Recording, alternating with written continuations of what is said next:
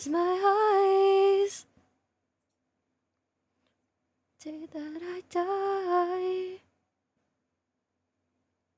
I want you to see what it means to me. You wouldn't believe if I told you. You wouldn't with compliments I throw you. But you're so full of shit.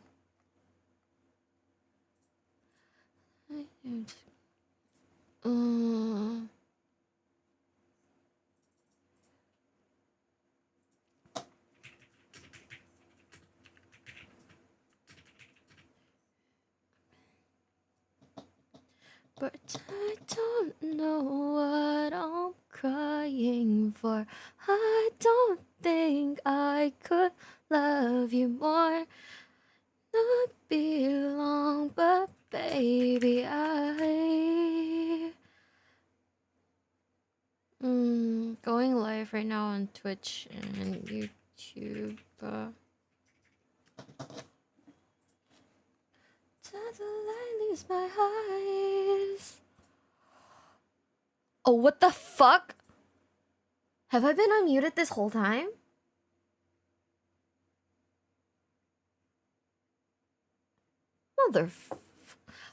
Fuck. Man. I was just about to tweet that, like, we're live. Oh, I didn't know I was unmuted. Well. Shit.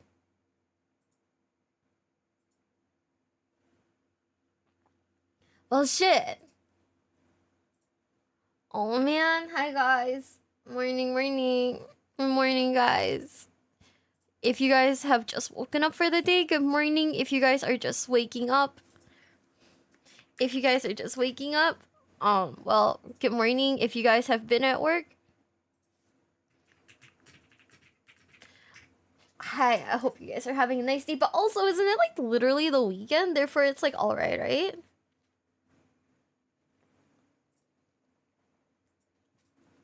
Aw, thank you, Fel. Thanks, guys. Having a better day now that you're in it, Bessie. Thank you. I was just doing some back end stuff while I was starting up stream. But anyways, I'm glad that you guys are here and good morning. I work till 5 p.m. Oh, that blows. Even on the weekends? I mean, I guess like there are people who work on the weekends.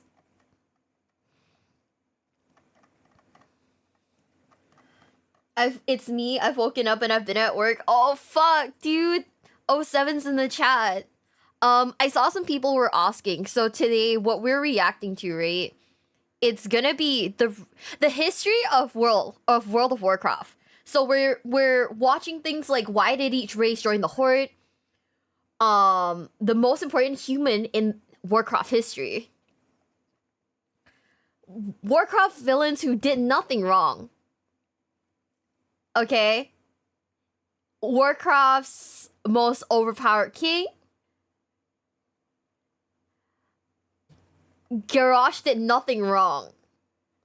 The top 10 worst and most painful grinds in WoW. Now that we've actually played WoW, right? And like maybe and we've been talking about like wanting to do like the whole time. What is it called? Timekeeping? Whatever it's called? I'm not entirely sure. But we got really interested in like potentially wanting to play like the old raids. So now like Mimi and I were like, oh yeah, we should totally like work hard to like make alts so that we can play like retail or something. Been playing WoW since we got introduced to your content. Glad you seem to enjoy the game and its lore. I enjoy the game a lot. I think the lore is very interesting. I think the lore, right? I'm not sure if it's because it's retconned. Like they like retcon bits of it, but it's like some aspects I'm still a little like, I don't really know. Time walking, yeah, that's the term for it. So we were talking about potentially like grinding accounts so that we can play the upcoming time walking event. And today is the day. Today we're gonna learn all about like the time walking stuff. I guess that's what it's called, right? Oh, This shit is so zoomed in. What the fuck?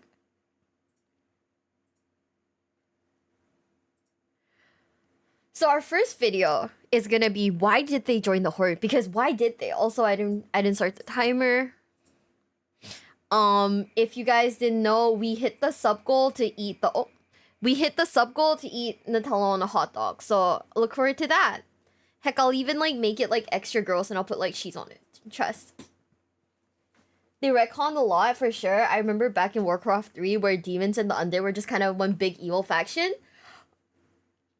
Yeah, that's like, I feel like they retcon stuff, so it got a little like confusing for me, if that makes sense. So I kind of want to do like a little bit more of a deep dive on the lore, because so far all of the lore that I've learned is from the cinematics, right? And I feel like the cinematics are great, but they don't really teach you, you know, the core stuff. Revin, thanks for the resub. Thank you. Will you do more hardcore leveling? We will be doing more hardcore leveling, but it'll be with my girls. It'll be with the girls. Because we wanna all do like we wanna all do like raids together and whatnot. So we've agreed that like keeping everyone's levels like at like an equal level would be better. Bye RH, bye bye. Did Dulox tell the orcs they have to join the horde as well? See, I'm pretty sure the history of the horde all came from the Dulox being like, you gotta join the horde. Yeah, I further research into WoW, like, it's become like abundantly clear that there are like outside media, right? That you kind of have to consume as well. And I'm just here like, I don't know where to buy the books anymore. Maybe on like Amazon or something. But honestly, YouTube videos will probably explain it to me. Hi, Shab. Yeah, right. I mean, I remember years ago, like, there were Warhammer books. I remember seeing Warhammer books. I couldn't quite tell you what they're about, but I remember seeing Warhammer books, so, like, WoW books don't surprise me. Also, I don't think I've never actually seen a WoW book, like, in the wild, you know?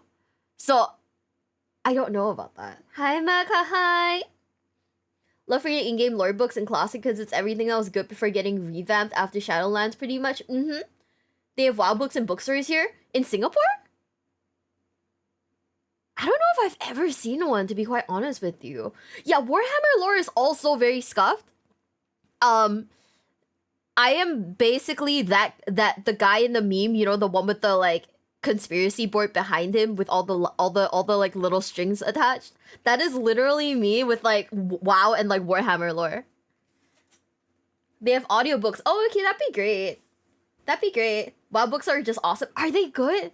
Like, I'm down to, like, listen to the audiobooks. The only thing about it is that, yeah, it'd probably be, like, when I'm doing things, you know?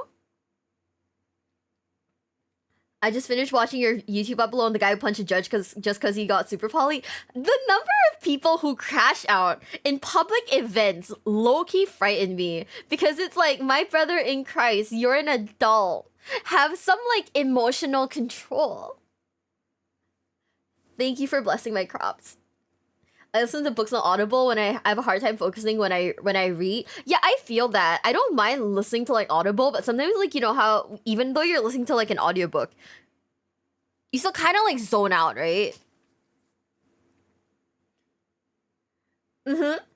Yeah, me with a detective board behind me trying to figure out why Illidan did nothing wrong. Although I'm gonna be real with you, I think he did many things wrong. Number one, he was just kind of like, he was a massive like shrimp who got like cocked, right?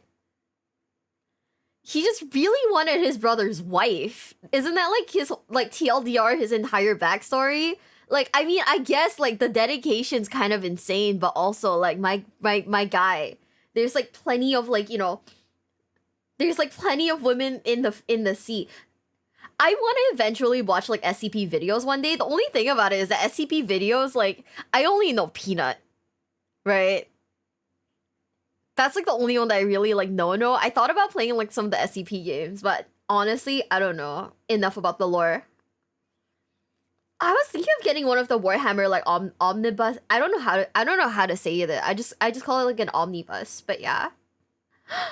Oh my goodness, Fel, thank you so much for becoming a member. Thank you, thank you, thank you. I have no idea why it's the default. It's the default star, but thank you so much, Bessie. Thank you, thank you. And also thank you for the thank you for the 100 bits, Zach. I'm so excited that we got Partner Plus. Now we might get like bigger splits, which is kind of insane. Yeah, there's like plenty of women, bro. He's like so mad at his brother because like his brother, his girl like prefers his brother, and it's like my guy was just like that. He was just built like that. Thanks for the 50 bits, Zach. Thank you, thank you, thank you. Also, Zona, yeah, honestly true. Yeah, I know like a few of the SCPs. What happened, the timer went up 20 hours. Mac, it's hella donos. But tomorrow's gonna be an exciting day. I just realized I did not time it. It just so happened that tomorrow, which is by the way, day 69 of the Subathon, nice. It's also gonna be a 12-hour MGS stream, so hey. Nice. Exactly, right? Right? He had a whole... Yeah, I don't even know. Like, my guy had like a fucking army, right? My guy fucking Illidan, by the way, had a fucking army, which included women, and he was like, no, only that one in particular, which I guess, like, nice. Which I also guess is like, you know, it makes sense.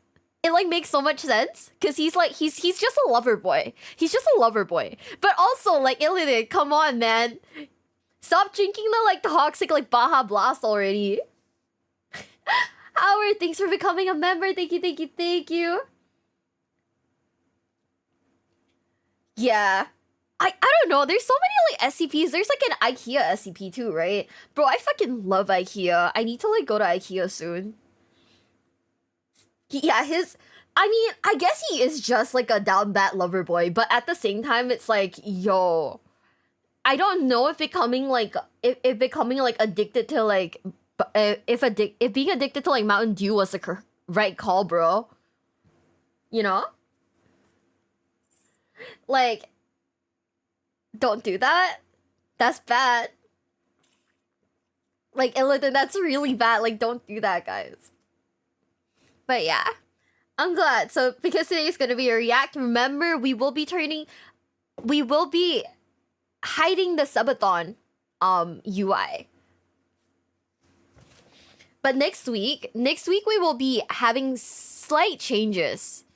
Because the timer has gone up like exponentially, I might have to start doing sleeping streams, which means that we will not be dual streaming as often. We will be doing the reacts on YouTube and Twitch, but for the most part, other streams will be held on Twitch only, so that I can have like sleep moments where we bring the timer down. If not, guys, we're gonna go past day 69 into day more than 69.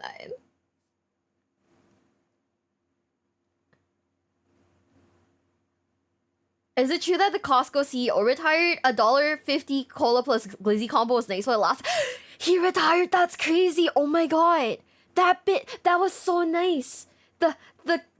Okay, I'm not gonna lie. My last US trip, I probably, if there's one place that I ate at repeatedly, it was probably the Costco food court. Cause I just get like a hot dog and like go, right? Cause my friend and I, we really like the what is it? Like Costco, we like walking around Costco. I don't know, it's an Asian thing. Don't at me, I don't fucking know. But I ate so many fucking hot dogs, it was crazy. 10,000 years of yearning for your brother's wife is a bit much. I think it's a little excessive. I'm not gonna lie. Like at that point, guy, my brother in Christ just take the L. But he's like, no, I'm gonna be angry. Shine, thank you so much for the follow. Thank you, thank you, thank you. Amount you got in game if you bought Mountain Dew. Really? Oh, that's crazy. That is crazy. Sam's Club still has a combo. I love Sam's Club. Day 851 Subathon. I've been sub since the first day of Subathon. I've seen 3 children born here. That is insane. That is so fucking funny. Wardo, thanks for the reset. Thank you, thank you, thank you. Yeah, I don't know. Maybe I'm crazy. Maybe I'm crazy. I don't know. You know what's the thing? As a non-American, I have seriously contemplated like buying a Costco membership just so I can go in Costco. We don't have that here. If you guys like didn't know, in Singapore we don't have like stores that sell you like things in bulk. So the concept of Costco and the gigantic things that they sell there is so interesting to me. So like, as a clinically insane, as a representative of the clinically insane, I love Costco. Mm-hmm. Up, you know, them selling coffins doesn't surprise me, but like, is it honestly a better deal though? That's my question. By the way, the first video is why did they join the Horde? Warcraft Race Origins explained. Mac, thank you so much for the 4,000 bits. Thank you, thank you, thank you. Oh my goodness, Mac, thank you so much.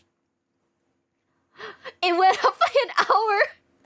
Mac, what if I might break your heart, but what if I wanted to do a power hour? Would that be insane? I only remember that like in Singapore we got like some WoW crossover stuff, like WoW like crossing over into like I think it was some drink at like 7-Eleven or something, and they had like promo codes for it, and I was like, oh, this is cool. If only I played fucking WoW. But it's okay. I've been seeing a lot of VTubers from Singapore lately. I'm not surprised. Like, VTubing is nice because like Singapore is a tiny fucking country, right? It's like maybe an hour across. So like I don't want to be like identified or anything. Mm-hmm. Like I don't want to be like identified or anything. Therefore, you know. Yeah, I'm excited because like today we're kind of doing like a deep dive into like the actual like lore behind everything without reading the books. You know, if you get what I mean, like without reading the books. So I'm excited. I'm excited. I'm just gonna tell you guys now, we are hiding the Subathon goals, and we will also be hiding, you guessed it, the alerts. Just for a bit, not for a long time. We'll be hiding the alerts for a little bit so that like nothing pops up and distracts us from like Warcraft Race Origins explained. Look at that. He says explained in like capital letters. We gotta know. We just gotta know. Just do a YouTube intro. Oh my god, one day we'll do the YouTube intro. Yay, lore! Okay, guys, are you ready for this like deep dive into the history of WoW? Wait, let me just double check something real quick, cause if I fuck this up, right? If I fuck this up, right, this might be a bad video again. Okay, no, we're good, we're fine, we're fine, we're chilling. Okay. We're not chilling. Hold up. Where did my screen go? Hi. Okay, there we go. We're big chilling, guys. Are we ready? The Horde in World of Warcraft have always been a unique force on Azeroth. Mm-hmm. They're a conglomeration of the disparate... I had no idea that this was a thing, but also the pandas joined the Horde? Okay. So we have the cows, right? We have the trolls, we have the orcs, we have the elves. I don't know who this guy is. This is another cow, a goblin? There's like another like assassin dude in the corner. I don't know what race he is, but there's so the pandas are in the Horde, and there's like a little fox guy in the Horde too. Right? I will replay the intro because you guys said it was a little too soft. This guy used to edit for me. Oh my god, not the flex. So that's the undead. Pandas are from both sides. Oh, I want to play a panda so fucking bad. It's pee pee popo time. Shut up, Deluxe. Oh my god. You know what we have on the we have, okay. guys, what do you think? So on today's playlist, right? We have a video from Hiruma Red X. What if he copy strikes me? Wouldn't that be crazy? The Horde in World of Warcraft have always been a unique force on Azeroth. Uh-huh. They're a conglomeration of the disparate Wait. Is there like something floating in the back? What is... Oh no, it's this guy's fit. Oh, I was confused. So this is a Zandalari troll, by the way. Ah. Now he's cool. You sure about that, Hiruma Red X? I don't know. This Hiruma Red X guy, he's got a lot more subscribers than I do. What if he like, you know, copy strikes me? That'd be frightening. Ah, yeah, okay, this makes sense. I was like, is there something floating in the back? There's more of this? There's more people in the back? Okay, understandable. Have a nice day. Outcasts of the fringe factions on the planet. Ooh. Each playable race all have their own unique reasons for joining the Horde. Some join through fleshed out methods of storytelling and world building. Others, not so much. Yeah. But in order to understand why each race joined the Horde, we need to understand how the Horde as we know it today was even founded in the first place. Roar! We'll start right at the end of the Second War on Azeroth, so right after the second Warcraft game. Okay. And the Horde lost this war. Pretty bad, actually. No, stop. Is this real? And the Wait. Horde lost this war. Pretty bad. That's so BM. Can you actually do that in the game? That is so fucking funny. I love that. I love that. Bro, yesterday when we were playing, right? People in general chat in the general chat of WoW are so insane. They're actually insane. Platinum WoW, yeah, his voice is real nice too. Damn. Dude, okay, so Sunny and I, we were orcs, right? And the entire time, every time we were like slash downs, we were just hella twerking. We were just hella twerking. It was so funny. We were like, oh yeah, let's dance in front of the girls, and then like our character started like throwing it back, and I was like, oh my god, this was a Christian stream. We were so young and so innocent, and now we're just like hella, you know, just throwing it back. It was like low-key like a mating dance. It was crazy. It was so fucking funny. Bad, actually. During these two wars, the orcs invaded Azeroth, all hyped up on demon blood, which made them giga powerful, bloodthirsty, mean, and green. Right. But now that demon blood was wearing off, leaving them with a nasty, lethargic hangover, and during their years-long murder bender, they forgot all about their orcish culture that they had developed on their home planet of Draenor. So after the orcs lost the... Okay. I want to play as a human because these dances are insane, by the way. Second War, they either fled back to their home world, or they were rounded up and placed in camps by the Alliance. One of these captured orcs was named Thrall, and he joined Orgrim Doomhammer and helped in liberating these captured orcs and helped leading them in their old, traditional, honorable orcish ways. Let's go! This was a new era for the orcs. Now, they were focused on their own self-preservation in this strange new world they found themselves in, and this is effectively a soft reboot for the faction as a whole. When did he die? What? During the orcs' liberation, Orgrim Doomhammer dies, and Thrall takes his place as the new war chief of the Horde. And he gets to wear Doomhammer's armor and... Okay, I remember Orgrim Doomhammer now. Oh, I remember now. Dude, yesterday, I'm not even gonna lie, when we were playing like Classic WoW, right? And I saw like Starfang, I was like, oh my god, it's my Oshi. I was ready to just AFK right in front of that man's. I'm just saying. Dude, but hi guys, hi. I'm enjoying this so far. Oh my god, Green Jesus, round 2, baby. And wield his fancy weapon. Ooh. Sometime later, deep in the war chief's sleep, suddenly, he is granted a vision. Thrall, There's a new Warcraft game coming out, Warcraft 3, Reign of Chaos. I need you to travel to the continent of Kalimdor. It's like super important, man. Oh yeah, Medivh's the one who started it, right?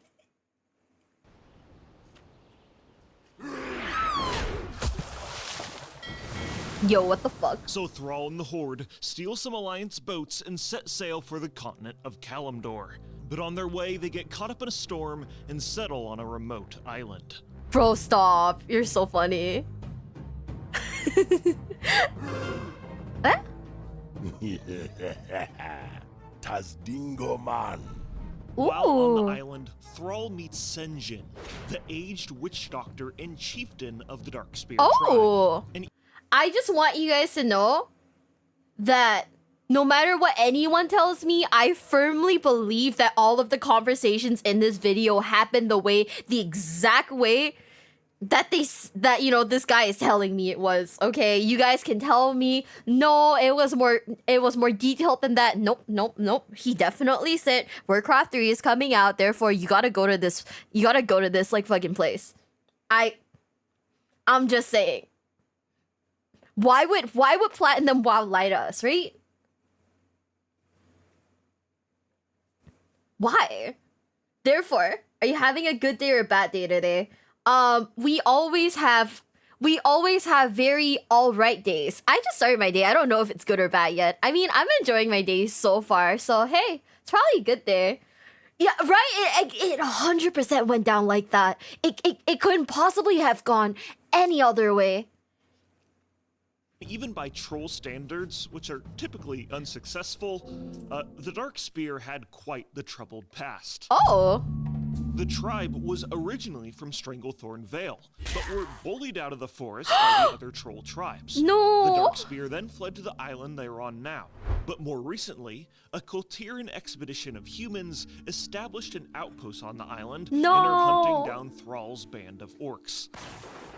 Even worse, what? a tribe of Murlocs are sacrificing people in order to please a Naga sea witch. This entire scenario happens in Warcraft 3, and during the campaign, the orcs and the trolls team up to eliminate the human threat, but the Murlocs take Senjin and Thrall by surprise and capture them. And I think a lot of people forget that. Wait, what the fuck is a Murloc? Is that the fish people? Are they just the fish people? This UI is so old, it's kind of crazy. Okay, so Murlocs are fish people. Also, now I think I've definitely seen this before. When I was a kid, I got babysat, right? So my babysitter's we would go to like my babysitter's house, and my babysitter's older brother would always be playing. Now I know he was playing WoW, right? And I'd sit next to him and just watch him play WoW for like hours. I didn't even know it was WoW at that point in time. Fuck. Hunchback fish people. Oh, I kind of love that for them. Also, old Thrall has like a crazy fucking look. I love that. That Murlocs weren't always just like these silly little comic relief fish people. Like in Warcraft 3, they had some deep, intimidating ass voices. Your meddling magics will no longer interfere with our plans. Let us Thrall fights back against the Murlocs, but Senjin is sacrificed by the evil amphibian creatures. No! And with his last dying breath, he asks Thrall to take his tribe with him because the Sea Witch just cursed this place and a volcano just erupted and the whole island is sinking. So Thrall, the orcs, and the Darkspear trolls and their new leader, Vol'jin, Senjin's son, all pile into their boats and set sail for Kalimdor. It's Vol'jin, our second Oshi, who, by the way, I still don't know if he made like a terrible choice picking Sylvanas, but I mean, he made that choice. But I do like Vol'jin very much, though. That's not why that's Warcraft 3. Okay, then I need someone to explain to me. So Warcraft 3 is also separate from World of Warcraft then. Is that what you're telling me? I don't know, guys. I'm just saying, if my race got fucking murked by like a bunch of fish people, I'd be like sashimi for dinner every fucking day. He didn't. Oh yeah, the Loa told him to make Sylvanas a. You know what? Yeah. They're all prequel games. Okay, that makes sense. Cause like I always just thought that like Warcraft 3 was just like what people were calling like, you know, the start of like World of Warcraft. I was like, oh, and now I know it's a separate game. Okay, I got it then. Yeah. So I was like, oh, this is just a Warcraft 4 then, huh? Cool. Okay. That makes sense. Cause like, I think that like this is something that honestly has to be explained if you're like new, right? Classic is 4, retail is 5? Really? The lowest told me it makes Sylvanas with some BS lore in the voice of the jailer. It was a jailer? That's crazy. Oh my god. Every bad thing. Oh man, fuck the jailer. All my homies hate the jailer. Am I right, chat? Type 1 in the chat if you hate the jailer. Trust. Oh, it wasn't the jailer? Oh, okay, it was some other dude. Okay, never mind. Well, still type 1 if you hate the jailer. I love the jailer. His overly like drawn like nipple was so distracting. I hated it. Like every other bit of him was like kind of like whatever, but then the hyper detailed nipple was like insane. I was like, brother, why?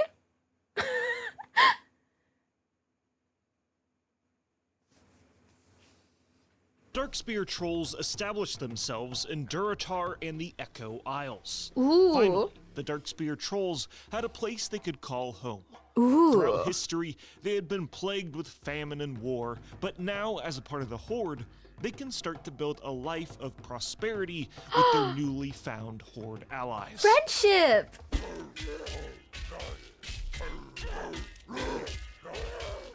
What the fuck? Cow! Someone call for the doctor? The Horde then meet the Tauren, who have a very similar story to the Orcs and Trolls. The Tauren are a tribal, shamanistic race who have lived in harmony with nature for generations. Only recently, the Centaur have been encroaching on their lands and threaten to drive the Tauren to extinction. Thrall meets the Tauren leader, Karen Bloodhoof, and helps the cow people claim the lanes of Mulgore, and in return, the Tauren join the Horde. Okay, hold up. Is the Horde basically just a club of people who got fucking bullied off of their land? Is that it? The power of friendship? It's just a bully. It's just everyone who gets fucking bullied. I kind of love that. Friendship, the power of friendship is truly magical, guys. For the Horde. Yeah, for the Horde. So far, this whole reinvention of the Horde has been told through Warcraft 3. And this game ends with the Horde helping fight back a demonic invasion and then building the city of Orgrimmar. Orgrimmar! So right now, there are 3 races in the Horde that all share many similarities.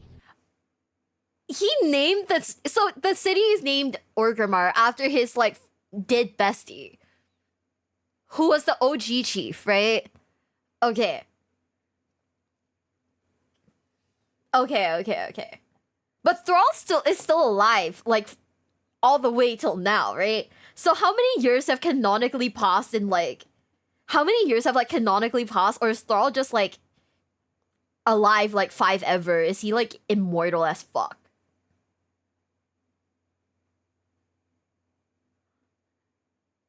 Yeah, the orcs got bullied, trolls got bullied, the cows got bullied, the undead got bullied. Everyone's getting fucking bullied out here in this. This is not the economy.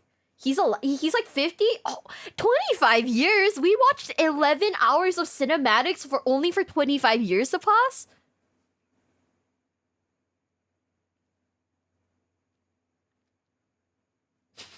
I'm just saying.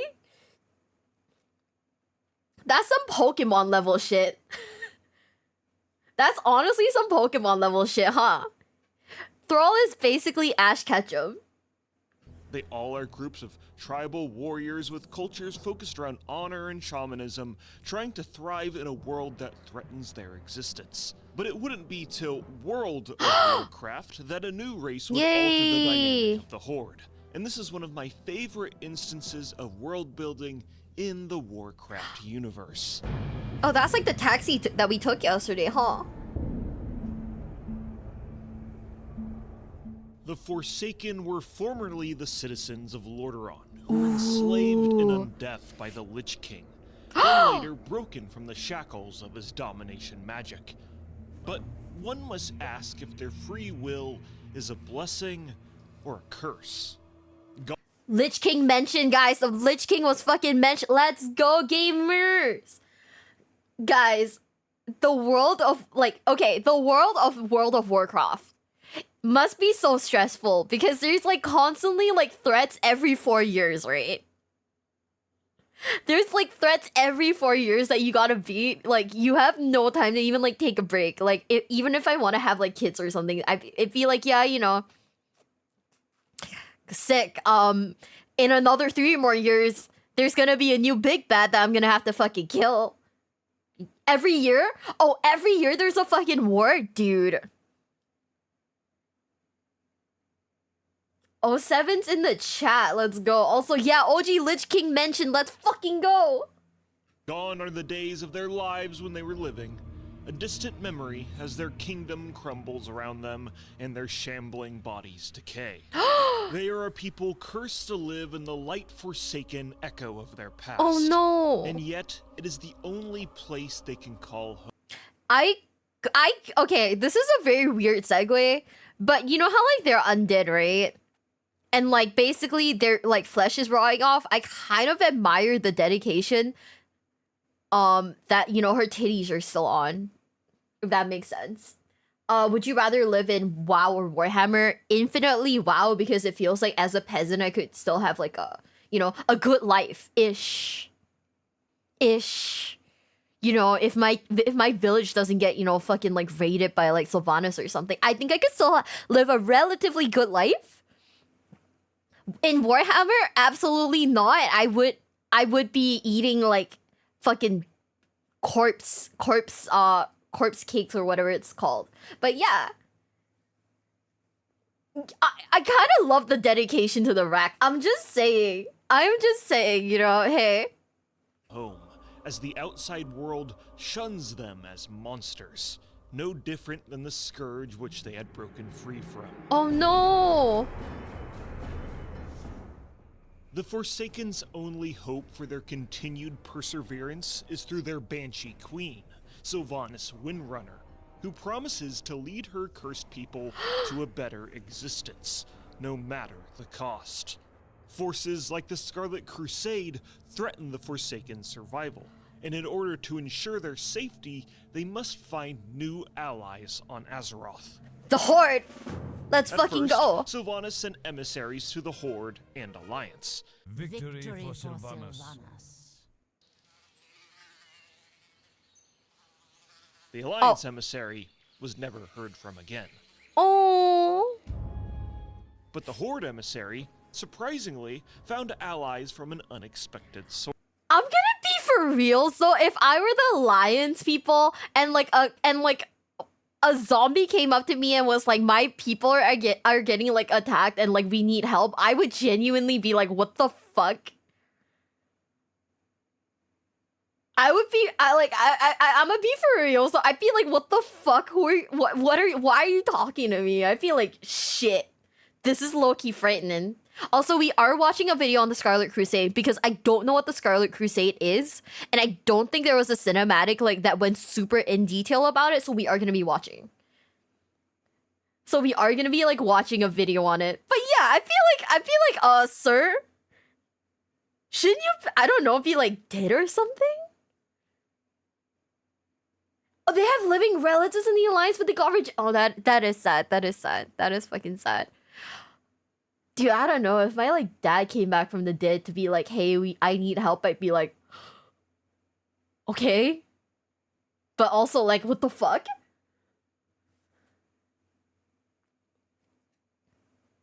That's kind of. I don't know if it's racist. I feel like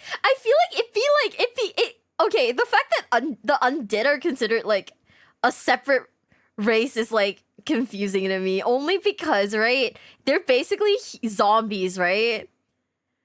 I feel like seeing my dead relative get reanimated would be a trippy experience for literally anybody. For literally anyone, it would be a trippy experience. It'd be like, I could have sworn you were dead, but now you're alive. You're like alive and you're like coming back home like all like, you know, all dead and shit. I'd be like, what? What are we talking about? We're talking about like the undead race in like World of Warcraft. There's a book where you try to reunite the undead with their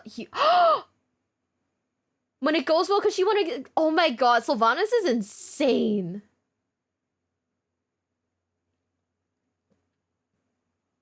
Aren't just zombies? They're not zombies. Okay, okay.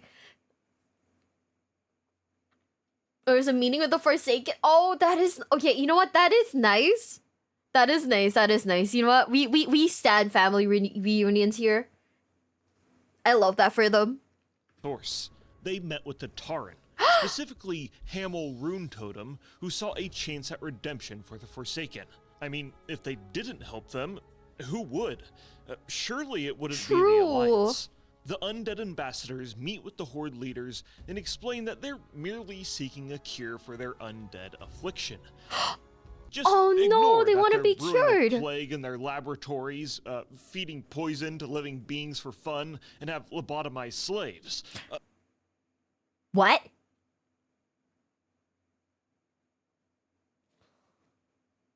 Wait, what? Run that shit back by me one more time. I just went, aw, that's so cute. And now it's like, huh?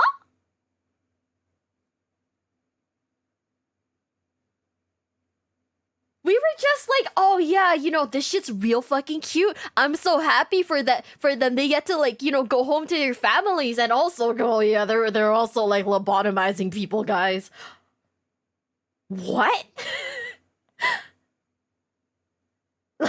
Like, excuse me?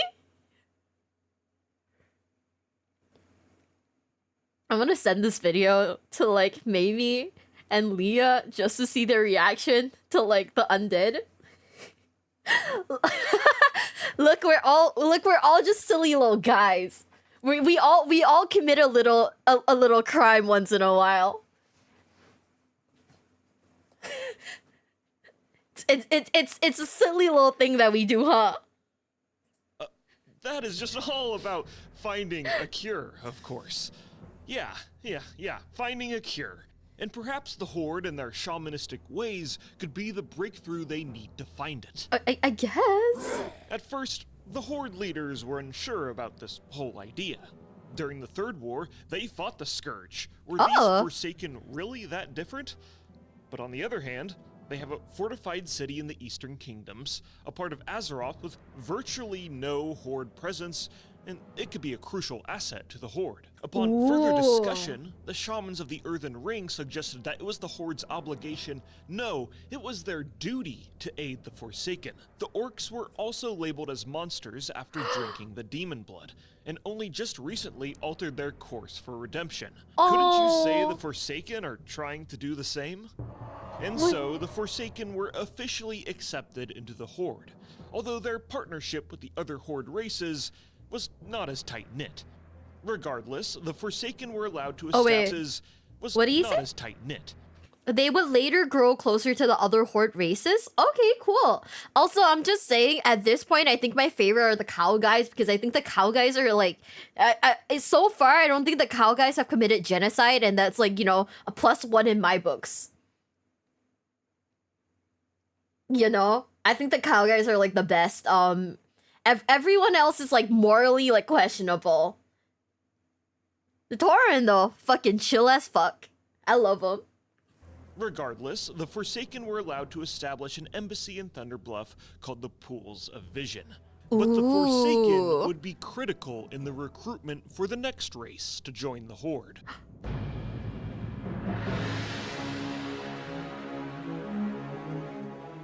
the very north of the Eastern Kingdoms, the Kingdom of Quel'Thalas was reeling in pain after the Third War.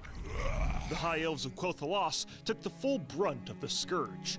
90% of their population was slaughtered, and their font of power, the Sunwell, was corrupted, then destroyed. Right! After this devastating defeat, the Blood Elves struggled to satiate their addiction to magic and ripped the arcane from living things and used fell magic to rebuild their kingdom, causing their eyes to turn green from its radiating influence. Right. They renamed themselves to the Blood Elves. Okay, she's kind of sexy though. I'ma be for reals. Okay, whatever the female elves are like putting down, I am picking it up.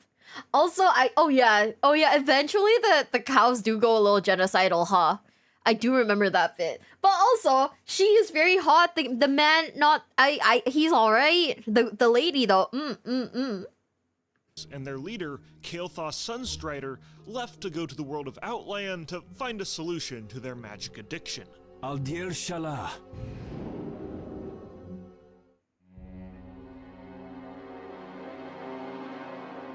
But their battle against the Scourge was not over. In the corrupted Ghostlands, their necromantic influence still festered, and the Blood Elves had no allies to help them in their weakened state. Oh, You think the 7. Alliance would help, but that's where you're wrong. In the previous Third War, the Blood Elves briefly allied with the Alliance soldiers who were incredibly unreliable and kind of left them for dead. And more recently, the Night Elves joined the Alliance. Fuck the Alliance. I'm just saying, fuck the Alliance.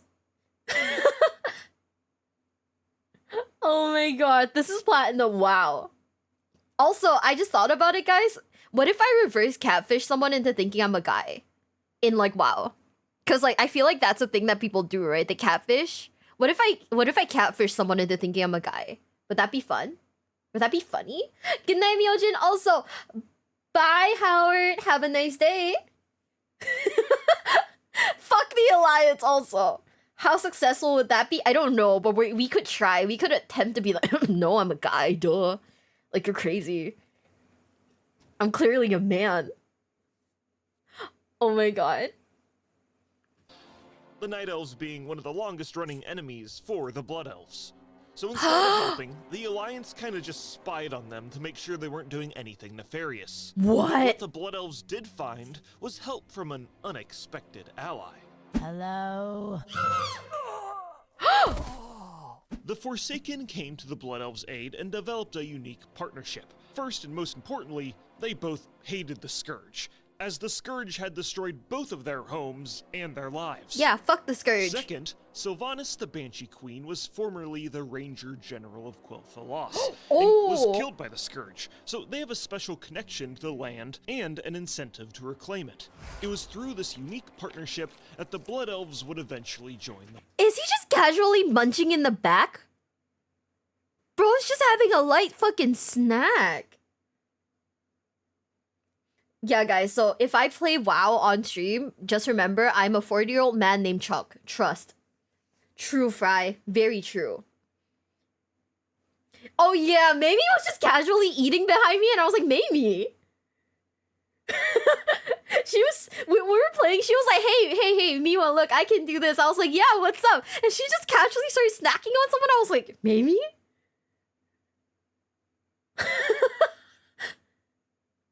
Yeah, he's just a little hungry, you know? It's just a little snack. It's fine. The Horde. For the Horde. Hell yeah. The reasons for the Forsaken and the Blood Elves joining the Horde are some of my favorite lore tidbits in the Warcraft universe, and a great continuation of the lore from Warcraft 3. You'll notice for future races that join the Horde, the explanation for them joining is far less nuanced, and mainly told through linear quest lines or, well, just barely at all, really. Oh. During the Cataclysm, the Bilgewater Cartel goblins were met with disaster as Mount Kajaro erupted, and the goblin city of Kazan was about to be destroyed, so they had to flee the island. Which is odd. If I had a copper for every time a volcano was involved in a race joining the Horde, I'd have 2 copper, which isn't a lot, but it's weird that it happened twice. True. Anyways, the goblins flee the island on Trade Prince Galliwix's boat, and the price for their escape is that they're all now his slaves. The boat gets attacked by Alliance, and they wash up on the Lost Isles. On the Lost Isles, they meet with Horde soldiers who are also on the island. They work together, kill Alliance, rescue Thrall, and then Thrall beats up Galliwix. Thrall gives Galliwix the ultimatum that he will spare his life, but the Bilgewater goblins have to join the Horde, which Galliwix accepts, and he just gets to continue to be the leader of the cartel despite his total disregard for goblin life, which seems like an awful solution for a clearly evil individual. But then again, Thrall really never had a good track record when electing new leaders. Okay, hold up. Is Thrall kind of throwing right now, guys? Is he kind of controlling? No, it's not controlling. Is he kind of throwing? Is he kind of throwing for the Horde right now? Yeah. Oh man. So he's just throwing for us. Aw. Don't question Green Jesus. I question his judgment a little. I'm gonna be for reals. I think we can question his judgment a little because capitalism. He's been throwing. Oh my god. I know we love this man, but also he is literally throwing for the party right now. My god. As you'll see with the next race that joins the Horde. Uh-huh. Panda! God, I'm so happy right now. I love the pandas. All playable Pandaren are from the Wandering Isle, a giant turtle with an entire zone on the back of it. During the intro quest line, the Wandering Isle Pandaren are introduced to the Horde and the Alliance, and have to pick which faction to join. Mm-hmm. The Pandaren that join the Horde subscribe to the Hojin philosophy. This is a philosophy that inaction is the greatest injustice, and it's better to work fast than not at all. And the leader of this school of thought is a Pandaren named G. Firepaw. But Hell yeah. the Horde-aligning Pandaren joined the Horde at possibly the worst time in all of history because Garrosh Hellscream, the warmongering war chief, is fully immersed. No.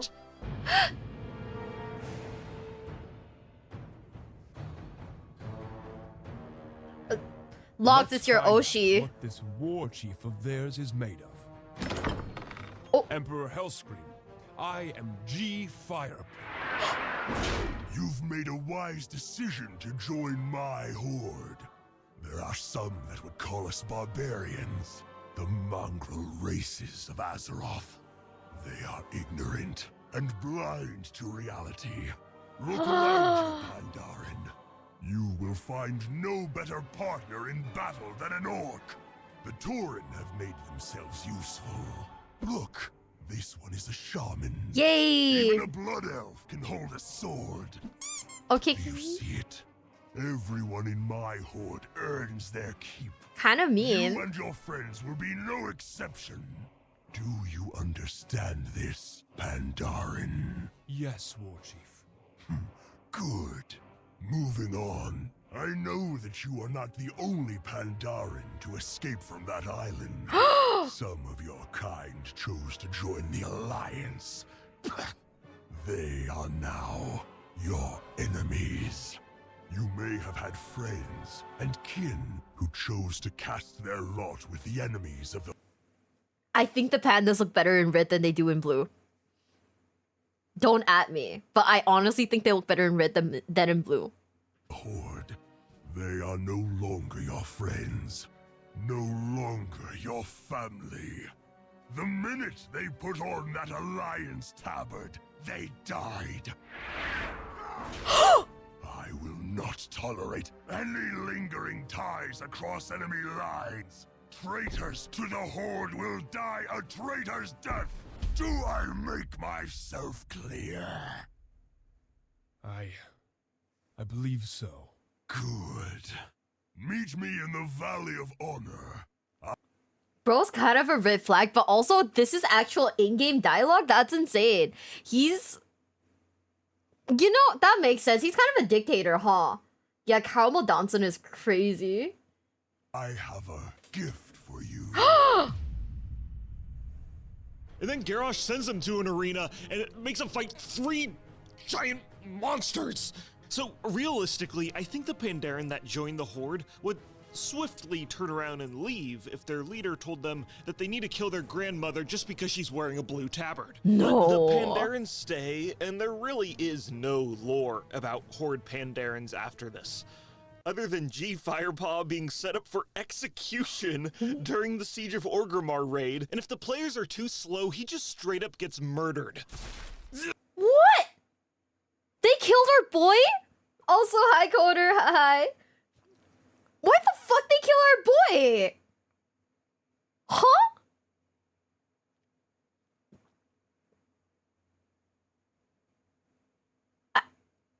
We gotta save him. We gotta save. Oh my god! If we time walk and we get to play this like quest or whatever, I am literally running my ass over to save this man. Only if you're slow. Oh my fucking god! Call me Sonic because I'm about to fucking zoom over. I'm gonna be fast as fuck. Our boy getting like absolutely decapitated is fucking insane. How could they do this to him? He betrays the Horde. Oh. You know what? That makes sense. The de No. facto Horde Pandaren leader then just sits around for the next 13 years. He's got a very minor role in a book and is a part of the Horde Council. But yeah, that's kind of it. Okay, so the next races to join the Horde are allied races, introduced at the start of Legion and the Battle for Azeroth. Since this video is about why they joined the Horde and not the race's lore as a whole, I'll be going through these pretty quick. So the Horde and the Alliance and Legion both helped the High Mountain Tauren and the Nightborn, but both of these races ended up joining the Horde. For the High Mountain Tauren, it's because of their cultural ties with the Tauren. And throughout the expansion, we help liberate the city of Suramar from the control of the Legion, and find a solution to the Nightborn's arcane addiction, and First Arcanist Thalyssra becomes the new leader of the faction. But Tyrande, leader of the Night Elves, was hesitant to accept them into the Alliance. Tyrande was there in the early history of elves on Azeroth thousands of years ago. She saw the cultural separation between the low-born and high-born elves, the betrayal of Queen Ajara, later the demonic corruption of Prince Kael'thas, and the deceit of Elisand. Now you tell me, would Thalyssra really be any different from the arcane-wielding elvish leaders before her? Tyrande had her doubts. So the Nightborn joined the Horde instead and got along well with the Blood Elves, because a lot of the aspects of Nightborn culture is just Blood Elf culture. So it was classism. She was like, you guys are lower class or something? What? She was like, well, I can't guarantee you won't fucking betray me, so no thanks. But that's also kind of fucked up. Man. Also, the number of elf races that have been like addicted to like some form of magic, there's 2, right? But that feels like they were upper class. Oh. So it is classism, basically. It's just the other way around. Okay. Man. Okay, I'm just saying I'm kind of on I'm kind of like on the party that hates like Tyrande right now, only because like she fucked up my boy Illidan. Okay? Only because she kind of destroyed my man. Okay? She ruined my guy, and I feel bad for him. Even though, you know, she loves his brother, but you know. It's okay. It wasn't her fault, but like, okay, but she ruined him. Therefore.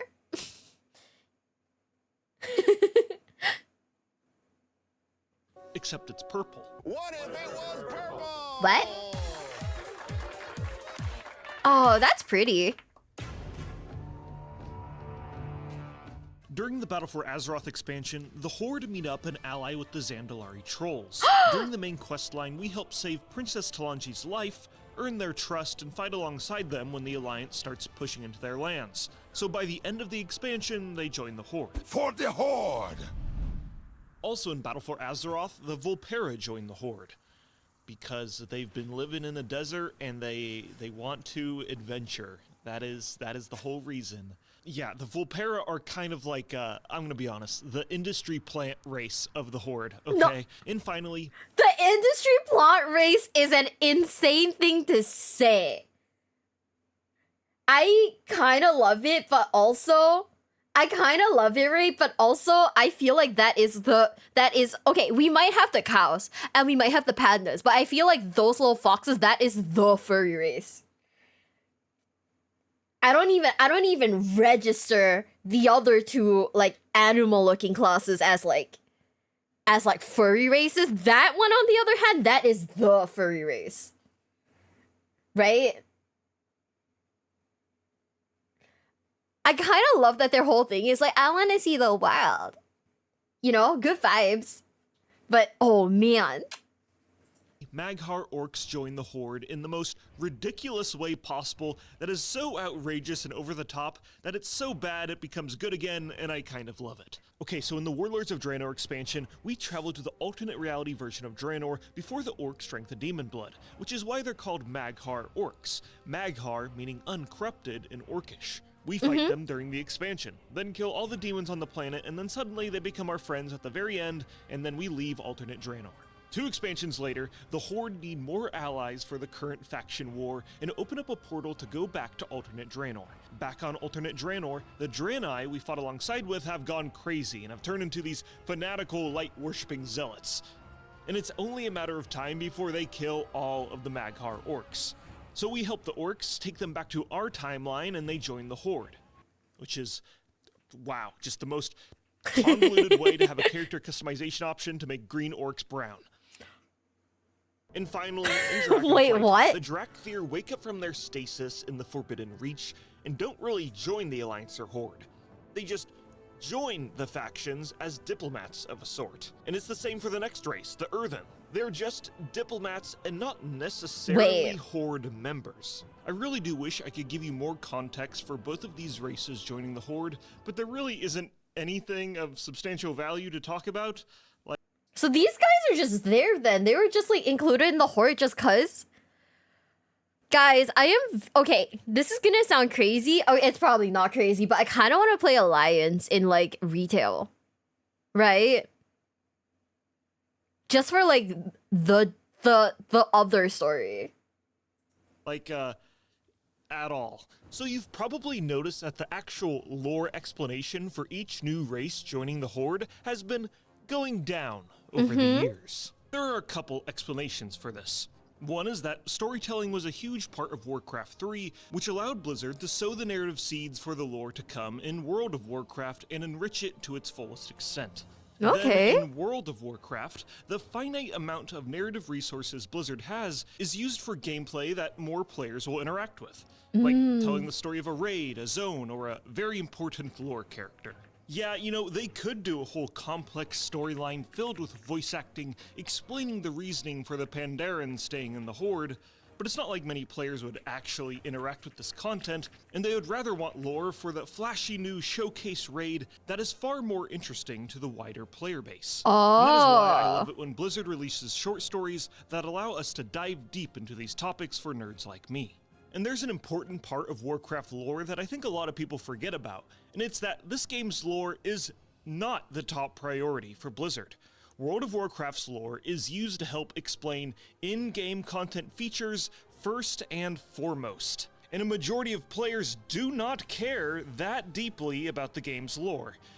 At the end of the day, the average player just wants to play as a cute fox person, and they could care less about the in-depth lore justification for them to just play the freaking cute fox person. Really, and though? lastly, since Dragonflight, Blizzard has pretty much abolished any faction tension or nuance between the Horde and the Alliance. So new playable races really have no incentive to join one or the other. They pretty much pick their favorite color and which capital city looks prettiest. So despite World of Warcraft's framework being built around this Horde versus Alliance conflict, and players having to make the decision between the Alliance or Horde, it's an extremely inconsequential part of the main story's lore. It's now this awkward disconnect that Blizzard is going to have to confront with each new race that gets added to the game, and I hope their solution isn't just making every new race neutral, because that's really, really boring. Yeah.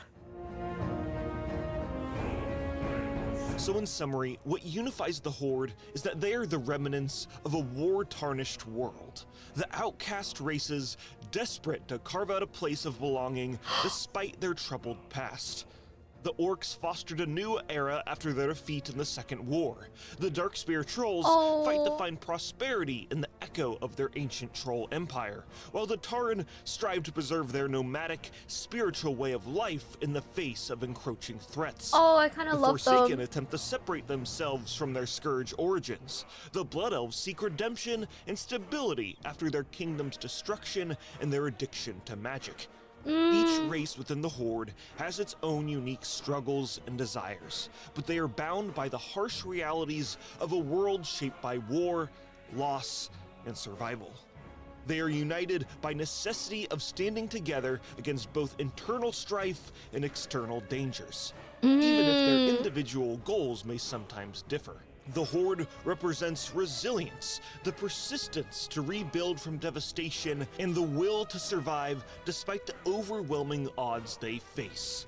Each race of the Horde shares the legacy of war, but together they work for a future of hope.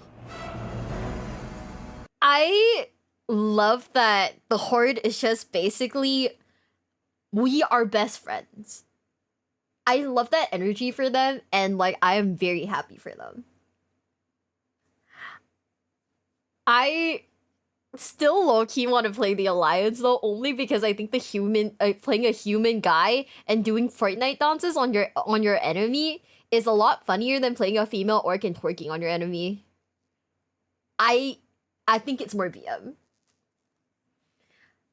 Wait, why can't I play the Alliance, by the way, Dual Logs? What the hell? Humans are the worst. It's so BM though. It's so funny. It is such a meme. I love it. Everyone okay, who has the most BM dance?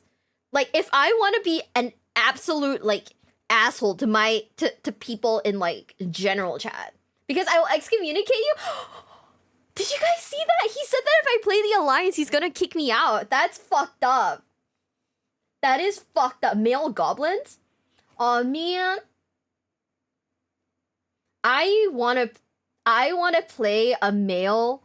Okay, fine. Maybe I'll play like a male, like a. What's a good Horde character to play? I will play a male panda, and my in-game name will be Chuck from Minnesota. That way, people will know that I am a man. Dwarf? That'd be kind of fire, actually. Male orcs have the MC hammer dance. Ooh, goblin male Zeus soldier boys crank that. Ah, you'll regret making a panda? Really? Fuck, I love pandas though. I love pandas so much. Kel'Thas. Oh shit. Did you guys hear that? It's Hiruma Brit X who is absolutely gonna copy strike me. I'm not ready for this. Pandas are cool, you'll be fine. Ooh, I love pandas. Who is that? I don't know, I'm scared. I have PTSD from this voice, guys. Are you ready? 3, 2, 1. Kel'Thas will be one of the few villains in this series who started off as a good guy, but later turned villain due to unfortunate circumstances and a few poor decisions. Kel'Thas' story starts off with Silvermoon. You see, Kel'Thas was the Prince of Silvermoon, and the king was very well loved by his people. Kel'Thas himself was also very accomplished and talented in his own right, being a member of the Council of Six in Dalaran, a very prestigious position. And Kel'Thas cared about his people. and they liked him in kind. So how does someone who starts off as such a nice guy end up as a villain? Well, Bro. that's what a lot of people asked too when the Burning Crusade expansion came out, which wasn't really properly explained until very recently with the Illidan novels and Chronicles 3. Oh. Now, let's talk about Jaina for a bit. Jaina was sent to Dalaran as a teenager and put under Antonidas as his apprentice, who was the leader of Dalaran. Kael'thas was totally into this teenager, you know, with him being hundreds of years old at this time, so No. it totally makes sense, and wasn't a poorly thought out plot point bordering on fanfiction. Anyways, Kael'thas found out that her and Arthas were dating in private and blew up on Arthas. How many of these fallouts are because someone stole someone else's girl? There's like 2 already. It's Illidan and now it's Kael'thas. That is insane.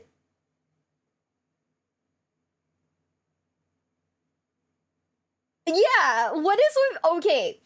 If World of Warcraft has taught me anything, it's that men need to learn how to say the word no. No, men need to learn how to take no. But actually, it's not just limited to men. I want to petition Blizzard to add a female character who is also incredibly down bad for a random guy to the point where she like starts like an entire genocidal thing. They gotta make a genocidal woman who is just insanely down bad for a man's now. It has to be a thing. That way it shows that it's not just it's Sylvanas? Was Sylvanas like down bad? Tyrande? I don't think Tyrande was like down bad to the point where like she started like a war, right? As Shara. Okay. It's just man. No, this is a not all man situation. Women can't be bad too, guys. And that's Maeve? Is it really? Tyrande later in BFA? Oh, what? Someone wanted her mans and she was like, hell no. Is that it? Oh, she was down bad for Human Hunter when she was alive. Oh. Wait, I gotta go look at this now. How do you say his name? Nathanos Blightcaller? What a name. Let's Google it. Nathanos Blightcaller. This guy? No, this is the one who was like kind of insane for her, right? Wait. No, this guy? Really?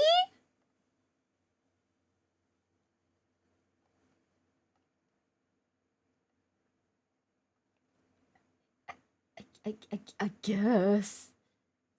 Want to steal Malfurion from Malfurion isn't even that hot. Let's be for reals. He's like he's kind of got like, you know, good energy, but I don't think he's that hot. Like, come on, girl, go for Illidan, who's like way sexier.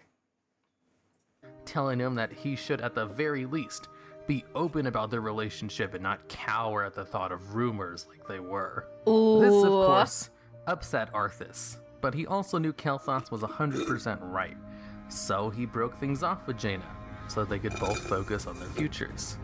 Then, some years later, Arthas picked up the Frostmourne and became the Lich King, and then attacked Silvermoon to use the Sunwell to bring Kel'Thuzad back to life, killing about 90% of the elven population in the process. Fucked up, by the way. While all this happened, Kael'thas was still in Dalaran, but as soon as he found out, he went home to regroup his people.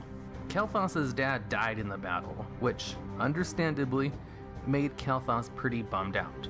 So he announced that his dad would be the last king of the elves, and that those remaining would now be called Blood Elves.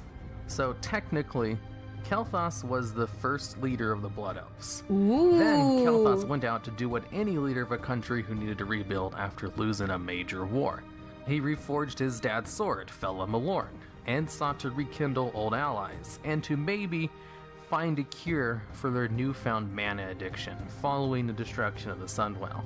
Tiny bit of history about the Blood Elves here, because it's very relevant to Kael'thas' story. Okay. You see, the Blood Elves were founded by a section of Night Elves who didn't want to give up using arcane magic after the War of the Ancients.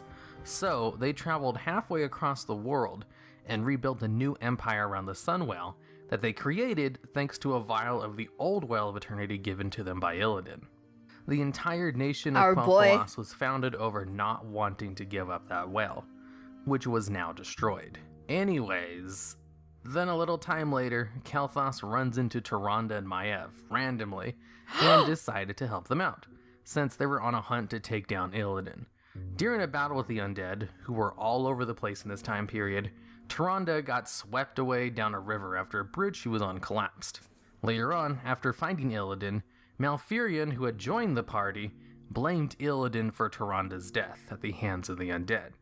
To which Kael'thas interjected with, actually, she just got swept down a river and might still be alive. Malfurion, mad at Maiev for lying to him and for kinda being a crazy bitch, decided instead to team up with Illidan and look for Tyrande, as Illidan's Naga would be very helpful in that kind of search. And Illidan, being actually a good guy the whole time, agreed, and that was that. And Kael'thas left them to do their thing and went back to the human kingdoms in hopes of finding some support there. What is this, like, drama backstory? What is this? This is some, like, young adult, like, romance novel bullshit. That is crazy. And that's where Garithos comes in. Now, Garithos is a piece of garbage and super racist. He hated the elves for not being human and didn't want them to join his army. What? Which he was left in charge of by default. All the good generals and high-ranking political figures died after Arthas' betrayal, and he was just kind of the only high-ranking human in Lordaeron left. So he set the Blood Elves to like build bases or something while he took his human army to the front lines and fought off the undead. What? During this task, they accepted the help of the Naga, who came in and were like, hey, you need boats to do this, and we have boats. Then again, they helped the Blood Elves after they were sent to fight a group of undead that vastly outnumbered them. Then the Naga took off and Garithos came back and said he saw them working with the Naga and said that was proof of treason because Naga are typically an evil race, and locked all the Blood Elves in the dungeons of Dalaran, waiting to be executed. The fucking audacity of this man. Who are you? Get out of here. Fuck Garithos. Oh my god, what a bitch. What an absolute fucking bitch. Oh. Man, now I'm pissed I don't even know who this man is. Fuck. Now, if you ever wondered why the Blood Elves aren't part of the Alliance, this is why. You can blame Garithos for that, and the fact that he nearly executed all of the remaining elves. Anyways, eventually, Lady Vashj came in and freed Kael'thas and his Blood Elves from prison, and took them all to Outland to look for Illidan, who had gone missing. They eventually found Illidan being held captive by Maiev, and freed him. Kael'thas then asked Illidan if he could actually help the Blood Elves overcome their mana addiction, to which Illidan said there was no cure, but he could provide them with enough magical power that they wouldn't need to get over the addiction. So okay, hold on. I just want to say, I think that if you want to get over an addiction, Illidan is like the absolute like worst person to ask, right? Like, my brother in Christ is absolutely the worst person to ask because bro is like chugging that Mountain Dew every second of the day. So like, what the fuck? He's just gonna get you addicted to the fucking Mountain Dew. He's not gonna get you, like, unaddicted to, like, magic. He's just gonna be like, hell, have some super magic instead. That is insane. This was an L decision. This was an absolute L decision. Would you trust Illidan? No. I mean, I think he's sexy. I think he's real hot, but, I mean, my guy's hopped up on that, like, super meth, you know?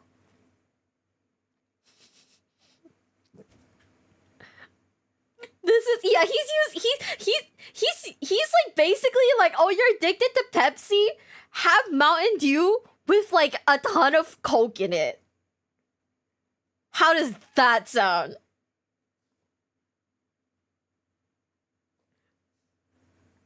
My guy, Yamete, like, why are you like this?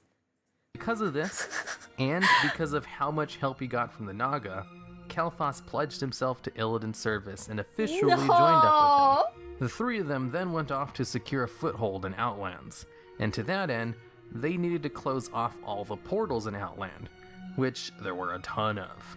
You see, the Legion kind of took control of Outlands because it was the perfect gateway point to open portals easily. Something about the planet being destroyed by a bunch of portals being opened at once just made it a really good place for portals to open in general. And while out hunting for portals, Kael'thas came across Akama and is broken being attacked by orcs. Kael'thas saved Akama and learned about the Black Temple and Magtheridon, who was the leader of the demons in Outlands. Then Akama and the Broken joined the group, and Illidan led an assault on the Black Temple and captured Magtheridon. Oh. It was then that Kil'jaeden showed up, and told Illidan to get back to Azeroth and kill the Lich King. Illidan, not wanting to upset Kil'jaeden just yet, agreed to follow the order again, and went back to Azeroth with Kael'thas and the Naga, and then they went straight to Northrend. The plan was for Illidan to make it to the Frozen Throne before Arthas, and Kael'thas and his Blood Elves attacked Arthas and his forces to buy time. Okay. And during the assault, Kael'thas and Arthas ended up fighting each other one-on-one. Kael'thas, being an incredibly powerful mage, decided to fight Arthas in melee with his weapon Felem Alorn. No! Arthas thought this was a terrible idea, and went to cut him in half along with his sword like he did to his father. Turns out the sword held up though. When Elven blades are reforged, they come back stronger than before, and it was actually strong enough to stand up to the Frostmourne, to Arthas' surprise. Arthas then tried to taunt him, asking him if he was mad that he stole Jaina away, to which Kael'thas replied, "Jaina loathes you, Arthas.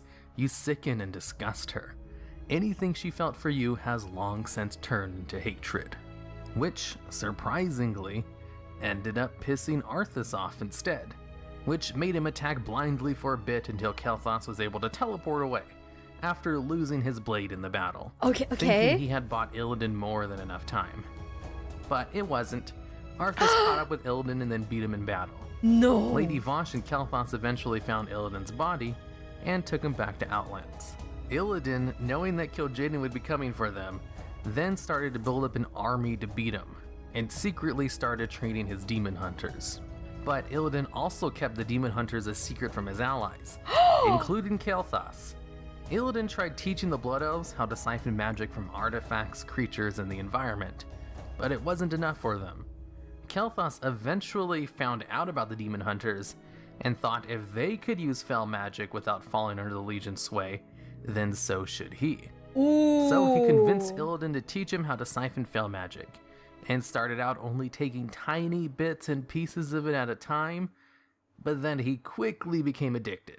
Fel magic is powerful stuff, some of the strongest forms of magic in the Warcraft universe, and Kael'thas couldn't get enough of it, and it consumed him. Kael'thas did want to save his people, but he then started growing paranoid about them, and secretly thought they saw him as a failure. He knew he should just cut his losses in Outland and return home, but he didn't want to show up empty-handed. It was then that Kil'jaeden approached him. He told Kael'thas that there were actually better ways to siphon fel magic, and that Illidan had taught his demon hunters the more refined techniques, and kept them from Kael'thas because they were just pawns to be sacrificed in the fight with the Legion.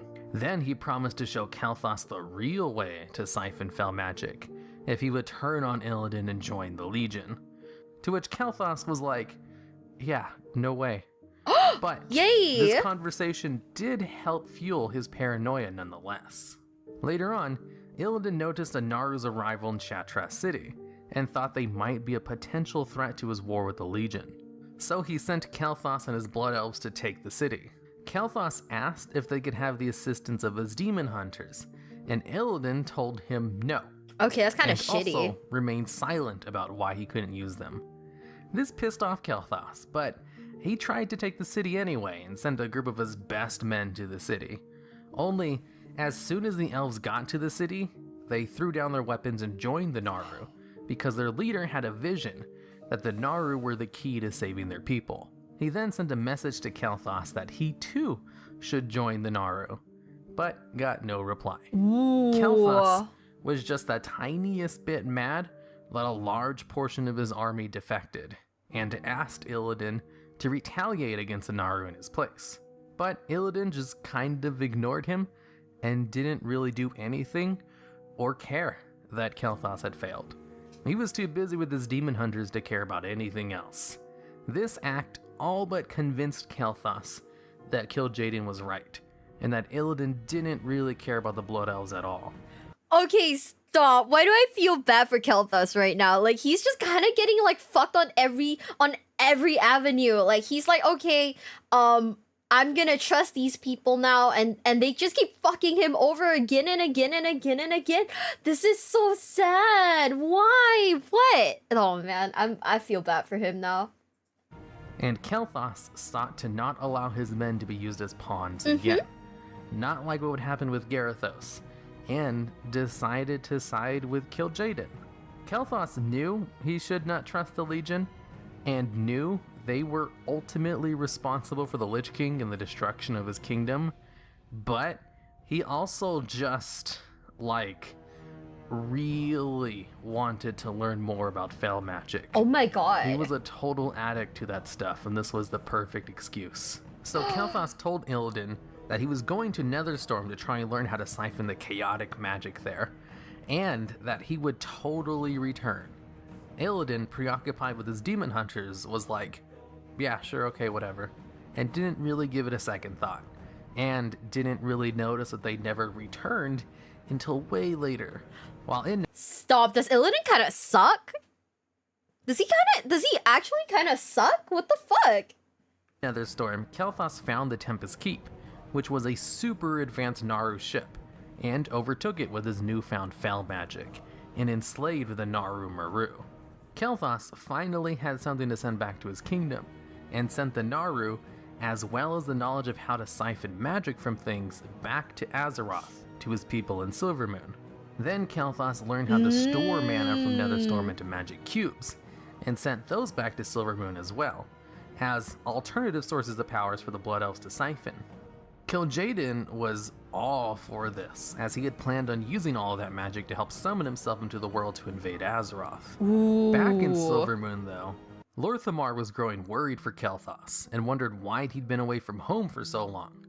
Sure, he had been getting messages from him, but he was doing weird things, and he was entirely on board with siphoning energy from a Naru. So, some stuff happened, Lord Thamar joined the Horde to get allies, his Blood Elves made their way to Shattrath City and found out that Kel'Thas had joined the Legion. Then they made their way to Netherstorm to try and put a stop to him, and it was Kel'Thas' own Blood Elves who ended up killing him. Officially, anyway. Kel'Thas was a raid boss in-game available to both factions in the Burning Crusade. But Kel'Thas' death was actually part of Kil'jaeden's plan. No. As dead, he could more easily control him, and had his men spirit away his soul into a new body that was 100% loyal to Kil'jaeden and ready to do whatever he needed. So Kil'jaeden sent Kel'Thas back to Azeroth to prepare the Sunwell for his arrival. With most of the Blood Elves in Outland, Kel'Thas easily invaded Silvermoon and took control of the Sunwell. Then captured both the Naru Meru and the Avatar of the Sunwell, who had been hidden from him by Lord Thamar this whole time, called Anvina. Plus, with the mana boxes he sent previously, he finally had enough materials to create the massive portal needed to bring Kil'jaeden into the world. The Blood Elves warned the Horde about what happened, and together with the Alliance, sent in an attack group to stop Kel'Thas in his portal. The Horde was able to put a stop to Kel'Thas for a second time, but not before he finished his task. The Alliance tried to stop Kil'jaeden but failed, and it was Anvina sacrificing herself that allowed them to push Kil'jaeden back. Then, Velen used the Heart of Meru, which purified the Sunwell and returned it back to nearly its former glory. Oh. So in the end, Kael'thas did kind of provide the fix to his people's mana addiction, just probably not in the way he thought he would. And that's the end of the Villains Corner segment on Kael'thas. Honestly, before the Illidan novel in Chronicles 3, we didn't really know why Kael'thas turned evil. He just kind of went crazy in the Burning Crusade for no reason, and we had to kill him. So he did all of this for basically his people then. In the compilation video, can you send it to me? This is actually really sad. What the fuck? Okay, so ultimately it was all to like help his people with the mana addiction, right? But also he was like getting cucked left and right? I feel so bad for him. No, this was so sad. Aw, it was just a new villain to fill the spot for the... yeah, I guess he was a bad guy, but like at the same time, like he also like did things to, you know, started doing it for his people and then lost the plot. Yeah. This is so sad. He kept ending up with people that messed him over. Illidan is like, okay, Illidan's kind of, everyone in World of Warcraft is kind of throwing for me. I'm not gonna lie.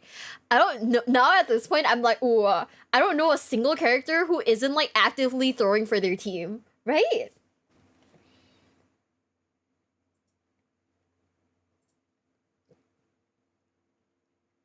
Stop, it's a... You sent me okay. You sent me 2 hours of WoW lore about villains to fall asleep through. Oh no, what if I end up falling asleep? This is gonna be insane. Varian never threw? I guess he didn't, but like... I vaguely remember him doing like some things that were kind of like sus. Like, didn't he listen to someone and then he turned like turbo racist? It's 30 seconds after a timestamp. Oh, okay, I guess we're here then. About here. Right? Didn't he, like, listen to someone who was, like, that and then turn, like, turbo racist?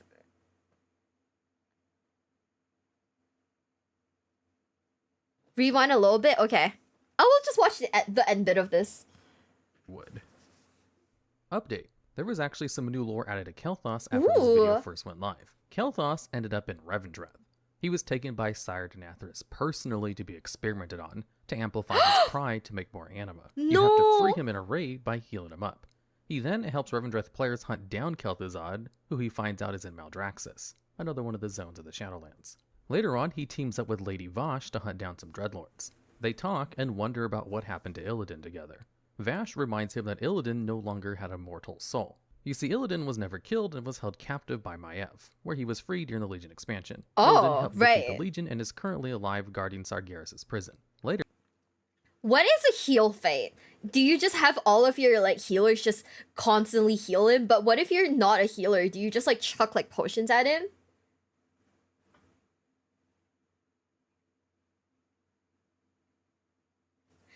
His son made him a better man.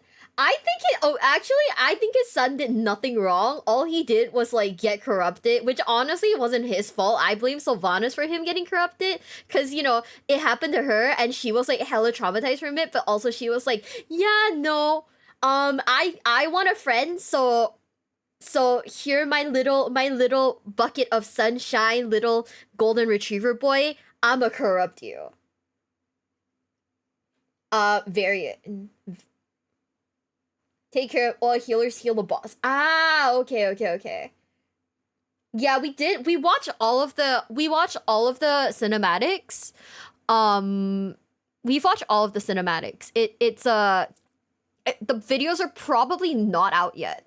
But like if don't add the dual logs, but like, you know, but if you're like asking for it, I can go see if like when it's ready. Can also help heal the things in the room. Ah, okay. That sounds fun. Was more so, what is a heal? Yeah, I was like, okay, so you basically just keep healing him then. Okay, cool. Oh, okay, one of the WoW videos is scheduled to come out tomorrow. Let's fucking go. Later, Kel'Thas learns that Kel'Thuzad was permanently destroyed in the Sanctum of Domination raid. Hell Kel yeah. remarks that he was frustrated that he wasn't there to kill him himself. He also remarks that his biggest regret in life was not being there for Silvermoon when it fell, and that it haunted him ever since. Kel'Thas was told by the accuser that getting retribution would only be for himself, not his people who died. And Okay, hold up. I have a question now. So we know that like Arthas and Jaina kind of had like a falling out after he like, killed like an entire village full of infected people, right? Why didn't Kalthus just like, slide into her DMs at that point in time? I mean, hypothetically, slide into her DMs at that point in time to just be all like, hey, BB girl. Right? He was busy? Oh. I feel like that'd be like the best time to be all like, hey, how you doing? Right? I mean, I know I'm saying it kind of stupid, but I mean, like, hypothetically, like, in the WoW way of being all, like, you up, and that he should seek redemption and not vengeance, as while he committed a lot of crimes in his life, failing to prevent Quel'Thalas's fall was not one of them. She urged him to still repent, but to also forgive himself for letting his kingdom fall. Kel'Thas eventually agrees to this, saying that he has a lot of work to do. Kel'Thas ended up being an important NPC in the Shadowlands expansion. Yay! Not as a villain, but as an ally to the player characters. Yay! Cthulhu's story starts off the same. Okay, now this is some other dude. But okay, so now we've got more context on Kalthus. Right? I mean, like, he wasn't interested in being a rebound. He's better than that. Oh, you know what? That makes sense. When she's vulnerable. Not really. It's just more like, isn't that like prime-ish time to be all like, hey Jaina, Uwu, I've liked you for a really long time, and like, I think it'd be like real cool if like, if we did something now that Arthas is like all evil and shit, and he's like low-key like dead. He liked that she hated during the raid. She still has feelings. Oh, you know what? That makes sense. Yeah, we've seen all of the cinematics. Calendar busy rebuilding Sindraenor, wasn't he? The LDR. It's just the distance was too long, I guess. That's kind of crazy. In the new world. Oh, hold up. So now we're watching a video called the best written dwarf in Warcraft history. Now, I don't think we've really touched on like what dwarves are in like World of Warcraft. I know that they're there. I just don't know about any important ones. So this is going to be interesting. Have you watched the Arthas Did Nothing Wrong, Garrosh Did Nothing Wrong? It is on the playlist. It's general history videos. Is it not dwarves? How do you say dwarves then? Honestly, Jaina's kind of fucked up if you really think about it. Jaina kind of has like mad game because she's like back like fucking Arthas, right? She's got that like dragon guy who's like kind of hot, and then she's also got like Kalthus like, on her like roster. If you really think about it, she has like mad game, right? Remember, I've only seen the cinematics. I don't know anything else about WoW other than what we're watching today. So I've only seen the cinematics. If there are important like dwarf characters, important like non like, in the cinematic characters, I don't know about them. Who has more exes, me or Jaina? Probably me. I'm gonna be for reals. In the new World of Warcraft expansion, The War Within, okay, I'm many ready. Characters in Warcraft's story are getting the attention they deserve, and that includes Moira Tharzan, a character who's been a part of the game's lore ever since classic WoW, and she's played a huge role in. Was that like a Princess Leia fit? Is that like a Princess Leia fit? What was that fit? Yeah? Dwarvish history, and also has had an instance of practically breaking the fourth Oh my wall. god, it's but back. First, let's start from the beginning. Okay, I'm ready.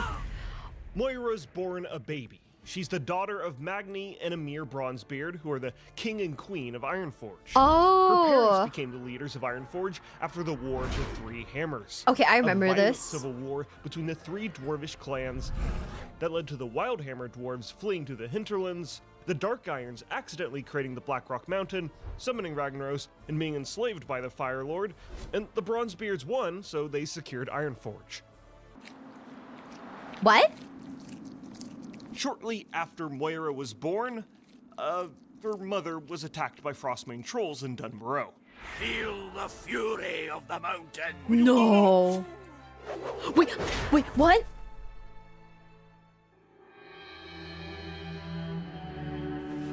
I choose to believe that he canonically pelted the troll with his kid. I firmly choose to believe that, guys. Last dying wish was for Magni to always be there for Moira, who would be the future leader of Ironforge. And he did that. Kind of. Hell yeah. Magni loved Moira, and he trained her to be a warrior. The fucking baby with the sword is crazy. This is 100% what happened, okay? Because being skilled in combat was a part of being a dwarven leader, much to her dismay. You see, King Magni was trying to shape Moira into something she wasn't. Deep down in Magni's heart, he believed that Moira could not rule Ironforge with the same ability as a man. Damn. But first, a quick word from today's sponsor. A potion that helps support your focus, stress, immune defense, and gut health. This isn't an elixir of fantasy, but the convenient supplement drink AG1. I've been using AG1 for weeks now, and Why is this fridge empty? it's a great way to start your day. And By the way, we will watch all of the ads because we are watching Platinum WoW's content for free. The least we can do is support him by watching the ads. just might be the closest thing to a potion of supplements Hell that you can yeah. consume in the real world. AG1 has 75 different vitamins that support your physical and mental health. And most important to me is that it supports you to have sustainable, healthy energy, so I'm not crashing in the middle of the day. All you have to do is fill the bottle up with water, add AG1, shake it, and it's ready to drink. But personally, I love to include it in my smoothies. You can give AG1 a try by clicking the link down below and get a free 1-year supply of vitamin D3 plus K2 and 5 AG1 travel packs with your first purchase. Hell yeah. Thank you, AG1, for sponsoring today's video. Cut the classic WoW, and the mayor of Lakeshire calls for aid from Ironforge against the invading Blackrock orcs in their lands. Moira volunteers to help and travels with 21 other guardsmen. But when venturing there, they're ambushed by dark iron dwarves and Moira is kidnapped. I'ma be for reals. I don't think 21 like soldiers is like nearly enough, but like okay. And it kind of showed because she got fucking kidnapped. She's taken the Blackrock Mountain to the Shadowforge city and is escorted to King Emperor Dagran Tharzan. Oh, Moira shit. was going to be used as a hostage once the Dark Iron Dwarves launched their full-scale war against Ironforge. Oh, that was a fun ride. Let's get down to business then. Well, I'm listening.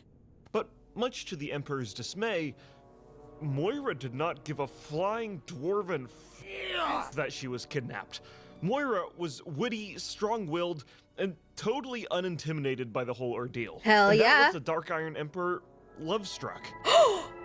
No. Eventually, the two confided in each other. Dagran explained how the Dark Iron Dwarves were enslaved by Ragnaros the Fire Lord in the Molten Core, and how he desperately wanted to free his people. The one that got the Dark Iron clan in this situation in the first place was Dagran's father, so that both of them could relate to their daddy issues. Oh my god. How do they have a better love life than like me? This is actually kind of sad. Maybe I just need to get kidnapped, bro. Fuck. Meanwhile, in Ironforge, King Magni Bronzebeard is freaking out. Rescuing Moira from her imprisonment is the top priority, and if they don't get her back, or even worse, if she's killed, it would lead to a complete sundering of the leadership of Ironforge and its royalty. You 5 adventurers, go to Shadowforge City and free my daughter, now! Hell yeah. Certainly. Players go into the Blackrock depths, kill literally everybody, and take all of their stuff, and when they kill Emperor Dagran Tharzan, Impudence! You'll die for this. Moira refuses to leave. In fact, she's furious at the player characters for killing her husband, and also, oh yeah, she's pregnant.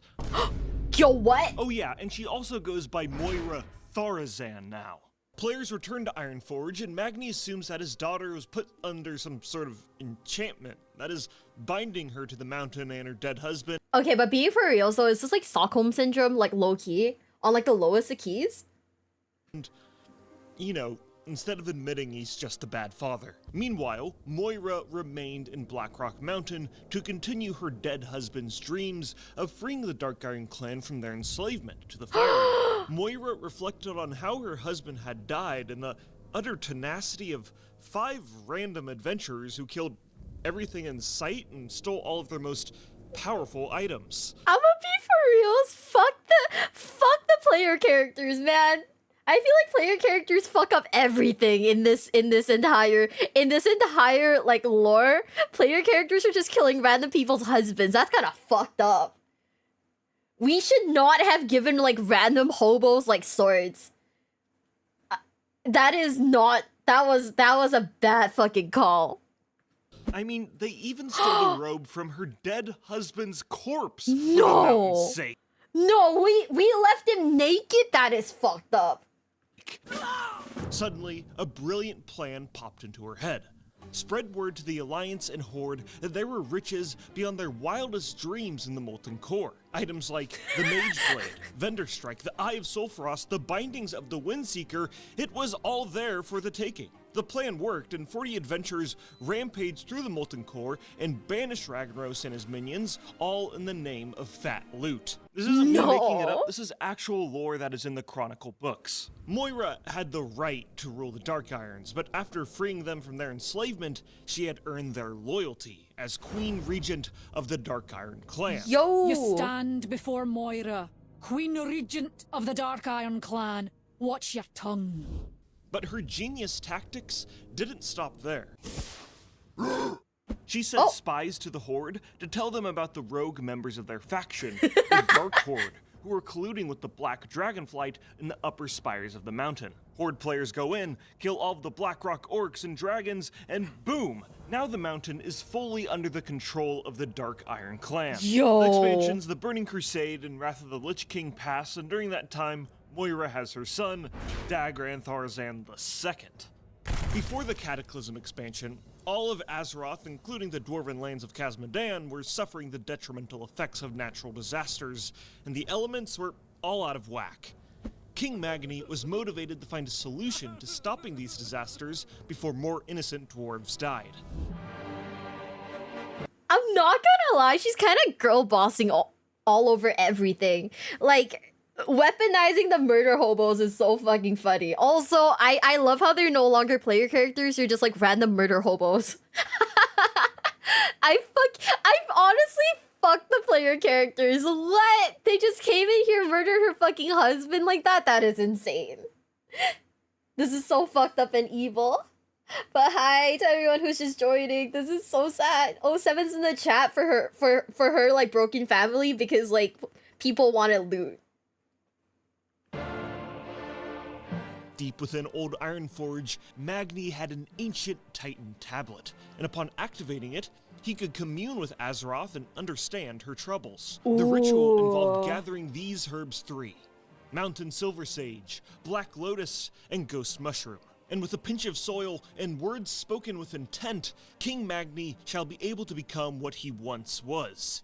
He shall return home and become one with the mountain. Okay. Within me is the earth itself. We are one. I am of it, and it is of me. I listen for the mountain's reply. Did he die?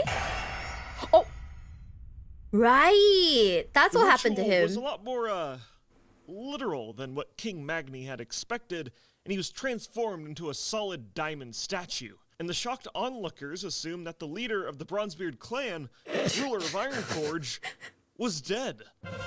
Danger approaching! Heads up! Everyone! Get in here! What?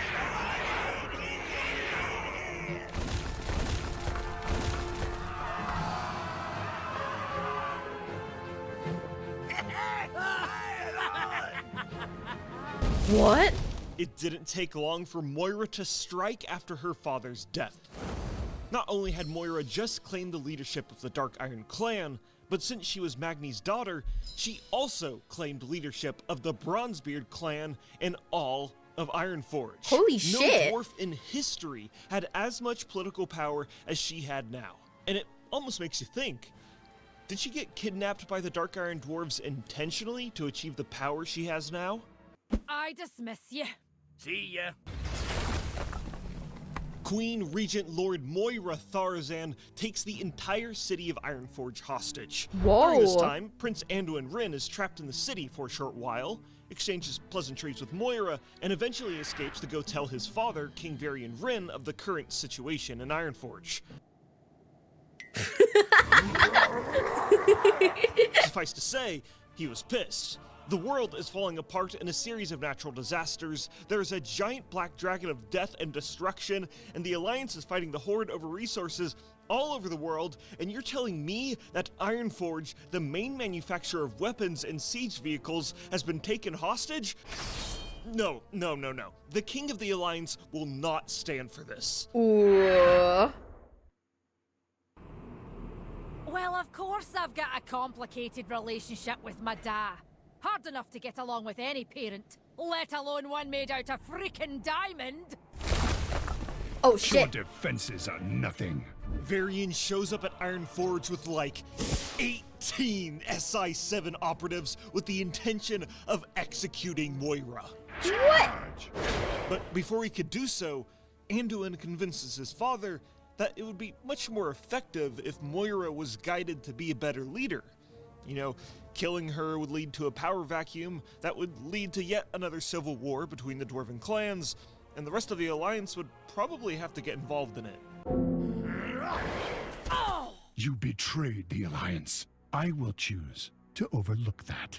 So instead of killing Moira, Varian concedes that she can remain the leader, but she must adhere to the opinions of a newly created advisory council who have the same political power as the Queen Regent Lord. What? This group would be called the Council of Three Hammers, which included Moira, Muradin Bronzebeard, and Falstad Wildhammer. But wait, in the Cataclysm Beta, it's Moira, Muradin, and Curdin Wildhammer.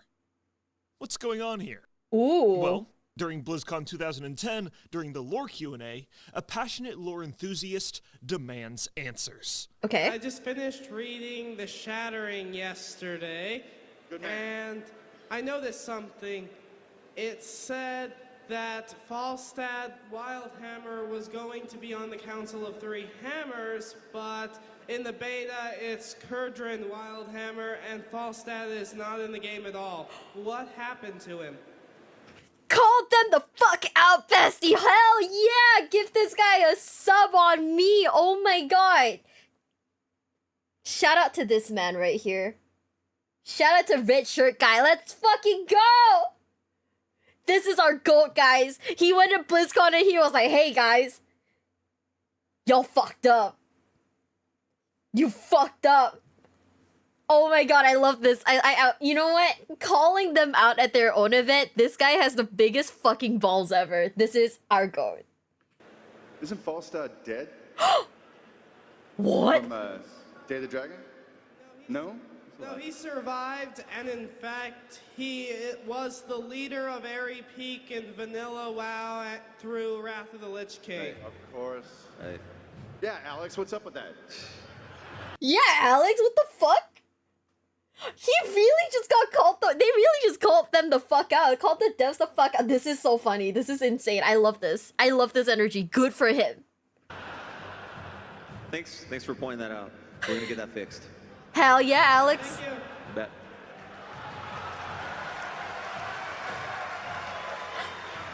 This BlizzCon attendee was affectionately named Red Shirt Guy, and this becomes an infamous moment in BlizzCon and Warcraft history.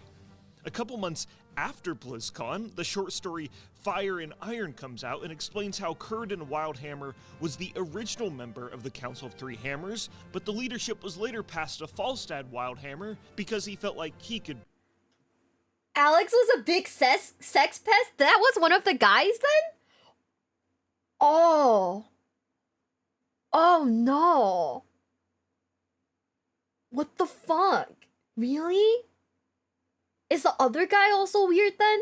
Or is it only the guy on the left that was weird? He was the main guy in the lawsuit! Oh!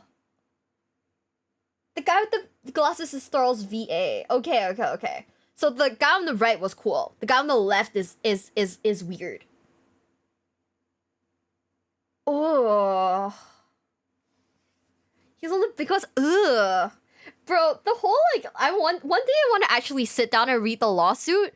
Just cause like I don't think I've ever read like the WoW side of the lawsuit, and I'm genuinely kind of curious because like the WoW side sounds a little more fucked up than the Overwatch side, right? Which side was worse, the WoW side or the Overwatch side, or were they both like comparably like fucked up? Damn, he also voices Varian. Oh, sick. Be a better leader.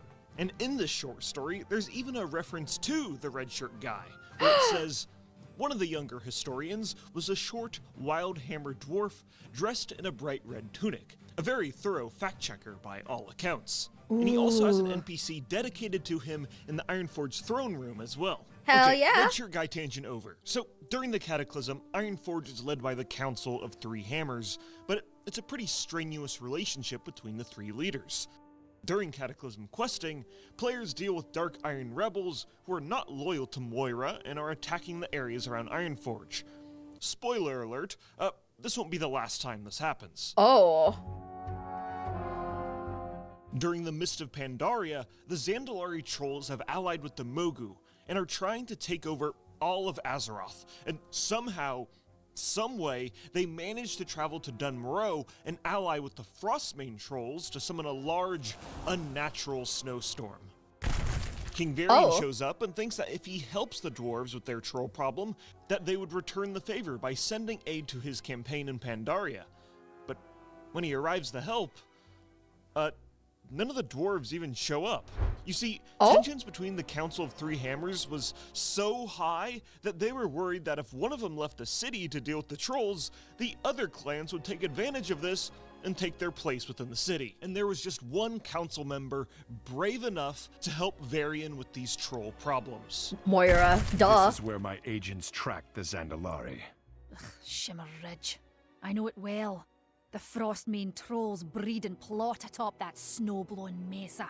I can only imagine what foul business the Zandalari have with them. Hell yeah! It's heartening to see you here, Moira. You have my thanks. And you have mine, Varian. Your words rang true in the throne room. The dissension within the Council of Three Hammers must come to an end. We will prove our loyalty to the Council, Ironforge, and the Alliance here today, and with our own blood. I'll see you when it's done, King of Stormwind. All of this lore happens during an instant scenario, and players help defeat Frostmane trolls, free some captured dwarves. Is this World of Warcraft, by the way, or is this a different one? Because the UI's been changing, and I've been like having a tough time keeping up with the UI. I'm gonna be real. I'm gonna be real. Also, hi guys, if you're just coming in, hi. Welcome in. That's WoW. This is WoW. Okay, this is WoW. It's just a different UI. Okay. I'm a bit hungover at work. Oh no, take care of yourselves. Take care of yourself. Being hungover sucks. Ah, okay. Cause like when the UI changes, I get like a little confused about what I'm looking at. Okay, that makes sense. Sorry, all sound alerts are turned off because we're reacting to videos. Ah, okay. That makes sense. And end the unnatural snowstorm plaguing Dun Morrow. Well fought. I see the Dark Irons are as formidable as ever. That they are, King Varian. Hell yeah. And at the service of the Alliance, I might add. For that, I'm glad. The Bronzebeards and Wildhammers will regret not having been here to share in your glory. Better they're grateful for the clansmen spared death on this miserable hillock. We sought to protect and impress, not to shame. Well, you've done just that. Come, let us return to Ironforge and announce your victory to the Council.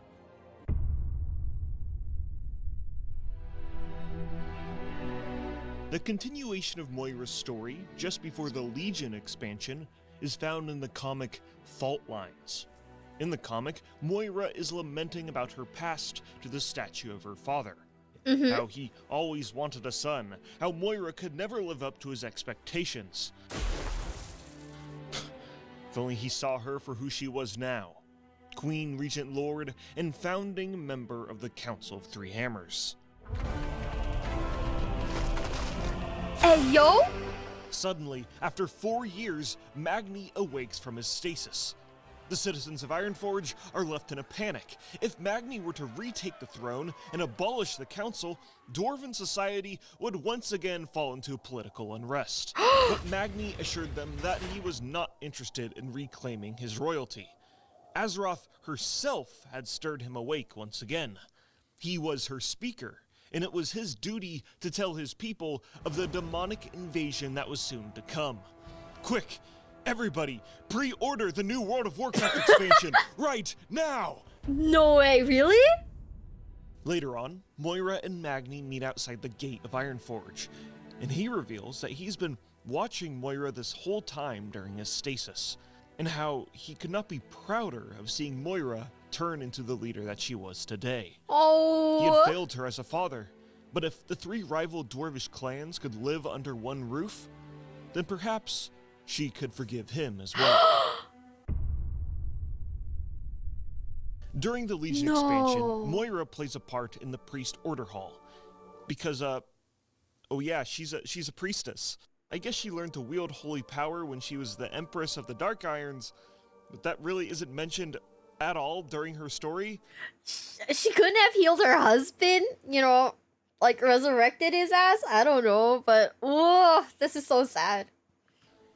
Anyway, yeah, she's a priestess that can wield holy and shadow magic, because balancing of 2 powers is thematic to her political power, I guess. So between the Legion expansion and Battle for Azeroth, there's the Before the Storm book. And in this book, Moira mentions how the tensions between the Council of Three Hammers is a lot less tense nowadays, and Magni, Speaker of Azeroth, shows up and starts screaming about the wounds all over Azeroth. What? But also, oh yeah, check it out, Magni, you have a grandson now.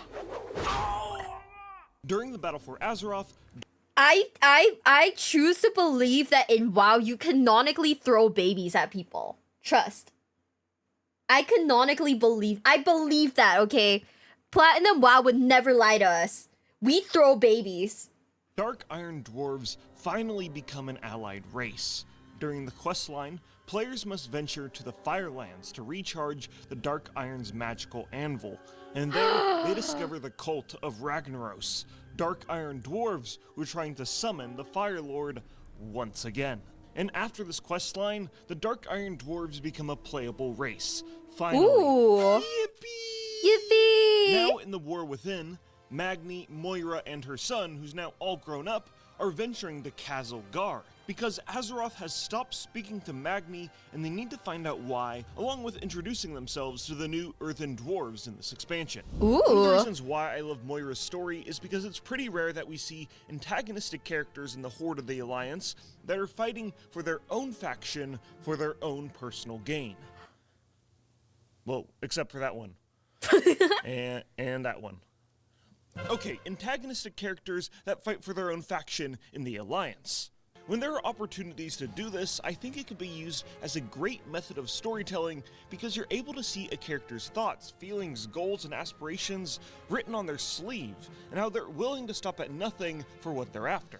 It's a breath of fresh air when most NPCs in the game are kinda just there to guide you to the next objective and to kill the big bad villain. Before I end this video, let me just bring up something totally random that I can't believe nobody has ever mentioned before. Okay. Why is there a character in World of Warcraft and Overwatch who are both named Moira, both have red hair, both are Scottish, and both use glowing yellow and dark purple magic? Has anybody else noticed this? Why am I the only one talking about it?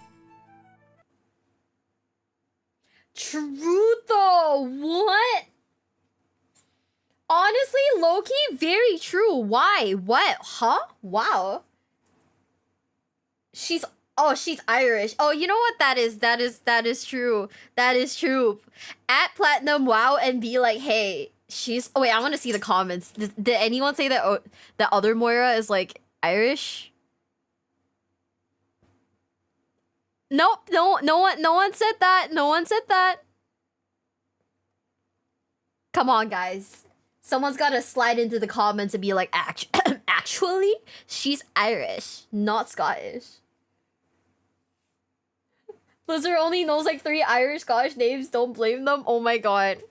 They have them on like a roster. The next video is gonna be Warcraft's new Master Manipulator. But before we do that, I'm gonna be right back. I will go pee real quick. It's been 2 hours. It's about time. Okay, group, as a gang, we gotta all go piss together. So that, you know, by the time I'm back, we can watch another video again. Are you guys ready? I don't know. I don't know who this like Master Manipulator is. By the way, this came out a year ago. Ooh. World of Pisscraft then? No? That's crazy? But also, yeah, like, dude, Overwatch is like, like I said, I only know the Overwatch drama. I am very curious about the whole Blizzard drama now, because like, my understanding of it is super shallow. I feel like this is gonna be the new girl, the new lady. But I'll be right back. We'll go pee real quick. In the same bathroom? Not like that, bruh. What the fuck? But anyways, I will be right back. And I'll see you guys in like, what, 2 minutes? Dude, I don't know. How long does one take to piss?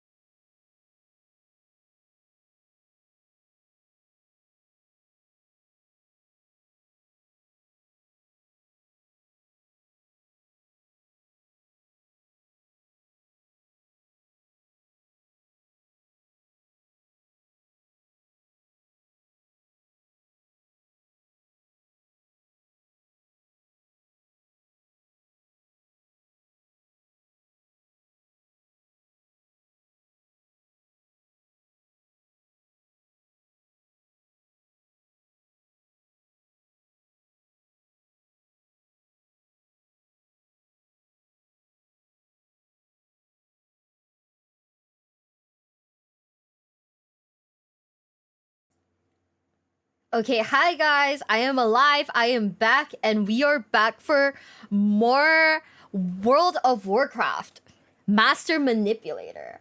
Are you guys ready?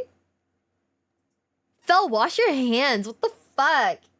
That's how you get like all the, okay, that's how you get like any single one of the plagues that have like killed people in WoW. Wash your hands, guys.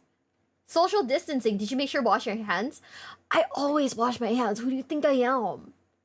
Who do you think I am? I get scared of like germs, bro. It is frightening. Okay, are you guys ready? We're gonna watch Warcraft's new Monster Manipulator.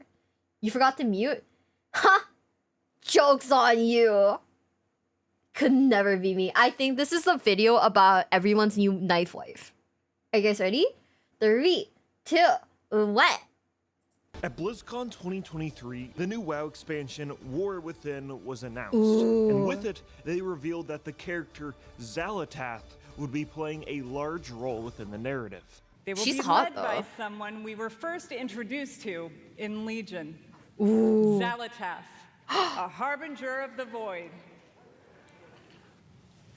Who the fuck is that? If you haven't been deeply... Did someone actually say that? Wait, if someone actually said that, that's insane. But also the fact that there was no pop is just kind of also crazy. That is so fucking funny. No, okay. Well, it would have been hilarious. I'm just saying. It would have been fucking hilarious. But was there like... Everyone knew who she was. Okay, but was there like actually like, you know, no pop whatsoever?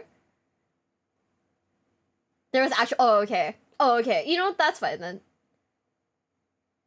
In tune with Warcraft's narrative over the past 8 years, you will have no idea who this character is that has been built up since the Legion expansion.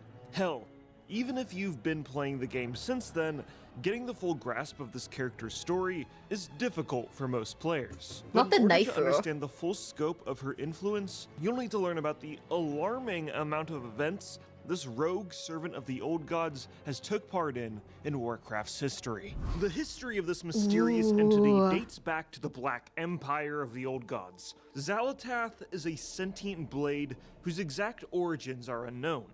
She is trapped within the weapon, and some of the more outlandish claims say that the dagger was crafted from the claw of the old god Yasharaj. Oh. Or she is just a forgotten old god herself. They will pay for what was done to me long ago.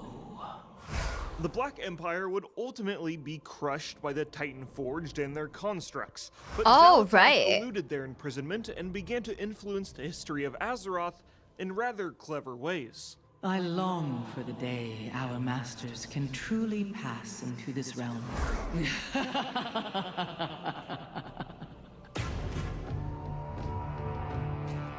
The first event she influenced was in the ancient city of Zandalar. Within the troll capital of the world, Xando, a Gurabashi witch doctor, felt slighted after being outperformed by his rivals. He canonically lost the dance battle. Trust. This one shows promise. Ooh. That is when Xal'atath materialized, promising the meddling witch doctor indescribable power to outshine his foes. You see, Zandalar was almost a perfect environment for the trolls. They had everything: lush jungles, plentiful food, dinosaurs, god dinosaurs, and the trolls were by far the biggest superpower on Azeroth. But there was just one place they could not go to. It was a large black mound of stone that no one was permitted to travel to because of its bad vibes. Obviously, Xal'atath convinced Xando to travel there. Watch now, as a weak mind gives way to darkness. Oh yeah, she also convinced him to sacrifice his followers there in a blood ritual, and oh yeah, also drive the blade deep into the stone. No. Oh shit. Turns out, it wasn't just a big black stone. It was an ancient old god monster called Kithix. And this event marked the beginning of the Aekir and Troll War. This Apple of Eden type of scenario is one of my favorite parts of Xal'atath's lore, and the dagger's influence would spark a series of events, like the trolls chasing the Aekir across Azeroth, some of them turning into night elves, and eventually blowing up the whole world. Such arrogance. Even for a long-lived elf. Wait, so the elves are actually just bugs that got evolved? That's crazy. I mean, I guess, but also, huh? Now, did Xal'atath know that was gonna happen? Probably not, but there was clear intentions to the chaos she caused. Trolls. There is mention of Xal'atath being in the possession of the Naga for some time after the Great Sundering, but the details of this moment in history are currently unknown. It took ages to make my return to the surface after the Sundering. The Naga can be so possessive of artifacts.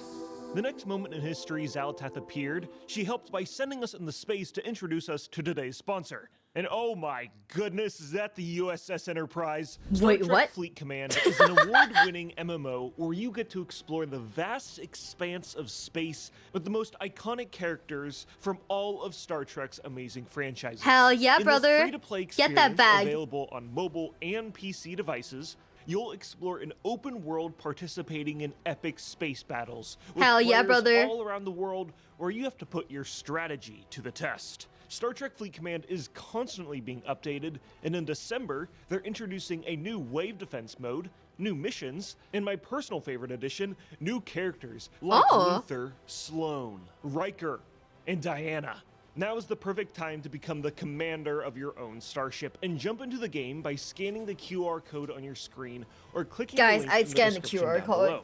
Once in-game, use the promo code WARPSPEED for bonus in-game items. Thank you, Star Trek Fleet Command, for sponsoring this video. Back to your regularly scheduled content. The next moment in history Xal'atath materialized was thousands of years later, specifically 230 years before the Dark Portal. At this moment in time in the Eastern Kingdoms, the tensions between the three dwarven clans was high as they fought over who would be the ruler of Ironforge. I gotta ask, is that like the dwarven, is that like the dwarven dance? Is that like canonically the dwarven dance? Because my favorite streamer, you're lying to me. Wait, really?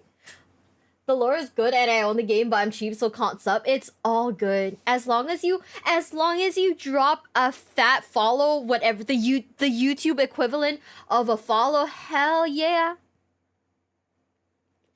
I don't know. I feel like even like battle passes in games, right, tend to be like really fucking good.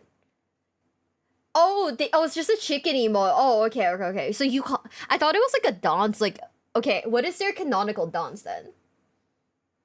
The Dark Iron Clan was currently dwelling within the kingdom of Tharzan, led by Sorcerer Thane Tharzan and Empress Modgood. Modgood had a penchant for rare artifacts and had employed multiple treasure hunters to retrieve such prizes. One day, a Dark Iron Dwarf handed her a mysterious cursed weapon named Xal'atath. The Empress spent several days locked in her chambers to discern the secrets of the weapon.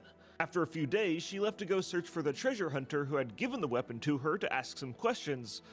But that is when she realized no one could find him. Oh. No one could remember his name or even his face. Oh, shit. Jump forward to the War of the Three Hammers, and Modgood uses the weapon in her assault of Grim Batol. The weapon cursed the city, unleashing dark apparitions on their foes and corrupting the Dwarven fortress and her own soldiers. The Dark Iron Dwarves most affected by this curse turned into the Skarden, animalistic cursed dwarves who run on all fours, can climb walls, have sharp teeth, scales, and stinky breath.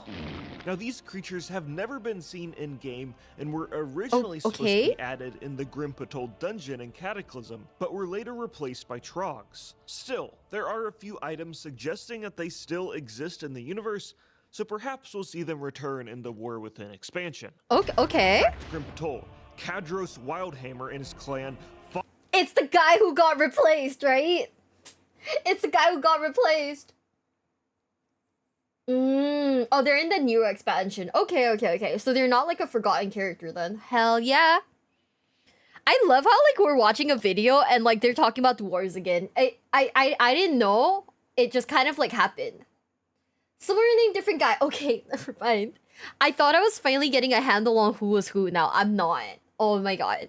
Fought their way through the cursed city, heading straight towards Modgood and confronting her personally. But when they reached her, Modgood reached for the cursed blade, only to have it vanish from existence, sealing the Empress's fate. Oh! After Modgood and the Dark Iron's defeat, the remaining few fled, and in a desperate attempt to win the war, Sorcerer Thane Tharzan summoned Ragnaros and horribly underestimated the Fire Lord's power as he destroyed the city of Tharzan, created the Black Rock Mountain, killed the lead sorcerer, and enslaved the rest of the Dark Irons. Oh, that's not good. Ragnaros was also under the influence of the Old Gods. So again, was this all a part of Xal'atath's plan to spread the power of the Void across Azeroth? Maybe, I don't know. The next time in recorded history Xal'atath materialized was 230 years later when the Dark Portal opened. While the humans attempted to push back the rampaging orcs, they studied the strange dark magics their warlocks possessed. A human priest named Natalie Celine heard rumors. Okay, she's kind of hot, whoever Natalie Celine is. Holy shit. That the orcs had a powerful forbidden blade and sought out the weapon. During this investigation, she would eventually find the weapon and... The caterpillar has become the butterfly. Oh! She is all but ours now. Immediately after touching Xal'atath, Natalie came to the conclusion that this was just far too powerful to be destroyed, and that she should keep it. You know, just like just study it. That's all. Just study. Through the blade, Natalie was one of the first humans to learn how to wield the powers of the Void. And by the Second War, the priestess was using the weapon against the Horde invaders and teaching its power to her loyal followers. No. And while the Void is powerful, its corruption can also be all-consuming, and Natalie entirely forsook the powers of the light and fully enveloped herself in shadow. Her followers she's were led cooked. down the same dark path, and in their insanity, they believed that Natalie was hiding the blade's true power from them. Her followers killed the priestess in her sleep and stole Xal'atath, never to be seen again. But plot twist. Natalie actually pulled her spirit into the Void before she died, and years later her teachings of the Void would be discovered by the Forsaken, who started the cult of Forgotten Shadows. And they would later resurrect Natalie in the Legion expansion. But again, did hell yeah? Xal'atath plan for all this? Did she plan to fall into the hands of Natalie, teaching the humans the true power of the Void and spreading its corruption? Again, maybe. I don't know. Cultists, hell yeah. The next time Xal'atath appeared, when shadow priests are sent to Tyr's Glades to obtain their artifact weapon. They are specifically sent to the tomb of Tyr and slay a Twilight's Hammer cultist and use the blade to consume the essence of an old god minion. Yes, the blade is right. I am unstoppable.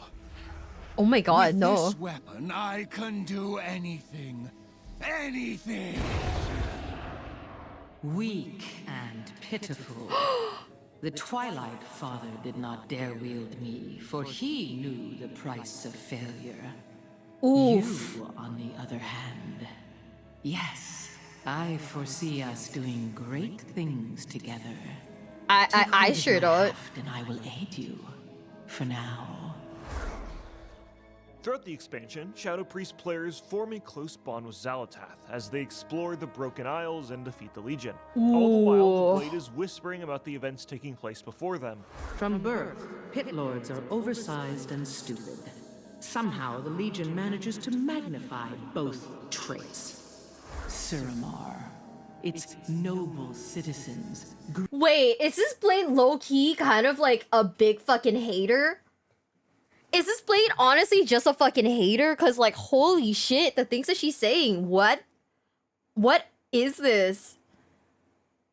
Yeah, she's like gossiping like crazy. Holy shit. Okay, I kind of love that for her. Not low-key, she's high-key a hater. You know? That makes sense. Greedily slurping at their world's very lifeblood. Really? These thugs of Sargeras are so interchangeable. Oh my This god. one's good with his axe. Oh, how unique. Can you taste it over there? The sweet nectar of madness. Oh, this place is swollen with it. And during this expansion, players would fall in love with the sultry talking Blade, and Xal'atath would earn the name Naifu. Guys, are you in love with her? If you are in love with her, drop a 1 in the chat. Not your wife, not your Naifu, not your Beyblade. No, but I've never played Priest. Oh my fucking god, the number of ones is crazy. You guys are hella down bad for her, huh? Yeah? Oh my god. I kind of love this for you guys. You know what? This is your queen, and I respect that. We're trying to see how many people in the chat really love, your naifu. I don't recognize her from the ankles up. It's a knife. I don't think she's got ankles. I've got the feet on standby. What is this? Also, Beyblade. At the end of the expansion, Sargeras stabs a giant sword into the world, and player characters bring the power of their weapons into the giant sword to stop its corruption. And lore-wise, Xal'atath is either misplaced or disappears from the player character's possession. Somehow I'm not surprised. No, stop! The murder hobo's fucked up again? Wait, be for reals, the fucking murder hobo's fucked up one more time. Can we do like a... Okay, I'm gonna do like a count, right? I have like a notepad. I'm gonna do like a count of the number of times bad things happen. Oh, I'm gonna do like a counter for the number of times bad things happen and it's all because of us. But in the next expansion, Battle for Azeroth, players can stumble upon a questline involving Xal'atath. Now, any class can do this questline, but Shadow Priests have unique voice lines with Xal'atath during these quests. Okay. Strength failing. I need blood. Souls. When they first find the blade, lady, I got you. Island of Stormsong Valley, and they must kill mobs to restore Xal'atath's power. How glorious it is to be renewed. Though I haven't forgotten your callous misuse of me in Silithus. Ooh. Such a waste of potential. It pleases me that we have a chance to spend more time together. You should know that of my many companions, you were my favorite. I get it now, guys. Whatever she's putting down, I understand it now, guys. Hold on. Oh, I didn't realize I hit full screen by accident, by the way. Now I get it. Now I understand. She is like flirting with us hardcore, and you know what? She might be the only person in like WoW who like really wants us, huh? Ooh. Oh, you're just saying that, aren't you? We will accomplish remarkable things together, you and I. Magnificent things. I realize it may be disconcerting to converse with a weapon. Be at ease. I merely wish to see you reach your full potential. She wants me. Xal'atath convinces the player to collect 3 artifacts to stop the Naga from conjuring a giant storm. This process involves killing a worshipper of the Void and possessing her body so Xal'atath can take a corporeal form. Oh, okay. Yes. It's been so long since I took a mortal form. This body is pleasing. And she's hot? Don't you think? I knew you were the right choice. Your strength and courage. I get it now. Compelling. Once again, you prove deserving of my admiration. Such a worthy champion. She admires us. Oh. It is no mere coincidence that our paths intersect. You are meant to find me. I was meant to find you. A grand destiny lies before us. Surely you sense it as well as I. Join me at the precipice of oblivion. There, the way will be opened. There, our path shall be revealed. After collecting 2 other relics, I'm just saying, after this, I am uninstalling Tinder and I am downloading WoW Retail. You know? Fuck Tinder, right? Am I right? WoW Retail's where it's at. What the fuck?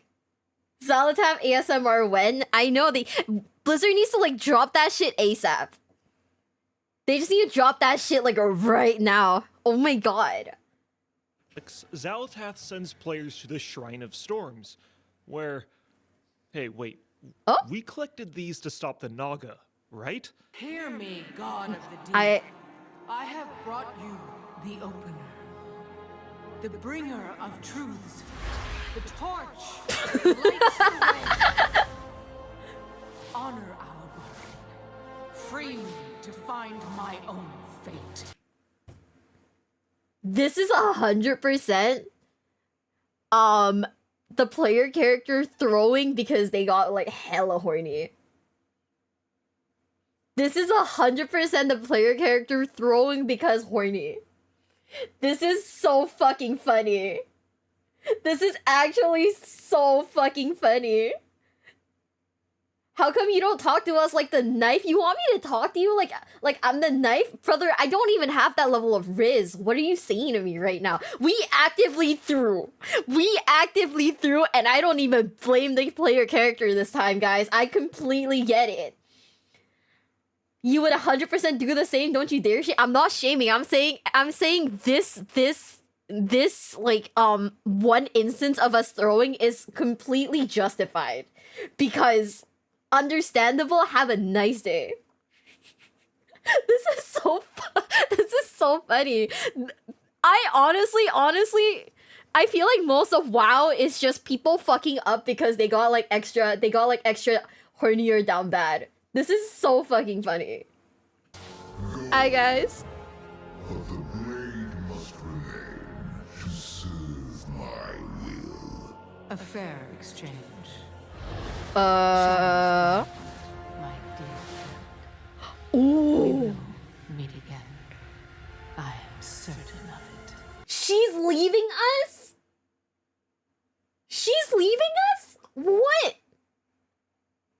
That is so... We gotta get our Naifu back, guys. This is fucked up. We gotta go get our Beyblade back. I can't believe she's leaving us.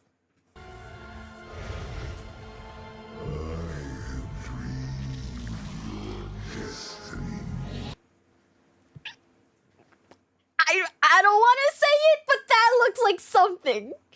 I don't want to say it, but that looks like something.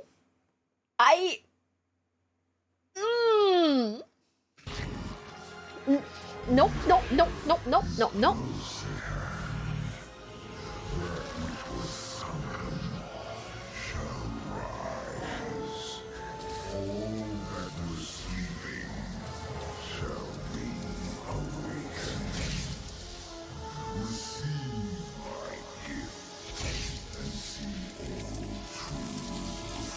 God, we're getting pierced too. That is insane. Turns out, Xalatath actually tricked us into collecting the relics to fully separate her soul from the blade of the Black Empire, and cursing us with the gift of N'Zoth, which doesn't actually do anything other than a cool visual effect and some whispers of the old god infiltrating our mind. Later on in BFA, Xalatath, the blade, not the lady, falls into the possession of the Horde, then Tunathanos Blightcaller, then the Queen Ajara, then Wrathion, who then used it to defeat N'Zoth. Does that sound like a whirlwind of story?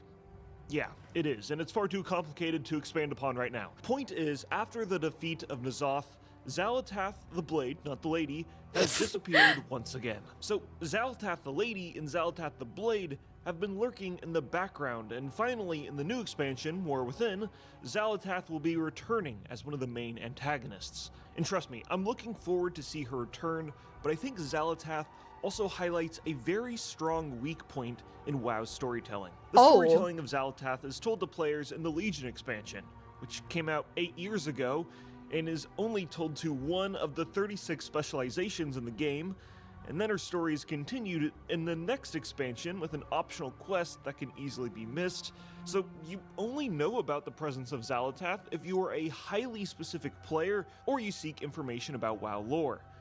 Like oh my watching god. This video. So you only get her quest if you're basically like a hyper nerd then? Is that what he's saying? You will only get the Naifu quest if you are like hella nerd. Like the Omega nerd then. That's us, by the way. I mean, I'm not really shitting on us because, you know, that'd be kind of sad, but we're watching this video. It's literally us. Fuck! Thanks for watching, by the way. Hell yeah! Oh, you've gathered quite the group of followers.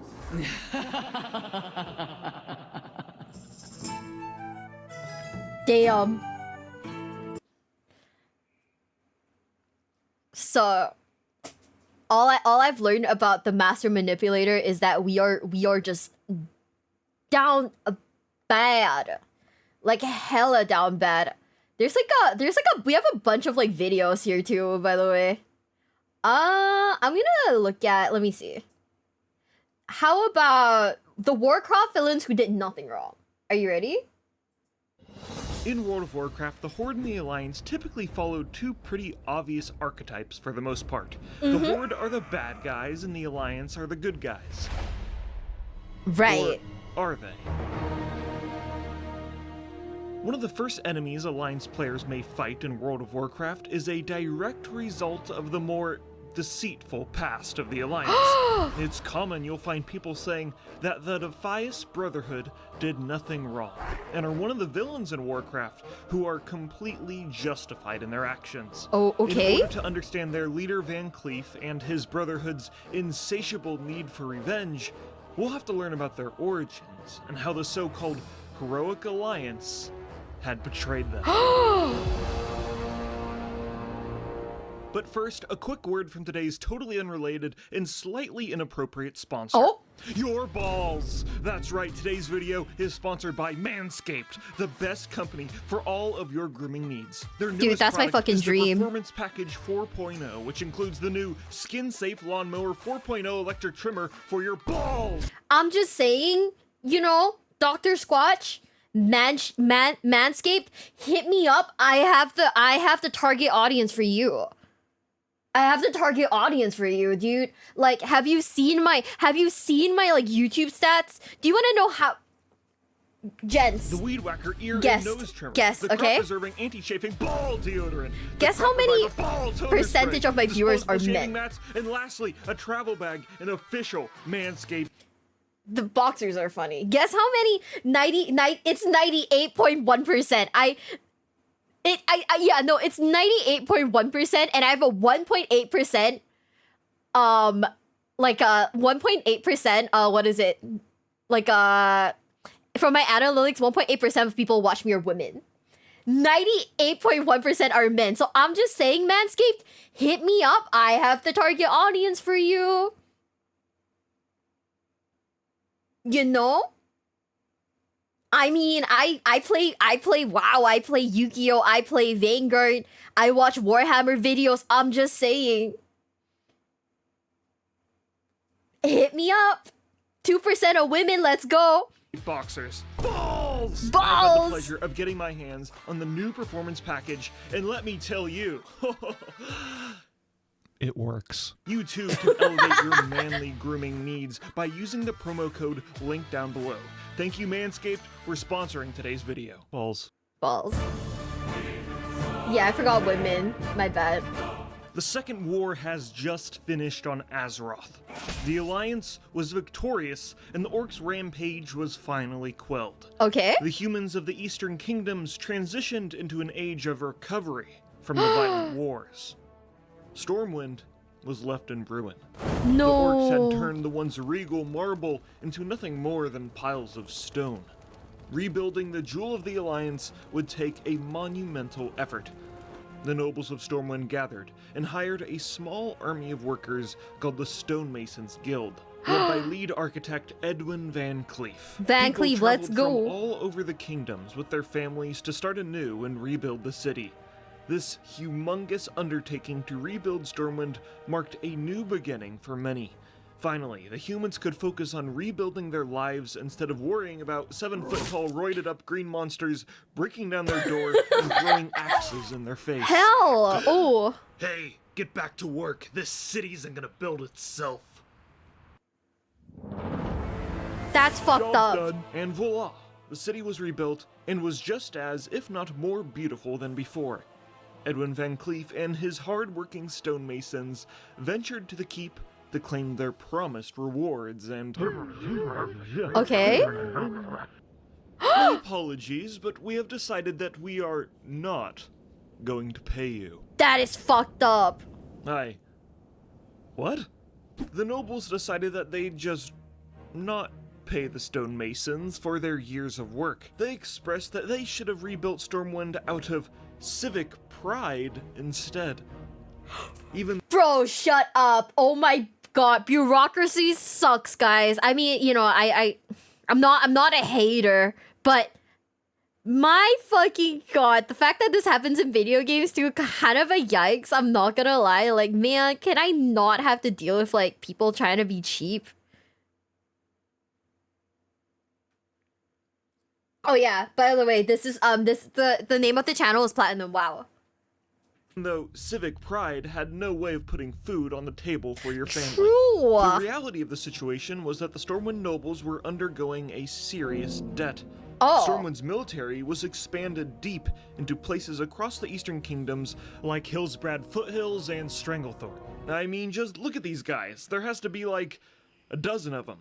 Maybe. Look, point is, the nobles have been spending a lot of money and can't spare any coin for the stonemasons. While this might be an embarrassing blunder for some of the royalty, for one particular noblewoman, everything was going according to plan.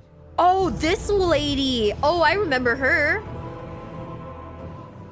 Lady Katrina Prestor had deceived the nobles and stonemasons alike. She was secretly the Black Dragon Onyxia. We all have our disguises. The daughter of Deathwing manipulated as much chaos as possible among Stormwind with her treachery. She whispered in the ears of the stonemasons, telling them that they needed to ask for more gold, while also telling the nobles they needed to pay them less for their shoddy craftsmanship. What? I mean, just look at those logs. That can't be safe. And look here. Where the hell are the safety railings? And look up here, where even are the textures for the top of the castle? And look at this lion. There's like 5 polygons used for this thing. And lastly, why the hell is there a Brewfest wreath here? It isn't even October. Humans so love their holidays. I mean, of course we do. And yes, that massive debt the kingdom had racked up was also attributed to Katrina Prestor. The stonemasons were reasonably pissed and protested outside of the castle.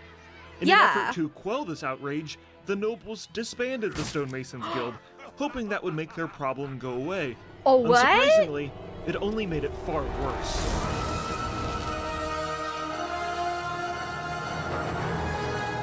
Stone by stone, Stormwind shall fall. This makes so much sense.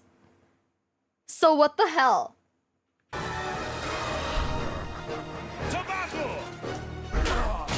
Oh.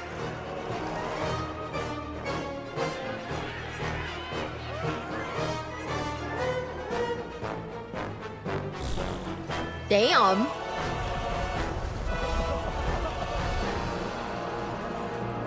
The stonemasons rioted in the streets, wreaking havoc and destroying the very city they built with their own hands. The nobles needed to think quick, or their precious kingdom... Stop! Her smile is insane. This entire like picture is so fucking funny. Oh my god. This is so fucking funny. I hate this. You just have to stop and read them? Yeah, I think so, but also like it goes at such a snail's pace that I'm just kind of like, oh man, by the time I'm like done with a quest, I've forgotten the story already. Would turn to rubble once again. Wait, this is when Anduin's mom dies because she's killed by a rock thrown during the riot? 07's in the chat for Anduin's mom. Now you see, some nobles actually wanted to fight for the stonemasons' rights and ensure that they were properly paid. Queen Tiffin Rin, wife of Varian Rin, was one of these nobles. If anyone was going to quell this outrage, it would be her. Attention, citizens of Stormwind. I, your queen, ask that you please... Oh shit! Queen Tiffin Rin was struck by a rock, killing her instantly. Yes, that actually happened in the lore. King Varian was absolutely pissed at the stonemasons and cracked down hard, on the hooligans who were responsible for the murder of his own wife. In fear of being thrown in a cell for the rest of their lives, all of the rioting stonemasons fled from Stormwind, the very city they had built with their own hands. Can I get an 07 in the chat?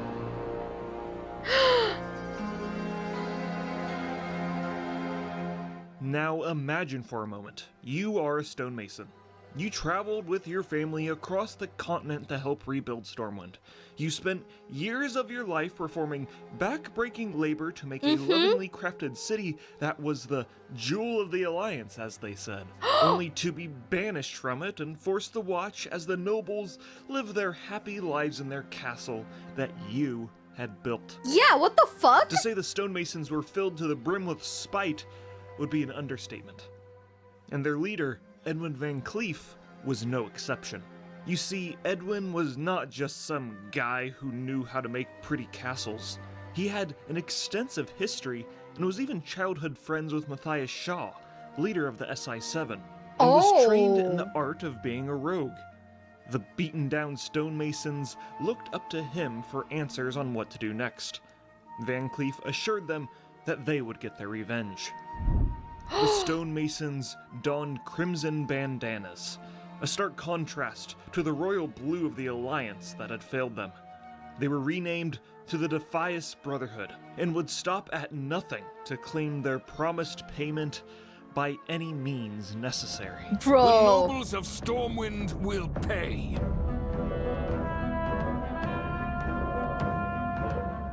First things first, this newly established criminal organization would need a base of operations. The rundown town of Moonbrook seemed like the perfect location.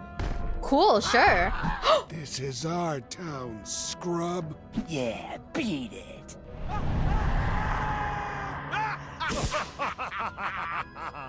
With Moonbrook taken over, the Defias could claim what they were really after. Beneath the town was the abandoned and haunted mineshaft called the Dead Mines. The gold harvested from this maze of tunnel systems once accounted for a third of Stormwind's treasure reserves. In an ironic twist of fate, the Defias now claimed it as their own.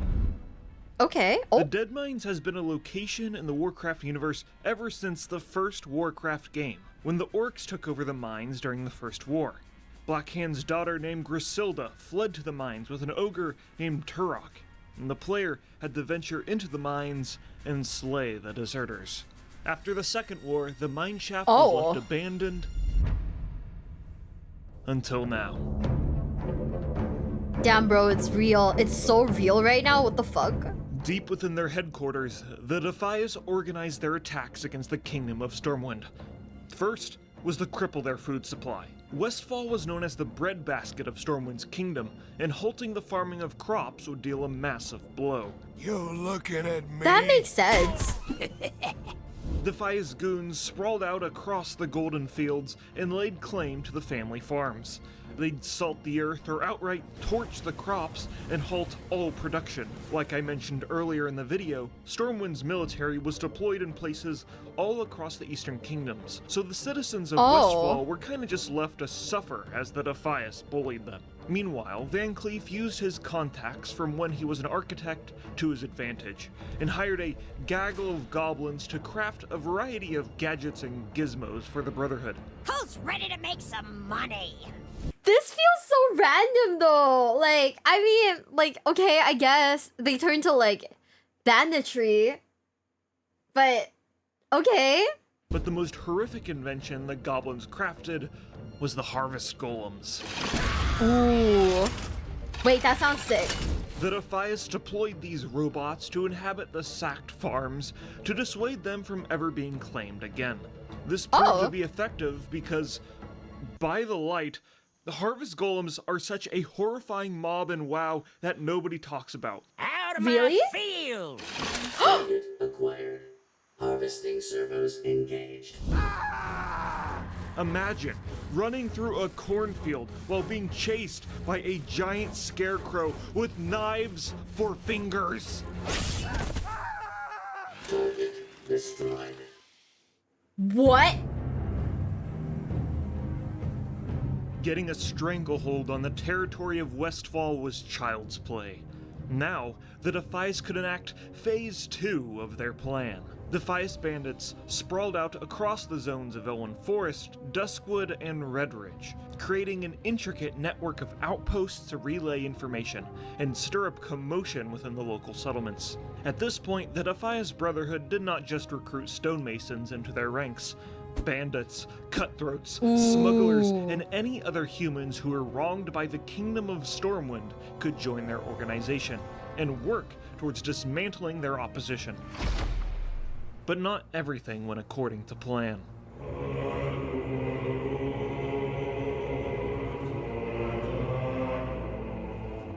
Within the Stormwind Stockades, the Alliance's most dangerous criminals have been thrown behind bars, including members of the Defias Brotherhood. One of Van Cleef's closest lieutenants was a man named Basil Thread, who had been imprisoned by the Stormwind Guards. Even inside the Stockades, he was able to convert the other convicts into joining the Brotherhood.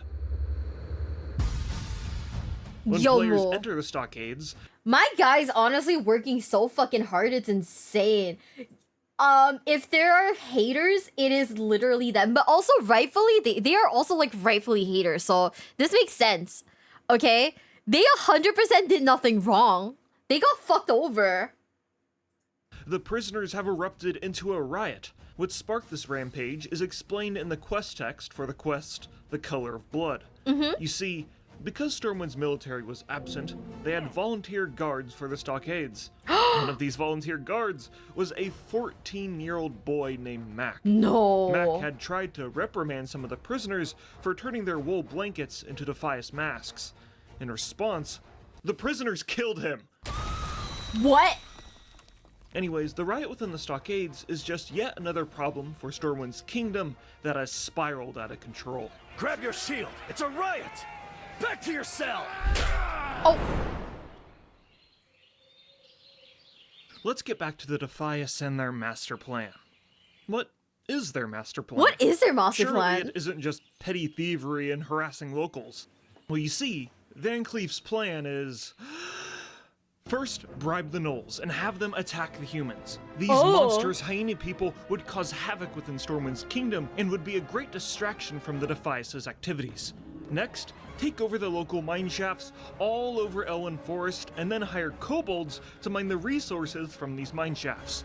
Next, use the Defias outposts scattered across the zones to make a complex trade route and smuggle steel, copper, and other materials and ship them over to the dead mines. In the dead mines, have your goblin engineers and builders construct various components and rigging for their ultimate weapon, a massive juggernaut armed with dozens of cannons. Then hire a group of bloodsail pirates to man the ship. Then sail it out into the open sea, pull it to the Stormwind Harbor, and yes, reduce that damn city to rubble. Oh, just imagine the look on the nobles' faces.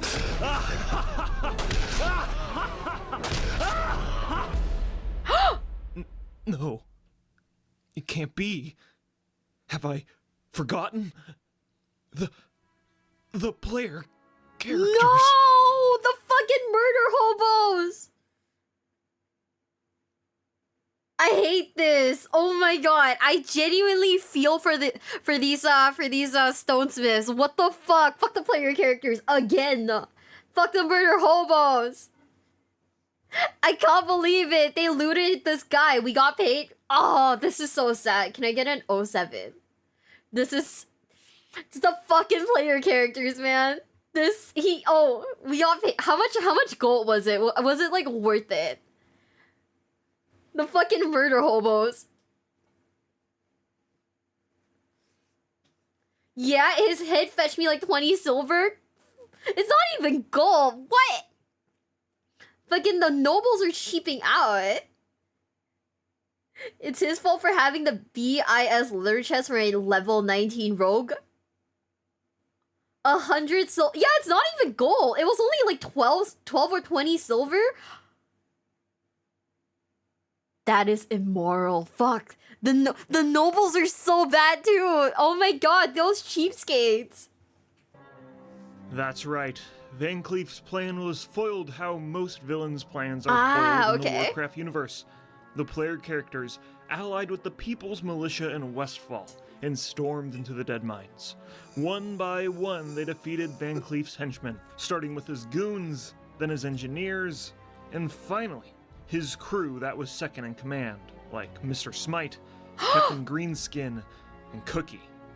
Yes, the Defias has a Murloc chef named Cookie, and there's literally no lore explanation for it. But lore-wise, Mr. Smite and Cookie don't actually die. Mr. Smite returned in the Mystic Pandaria expansion as a rare mob named Yorick Sharpeye in the Vale of Eternal Blossoms. We know it's him because he drops a toy that lets you turn into Mr. Smite. As for Cookie, he comes back in another iteration of the dungeon that I'll talk about later in this video. Then he plays a very minor role in the Warlords of Draenor expansion in a garrison mission, and then we find his corpse in Shadowlands. Where in Maldraxxus, he was turned into an abomination, and then died again. 07 Cookie. Can I get some 07s in the chat for Cookie? This is so fucking sad. We stopped the bad guys. Oh my god, guys. Yay. We did it. We stopped the bad guys. This is so fucked up. Man, fuck the player characters. So now he's like super dead, back to the Deadmines. Despite Van Cleef having a better executed and more thought out plan than the most powerful villain in the Warcraft universe, he would ultimately meet his demise atop the Juggernaut and be defeated by the player characters. No! Although Van Cleef was beheaded, it would not spell the end for the Defias Brotherhood, as Van Cleef had a daughter who made it her life's mission to enact revenge for what the Kingdom of Stormwind had taken from her. You know, fair. Vanessa Van Cleef plotted in secret and would not reveal her true identity until the events that took place in the Cataclysm expansion. She was in the cutscene. This is the lady in the cutscene. Oh, let's go. She saw us do it, by the way, man. The player characters have just ruined her life. During the Cataclysm, Westfall's homeless population grew exponentially. Part of the reason for this was because the Kingdom of Stormwind was spending most of their time and gold on foreign affairs, like the previous war that took place in Northrend during the Wrath of the Lich King expansion. Disguised as a woman named Hope Saldine, Vanessa recruited a variety of henchmen to bolster the Defias once again. During the questing experience in Westfall, we discover that some mysterious woman is rallying the citizens to join the Brotherhood and take revenge against the kingdom that does not care for the best interests of its citizens. Thankfully, they all kind of forgot that it was the Defias that terrorized them in the first place, but let's just not talk about it. The questing experience in Westfall ends with Sentinel Hill being burned to the ground, and the Defias are operating in full force once again, and plan to use the same boat to destroy Stormwind once again. And you know how this story ends. Players go into the Deadmines, defeat the bosses, but only in the heroic version of the dungeon do players actually fight Vanessa. Okay. I've been waiting a long time for this, you know. Biding my time, building my forces, studying the minds of my enemies. She sounds like someone in like League of Legends, but I can't remember who. I was never very good at hand-to-hand combat, you know. Not like my father. But I always excelled at poisons, especially venoms that affect the mind. The Vanessa Van Cleef fight is one of the craziest fights that has ever been added to the game. So, it starts with her poisoning you, and then you go on a drug trip that starts with you being slowly lowered into a cauldron of molten metal, and then you have to experience the deepest, darkest fears of all the previous bosses in the dungeon, which includes fire and ice flying everywhere, shit tons of spiders, rotating electric balls, and a worgen trying to kill his own family. And then you actually fight Vanessa, and she sets the ship on fire, and you gotta swing on this rope like an action movie, and the fight finally ends with Vanessa blowing herself up. Enough! I will not give you the pleasure. If I'm going to die, I'm taking you all with me. My fate is my own. I'm not gonna lie, that absolutely made sense. that like 110% made sense. If I'm being for reals, like her like taking you out at the end. Yup, I get it. Shyvana, Fiora, Elise, Zyra, Cassiopeia. You know what? That makes sense too. Yeah, it's probably like Elise and Cass like mixed together. This is easily one of the craziest dungeon fights in the game's history, and it's a shame because since this fight is only in the heroic version of the dungeon, it hasn't been made relevant for the last decade. It's a shame because there's so much stuff like this in the game's history that is made completely irrelevant, and there's no reason for players to interact with the majority of the content in World of Warcraft. What I'm trying to say is, Blizzard, please make time walking a core part of the endgame experience. Please, thanks. Okay, rant over. But actually... Okay, what is the heroic version of the quest? Like, what does that mean? In terms of, like, WoW. So, like, if I play as someone else, I won't be able to, like, unlock this? I don't get it. Hard mode.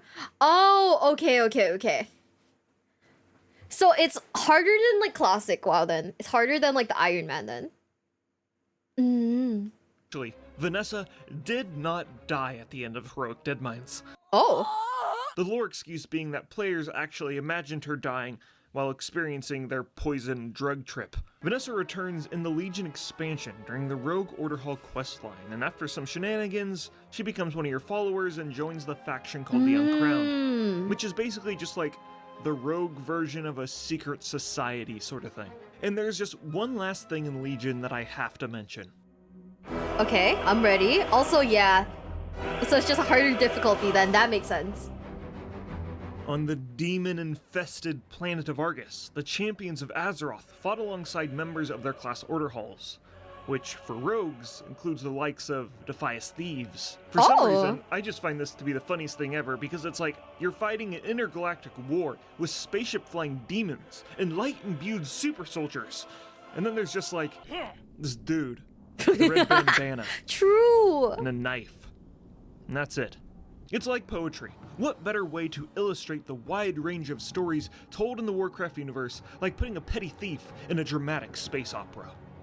Back to Westfall. In the book Exploring Azeroth Eastern Kingdoms, it's revealed that the remaining members of the Defias Brotherhood have kind of just been absorbed into the Uncrowned with Vanessa, and are no longer a threat in Westfall. As for the Deadmines, it now suffers the horrible fate of being a pet battle dungeon. Ugh. Oh, the humanity. Wait, what? So, did the Defias Brotherhood do nothing wrong? Well, maybe. Perhaps terrorizing hundreds of innocent civilians in your personal mission for revenge is not the most morally right thing to do. But nevertheless, we can all sympathize with the motivations of the Defias Brotherhood, and appreciate how one of the first stories told to most players in World of Warcraft has stood the test of time as a brilliantly crafted tale. Okay, I'm gonna be for fucking reals here. I don't think they did anything wrong. Now, terrorizing the citizens, was that bad? Yeah, but also weren't they like basically immigrants that like were invited to build the city and then like never got paid for it? So they're brokies. So they're broke, right? Because, you know, they never got fucking paid. So becoming a bandit low-key makes sense, because where else are they gonna get the money? They got exiled from the city, right? I mean, they killed our queen, but also like that's like an unfortunate like side effect of it, right? Yeah, they're just contractors and never got paid. So like low-key, it honestly makes sense to me why they would become like bandits. What I don't understand is like oh man, I don't know. I guess like in the grand scheme of WoW, in the grand scheme of like the entirety of WoW, considering there's like fucking like gods of death and shit like that, right? Just some random guys, you know, they aren't a big enough like villain, I guess. But yeah, this is kind of fucked up. Oh, they were all Stormwind citizens. Oh, they just lived on the outskirts. That is fucked up. Was not aligning with the player character. Okay, but honestly, fuck the player character though. Y'all, we are heavy throwing, and this is kind of fucked up. Okay, should we watch the best villain in WoW history or Garrosh did nothing wrong? I'll let you guys choose. They're both videos about Garrosh, but like, which one should we watch? Yeah, just a random guy fucking like gets their asses. It's the same thing? Is it actually the same thing? Okay guys, we're gonna watch Garrosh did nothing wrong. Now, the title of this video may come as a surprise to some of you, and you probably clicked on it to see how it's possible to argue that Garrosh, an end boss to an expansion, could do no wrong. This video was made by my boss, so yell at him if you don't agree. Yell at him if you don't agree. Just be like, hey, stop dick riding Garrosh. He will 100% be like, no, Garrosh is like so right. Well, obviously he might have done a few bad things, but there are pretty good reasons for it all, and that's what I'll be explaining. Don't actually harass him though, guys. Don't yell at him, don't harass him. If it breaks his heart, I will be sad too. Garrosh was introduced in the Burning Crusade as a brooding orc in Nagrand. Garrosh knows that it was his father that drank the demon blood first and doomed his race to the fate they have now. He lived most of his life thinking his father was a big screw-up, and in the family-centric culture that the orcs have, was a thing to legitimately be ashamed of. Wait, guys. Can we do like a count, right? How many of these like characters, villains or not, just characters in general in WoW, right, have like severe daddy issues? How many of them have like severe daddy issues? Garrosh, Jaina, Kalthus, Anduin. Everyone's got fucking mad daddy issues. Is this just daddy issues the game? Thrall also had daddy issues too. Forgot about his ass. Is this why we like WoW? Because we all empathize with the daddy issues. I'd be tempted to play WoW. You know, if you like trauma, hell yeah, brother. Too many. Are we traumatized? Are we just traumatized? Garrosh was ashamed and afraid of his legacy, until one day Thrall shows up and is all like, "Yeah, dog, your father was actually the savior of the orcs, not the cause of the downfall. Come join my army and embrace the Hellscream name." And Garrosh does. For the first time in his life, he's proud of what his father is, and what he did. And he wants to be just as good, if not better than his father. Of course, Thrall totally whitewashed the history of the Horde, but he was just trying to cheer him up. This will be the first of many mistakes Thrall made, which led to Garrosh's death. Now, Garrosh...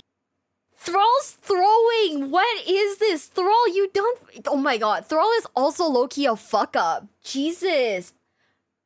I mean, I guess he is Orc Jesus, but like, you know, he's made many wrong decisions. This kind of flows. Was a part of the Horde, and even becomes a general and leads the Warsong clan in battles against the Alliance. Now, let me take a moment to explain Orcish culture a little bit. Okay. All the clans compete against each other for territory and dominance. They have a very warlike culture, and never united because they were too busy fighting each other. All of a sudden, the demons intervene and all the Orc clans unite. With them not infighting anymore, they have to compete against something, and that's how the Warcraft story started, with Kil'jaeden taking advantage of Orcish culture to wipe out the Draenei. Now, back to Garrosh. Garrosh has an enemy to fight, the Alliance and the Lich King. When you do quests for Garrosh in the Boron Tundra, Hellscream sends you out to fight both, and you help him secure a foothold to eventually fight the Lich King, the big man himself who ravished the human kingdoms and destroyed the High Elves. And, by some miracle, he was successful. He was front and center when Arthas fell. Hellscream is the one who gives you the buff in ICC to make the instance easier. Garrosh is seen as a hero to the Horde, especially the young orcs. He's also in the presence of Thrall, who takes him with him to important meetings, as you can see in the Ulduar intro cinematic. Garrosh has proven himself in a pretty short amount of time as someone worthy of his legacy, and even comes to see Thrall as a sort of father figure. Then the Cataclysm happens. Orgrimmar is pretty banged up from what Deathwing did, and Thrall wants to take off and become Jesus. He decides to put Hellscream in charge because he is well loved by the orcs. But Hellscream tells Thrall, "No way, dude, I'm a fighter, not a diplomat. this is a bad idea. And Thrall was like, well, too bad, dude, I'm doing it anyway, lol. And thrust the title of War Chief on an unwilling Garrosh when the Horde was in the middle of a crisis. Thrall is literally fucking throwing. I hate that, like, oh my god. What if I did a video essay, this is why I hate Thrall? And it's all just because he's a massive fuck up. It's okay, guys. I won't be mad anymore. We shan't be mad over Thrall anymore. What is his fucking problem? What is he doing? My guy just like hates, just makes bad decisions after bad decisions after bad decisions. Oh my god. So, what does an orcish war hero do when put in charge of the Horde? Well, he runs it like an orc from Draenor would run things. Identifying the enemy and do everything in your power to crush your opponent. The Horde is low on supplies since they spent all their money on repairs for Orgrimmar. And since they live in the middle of a desert, natural resources are scarce. The Night Elves cut off trade with the Horde in Ashenvale when the whole Wrathgate fiasco happened. No longer trusting the Horde. So what does Garrosh do? He invades Ashenvale for the natural resources, of course. It was either that or let his people die in the streets of starvation. I mean, the Druids true. of Ashenvale hold a meeting to maybe let the Horde trade with them again to stop the invasion when they are ambushed at their meeting. One of the Tauren Archdruids in the meeting saw that one of the ambushers was an orc, and told Karni. Karni then thought it was Garrosh who was responsible, since none of the other racial leaders cared very much for Garrosh at the time. So he challenges Garrosh to a duel, and Garrosh accepts, even though he had nothing to do with the ambush, and he thinks Karni just doesn't like the way he's running things. During the duel, Garrosh kills Karni by accident because Magatha Grim Totem poisoned his weapon before the fight without his knowledge. Turns out, the orc that ambushed the Druids was part of the Twilight Hammer cult, and had nothing to do with Garrosh. But, of course, both of these instances still leave a sour taste in the mouth of people for Garrosh, even though he wasn't really responsible for either. Vol'jin, the person Thrall told Garrosh to turn to if he ever needed advice, basically insults him and threatens to kill Garrosh. Sylvanas is creating a new plague, just like the one that was used at the Wrathgate, and is killing people intentionally to raise them again as undead. Garrosh goes over there to tell her to cut that shit out, because she's behaving no differently than the Lich King. Of course, Sylvanas ignored him, and does it anyway, and then asks for orcish help when things turn sour for her while invading Gilneas. So, what does all this teach Garrosh? Well, the other races of the Horde don't understand what he's doing. Why do people fucking hate... Dualox, where are you? I hate that... I hate that your video is now making me sympathetic to Garrosh, because now I'm just like, wow, everyone fucking hates him, and I don't know why.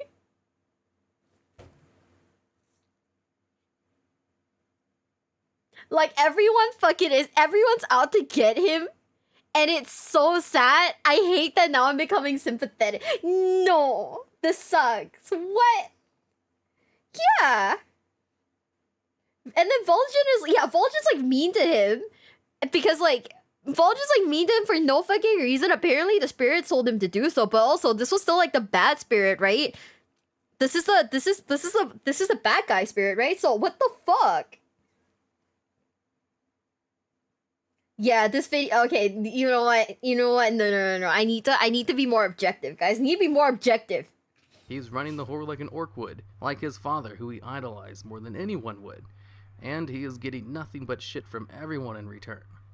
When one of his own men kill a village of peaceful druids, he personally comes to the location and kills the commander in charge. Because there's no honor in killing people who aren't even fighting back. Garrosh's philosophy is about finding an opponent and defeating them by any means necessary. Not killing peaceful villages for no reason. So, Garrosh continues his campaign against the Alliance. He's been at war with the Alliance since he's joined the Horde. Why would he stop fighting them now when they are being openly hostile towards him? Yeah. So, he decides to take out the Alliance foothold right in his front yard. People may question Garrosh for blowing up the entire city, but they were at war. It's not like he just flew over Theramore one day and dropped the nuke. No, they had been fighting for weeks, if not months before that. Then the hidden continent of Pandaria was discovered. A giant, brand new land filled with natural resources. Of course he's going to want to get his hands on it. The Alliance do the same thing as well. While there, He also finds all kinds of artifacts, powerful ones that could boost the power of the Horde. He'd be stupid not to try and put them to good use. After finding the heart of Y'Shaarj, Garrosh finally has enough power to accomplish the goal of the Horde, to take out the Alliance and control the world, united under one leader. This is a goal even Wrathion wanted as well, since he knew the world would be better off if the two factions stopped fighting, and the only way that would ever happen is if one of them took over the other. So Garrosh takes all of his new wonders from Pandaria back to Orgrimmar to prepare for the coming war. Okay. It's then that the other races of the Horde rebel. Doesn't matter, he doesn't need them anyway. They've been nothing but a dick to Garrosh the whole time he's been war chief. True Thrall though. himself joins the fray. Goes to Orgrimmar, not to reason with Garrosh, the person he put in charge of the Horde, even though Garrosh himself told Thrall it was a bad idea, but goes to Orgrimmar to kill Garrosh himself. This is so fucked up! Oh my god! Wait. This is so fucked up. Thrall, you're insane, by the way. Like, you can't just, like, fuck off and, like, and be all like, hey, I'm back now to kill you. Oh my god. Yeah, Garrosh's entire backstory is just him crashing the fuck out. But also, now I get it. Check the upload date. 8 years ago. April 1st. God damn it. God fucking damn it, Dual Logs. Sorry, god fucking damn it, Hiruma Red X. Garrosh defeats his old mentor. He's in too deep now, and has the power of an old god. Of course he wins. He doesn't kill Thrall though, because even though Thrall betrayed him, he still sees him as a kind of father figure. Oh, not the daddy Then after problems. the combined might of the Horde Rebellion and the Alliance finally take down Garrosh, Thrall is all too eager to kick him while he's down. But the Alliance King of all people stops him, and proposes a trial for Garrosh instead. And of course, Garrosh gets lampooned at his trial. Anyone on the losing side of a conflict is going to come out of it looking like a bad person. Okay, I just want to say, and this is probably going to be a really random segue, I just realized that Varian has just really thick eyebrows, and it's not that he hasn't slept in like 30 years. He just has really thick eyebrows. I thought those were just like dark eye circles for a really long time. At his trial. Anyone on the losing side of a conflict is going to come out of it looking like a bad person. Yeah! But despite all he did during his reign as the war chief, the Celestials, ancients who have lived thousands of years, and are thought of as pinnacles of wisdom and intelligence by the Pandaren, think Garrosh deserves to live and spare his life at the trial. Hell yeah! The Celestials themselves think it wasn't completely Garrosh's fault. It's then that the Bronze Dragon Trader and Wrathion break Garrosh out of the courtroom and take him to an alternate Draenor to build an army to stop the Legion. But Garrosh has different plans. He wants to meet his own father himself, since he probably won't get a chance like this ever again. He meets up with his dad, in disguise, and is able to convince him to never drink the demon blood, saving the orcs from demonic influence. Okay. But meanwhile, on Azeroth, Thrall is not happy about Garrosh escaping. When the Iron Horde comes through the portal to invade the Blasted Lands, Thrall sees this as a chance to finally kill Garrosh. Thrall tracks down Garrosh into Grand and challenges him to Mak'gora. What's the first thing Thrall says to Garrosh as they're about to fight? You must answer for your crimes, Garrosh. Totally ignoring the fact that Celestials themselves, beacons of wisdom who have lived tens of thousands of years, said, dude, Garrosh isn't completely to blame. Thrall is just a massive fucking hater. He's just a fucking hater. No, Thrall is out for blood, and Garrosh is rightfully pissed and attacks. Now, Garrosh was a pretty damn good fighter, but so is Thrall, who was raised as a warrior and became a shaman later on in life. They're pretty evenly matched, so neither side really knows who's going to win. Garrosh tells Thrall, all I did for the Horde, because that's exactly what he did. Who was Thrall to get mad at him for doing what he thought was in the best interest of the Horde? Thrall spits on this idea and tells him, no, you failed the Horde. Garrosh, while beating Thrall's smug face in, tells him, you're the one who put me in charge. You left me to pick up the pieces. If anything, you failed me. And this is where Thrall cheats. He thinks he's in the right. He thinks Garrosh was alone responsible for crumbling the Horde. And in a duel where the rules are as follows, each participant is allowed to use one weapon, Body armor is forbidden. Each participant needs at least one witness. Thrall not only has full body armor, but uses 5 weapons. His hammer, fire, wind, earth, and nature magic. Garrosh only had on his pants and 1 weapon, like you're supposed to have. Then, as Garrosh is about to die, being killed by the man who both set him on the path to glory and set him on his own downfall, his last words are to tell Thrall exactly this: "You've made me what I am." And Thrall Fair denies point. any part or blame for his actions and executes Garrosh. And that's the end of the... Thrall is a low-value man who can't admit to his mistakes. I said it. I said it. Yeah, see, okay, honestly, I am not very good against propaganda, bro. Just low-value man. He cheated and then was like, I don't know what you're doing. I don't know what you're talking about. Yeah. Thrall literally brought a gun to a knife fight. I am like so bad when it comes to propaganda. It's crazy. Okay, how about this?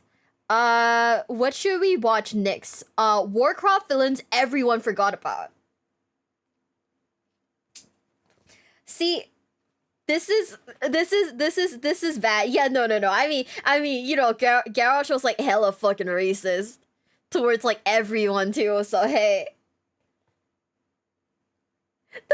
Cheating in the Makara is insane. Also, Showa Sensei, thank you so much for the prime. Thank you. Is the Arthas one in the queue? Arthas is in the queue. Should we do one more, what's it called? Propaganda video? Or should we go for, like, proper videos again, guys? What do you think?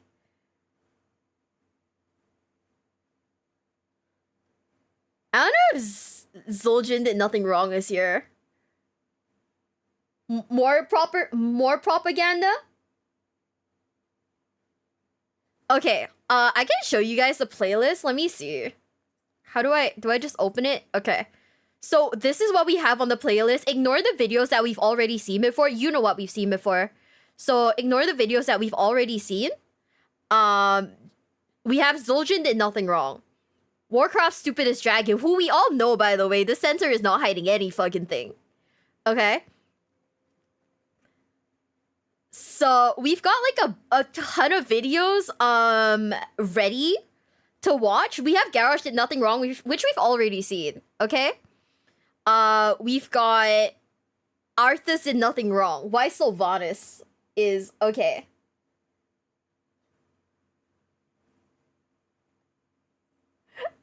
Oh my god. Scarlet Crusade and there's a ton of good videos. That's the issue. I'm so tilted. Okay. We'll watch a video that has nothing to do with propaganda before we dive into a second propaganda video. Because why not? Garrosh allowed him to use magic? Okay. Nothing from Hiru? Oh my god, he's literally my boss. Sarfag is not honorable. See, this is what happens on April Fools, guys. We're gonna watch Warcraft villains everyone forgot about because I just clicked on it. Why not? In the almost 20 years of World of Warcraft's existence, we have fought against hundreds of enemies. Okay, Some who did we with forget infamy, about? Others not so much. Ew, But the jailer. Mantid are by far some of the most creative world building done in the Warcraft universe, and I feel like they never really got the respect they deserve. Deep in the lands that would later be called Pandaria, the Mantid have resided as far back as the primordial times on Azeroth. They originated from the Aekir, a type of old god insectoid that evolved into the mantis-like beings who have swarmed over Azeroth. Oh! One of the most important roles in Mantid society is the Empress. From her, thousands of Mantid are spawned, whose only purpose is to devour. their insatiable hunger even leading them to consume the weak among their race. Every 100 years, new mantid are spawned, and with their Empress's song, they are guided to consume everyone and everything in their wake. Ooh. This is the main reason why the Great Wall was built in Pandaria by the Mogu. But they forgot one crucial detail. Yeah, the mantid can fly. Stop. Whoever made the decision to build the wall, this is like a total like L on their part. What the fuck?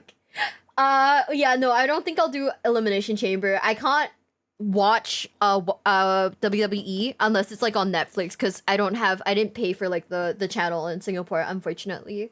But yeah. Whoever built the wall kind of fucked up. Extension of our Empress's will. Ours is but to serve in her divine name. Never to question nor to contemplate. Ooh. We simply act. Oh, we don't have Peacock in Singapore. It's all like on the TV, and it's like, I think it's like $60 or $70 a month for the sports channel specifically to watch WWE. Therefore, hi, I'm not paying $60 to like watch WWE, unfortunately. We're not doing it. But also, yeah, how did they not know that they fly? Like, hi? Whoever built this wall really threw. We fight, toil, and serve so that her vision for us is made reality. Her happiness is our reward. Oh my god. Her sorrow, our failure. We will give our lives for the Empress without hesitation. She is the light, and without her, our lives will be lost to darkness. Dude, find you a guy who thinks like that. They only know the mantid for these horrific invasions every 100 years. Those ignorant would assume that they're trying to kill off every last remnant of life. But the unique thing about the mantid is that isn't really the case. Oh? Huh? You see, the main reason for the swarms is to cull the weak from their empire. Those not fit for mantid society will die, and only the strong will return. This has made the mantid stronger with each passing cycle, and they become a bigger and bigger threat to those around them. Those that return are integrated into the caste system of their society, which is led by a council called the Calaxi. The Calaxi are mantid elders and protectors of culture who focus on the long-term health of the empire. They even hold power over the Empress, who doesn't live forever, and they ensure the transfer of power from one Empress to the next.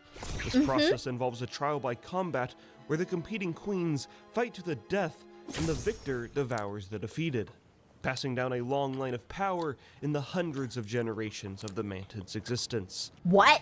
A core part of mantid society and religion relates to the Kapari amber trees. Each tree is a sacred holy site for the mantid, and they harvest its amber to create weapons, art, armor, and architecture. Is this just a Chimera ant arc from like Hunter x Hunter? Women do this IRL, don't they? Do I fight people and then eat them after? No, I'm pretty proud to say I've never eaten anyone. I'm very proud to say I haven't eaten anyone. Also, yeah, yeah, I might, if there's a big enough event, I might just ask someone to stream it to me in like the Discord or something. But yeah, it's like Singapore dollars too. Platinum WoW said I do? Really? Oh my god, Platinum WoW. Have I tried to eat another VTuber to gain their power? No. No.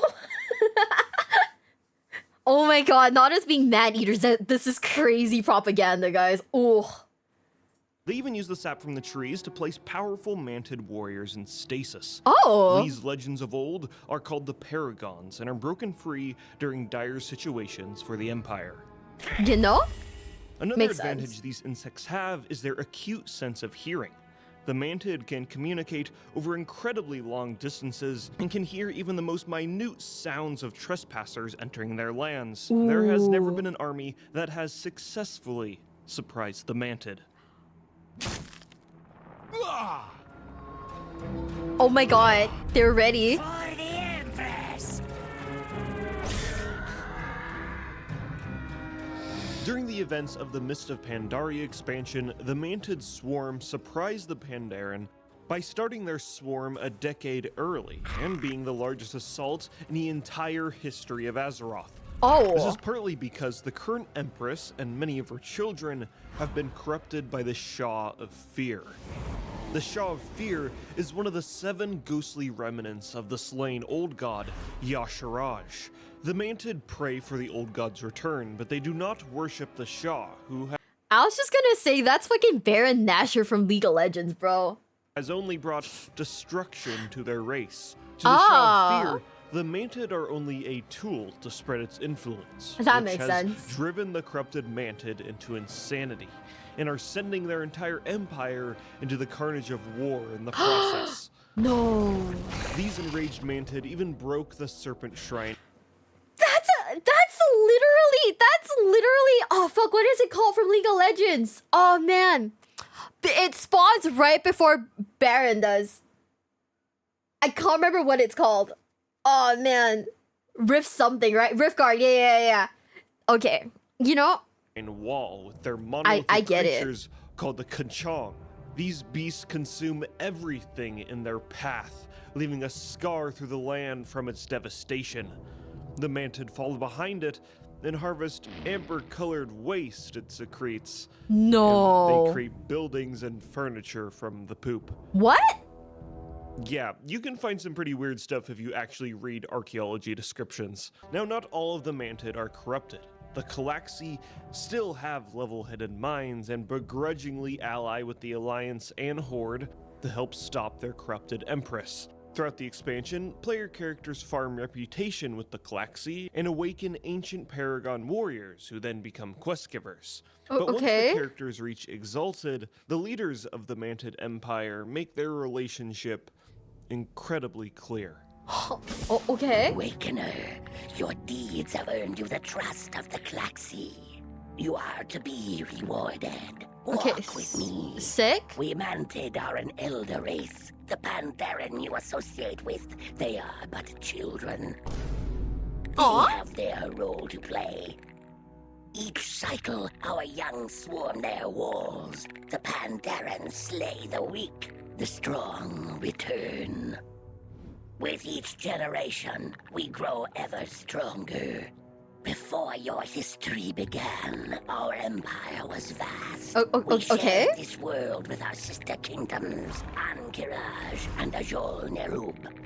Our gods were many and powerful. We Mantid worshipped the 7 heads of Yasharaj.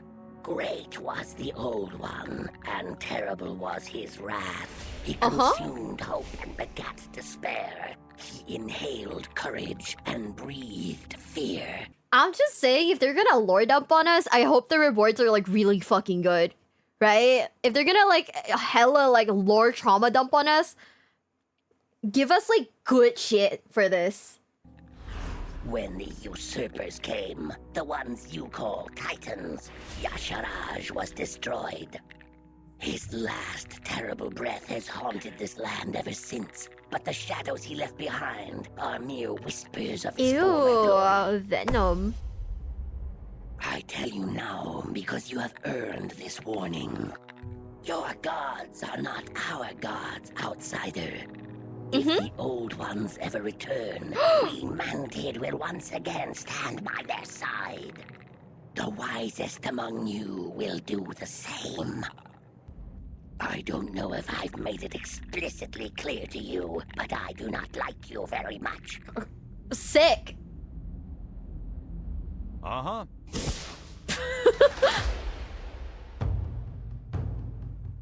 The Mantid's betrayal would soon come to pass shortly after, when the Mad War Chief Garrosh Hellscream found the heart of Yasharaj and consumed its power. Oh! A time will come when you will answer for your crimes. Bitch. Hell yeah!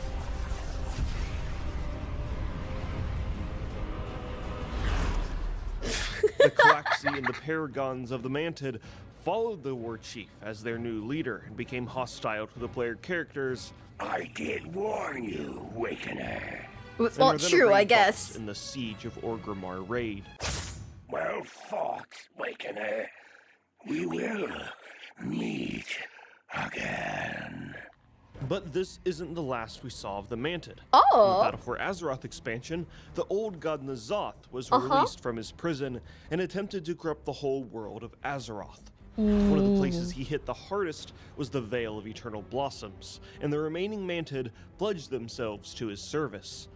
Unfortunately, the actual lore here and their involvement is incredibly small, and is just one of the many torrents of story beats in this expansion.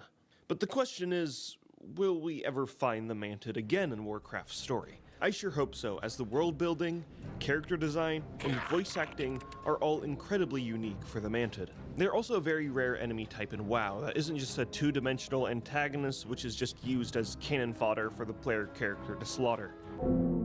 Compare this to an entirely new mantis-like species introduced in the Dragon Isles called the Scythid. You want to know the story behind these guys? They're territorial and aggressive. Yeah, no, that is literally the only thing on their Wowpedia page. That is so fucked up. Our guys deserve some more lore. What the fuck? They lore dumped on us, died, and then it's just territorial and aggressive. I kind of love that for us. I kind of love that for us, for reals. Okay, guys, are you ready? Are you ready to seethe a little? We are going to watch a video on Arthas. Will the propaganda work this time? Will the propaganda work this time? Check the upload date. God damn it, Logs. It's always like on April Fools. You guys are saying the propaganda is gonna work on us? Fuck.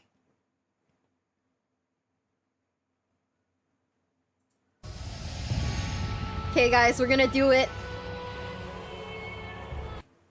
I'm already screwed. He's sexy. We're fucked, guys. This is a losing battle.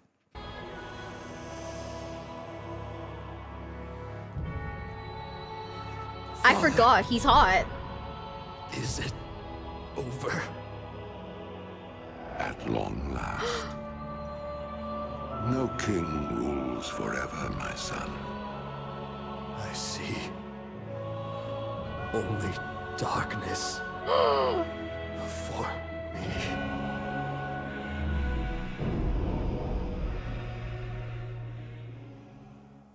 After a culminating battle in which the best forces of Azeroth faced off against the Lich King Arthas, we get this final scene after his Runeblade Frostmourne is shattered, and all of the souls he's captured over the years are released, and he's talking to the soul of his dead father, simply asking him if his nightmare is finally over.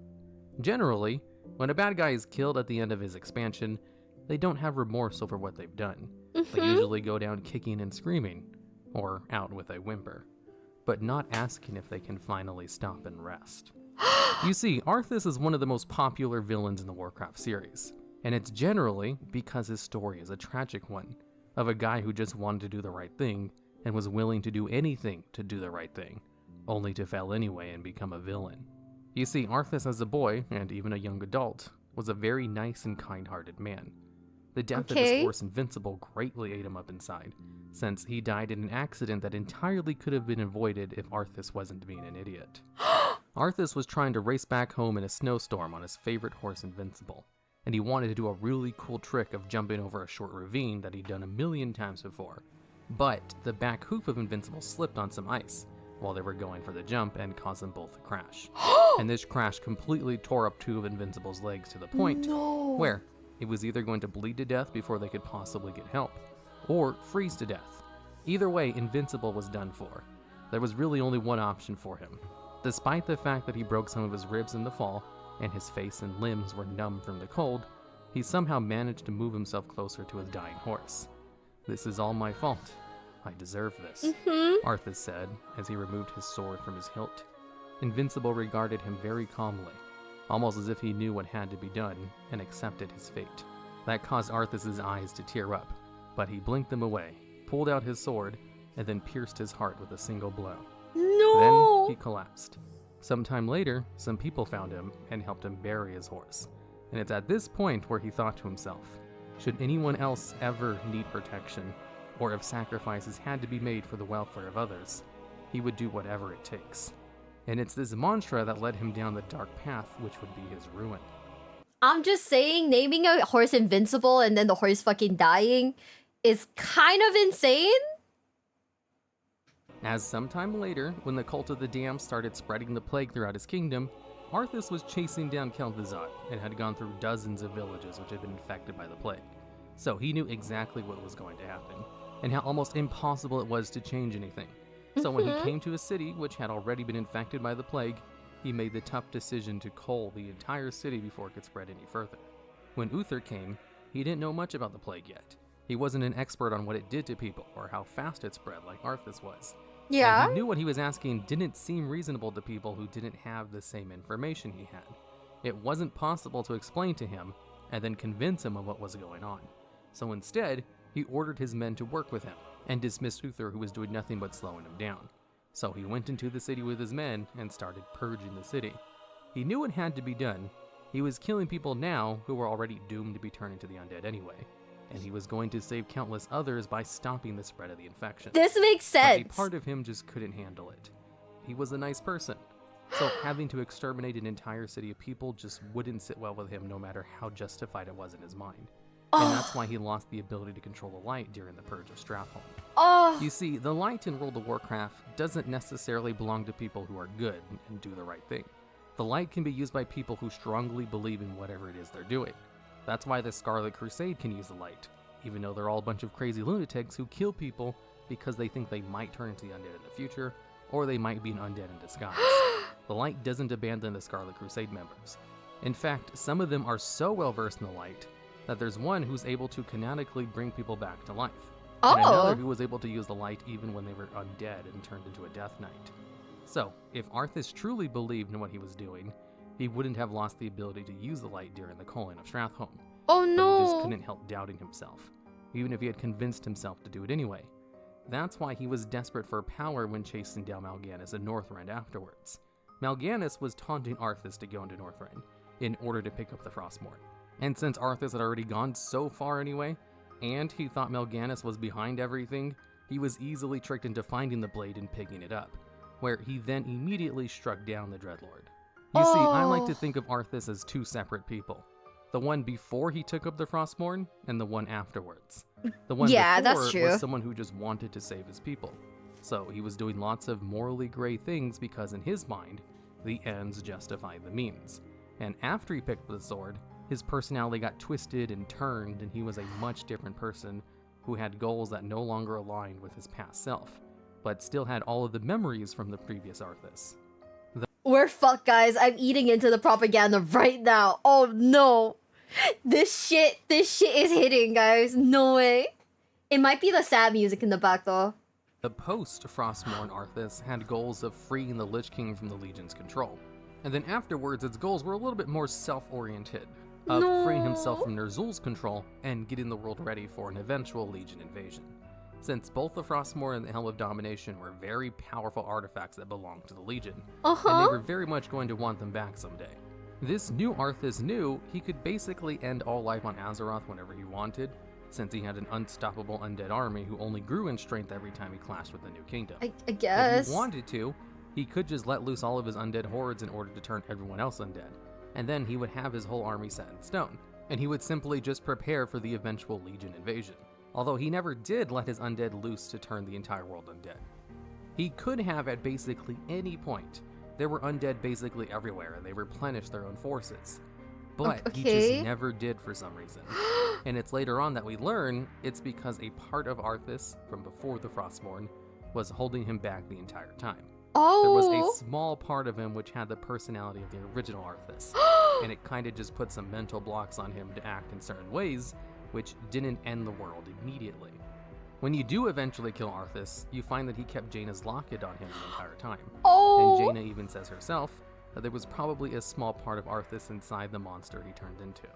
And I think these two things are some of the best examples of a theory that Arthas was kind of trapped inside the Lich King in some way after he took up the Frostmourne. And I have two possible explanations for how this might have happened. For one, it could have been more literal in that the original Arthas was trapped inside, and he just watched as the monster did everything using his memories and body. And the second one is that Arthas himself was doing everything. The Frostmourne did corrupt him and didn't create a second personality, but that his old personality simply conflicted with his new one, which made him act in odd ways momentarily, like keeping Jaina's locket and not immediately ending all life on Azeroth.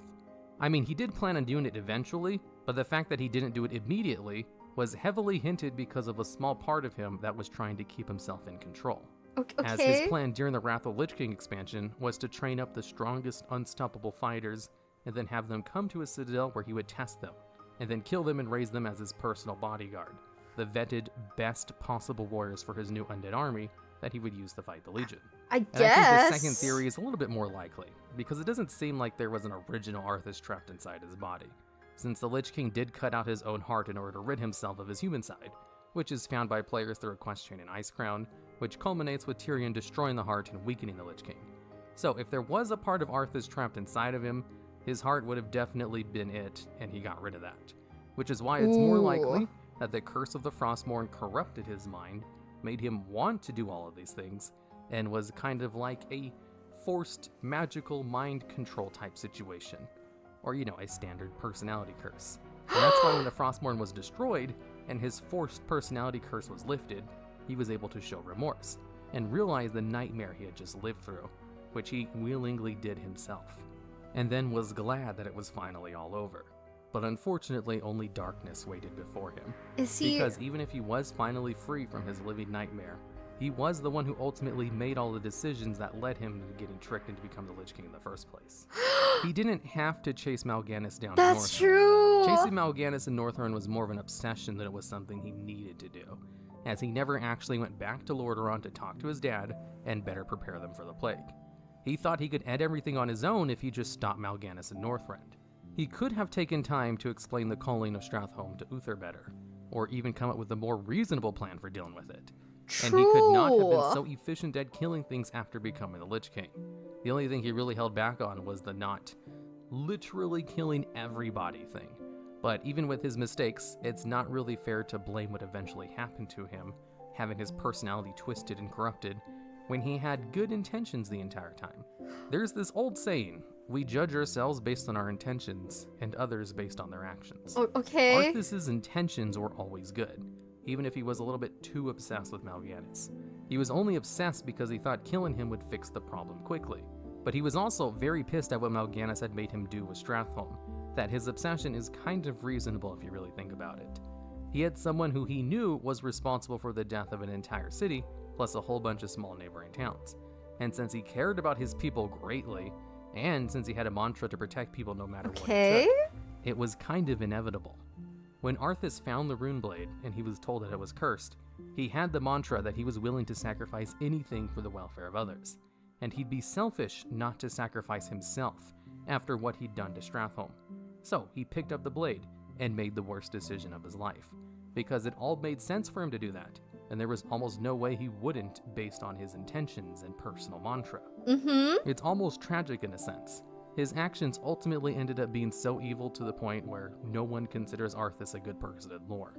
Everyone knows that he took up the cursed blade and killed a whole bunch of people, but everything in his life kind of led to that, as well as forces outside of his control directly manipulating him into that decision. Ultimately, he did make the decision himself, but it was always from a place of good. He wanted to do the right thing. He was willing to sacrifice himself in order to do the right thing. He just didn't know he was being tricked.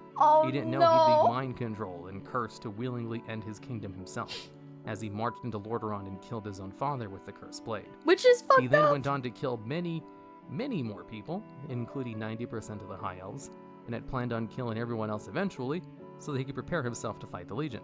Which is Not fucked because up. he thought defeating the Legion would be a good thing, but because as the Lich King Arthas, the Legion was also a threat to him, as the person in charge of the Legion could cleave his planet in half. And there's not much an unstoppable army of undead can do about your planet literally being destroyed. I mean, I guess. So, did Arthas actually do anything wrong? You might say his actions point to yes, but in context and taking his intentions into account, he was never trying to do the wrong thing, and his intentions absolutely matter in these kinds of situations. And you can't really blame Arthas for something a cursed blade forced him to do. So, of the Lich King, the whole of it, the Helm of Domination, the Rune Blade, Ner'zhul, they were absolutely bad dudes who did bad things for selfish reasons. And Arthas was just kind of caught up in all of it because he was tricked. And it really all depends on how much one can blame a person who was tricked into doing bad things.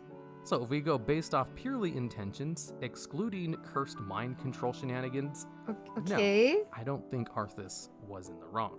But if you look at his actions and what he accomplished, ignoring all of the context, then he is without a doubt one of the most evil people in lore.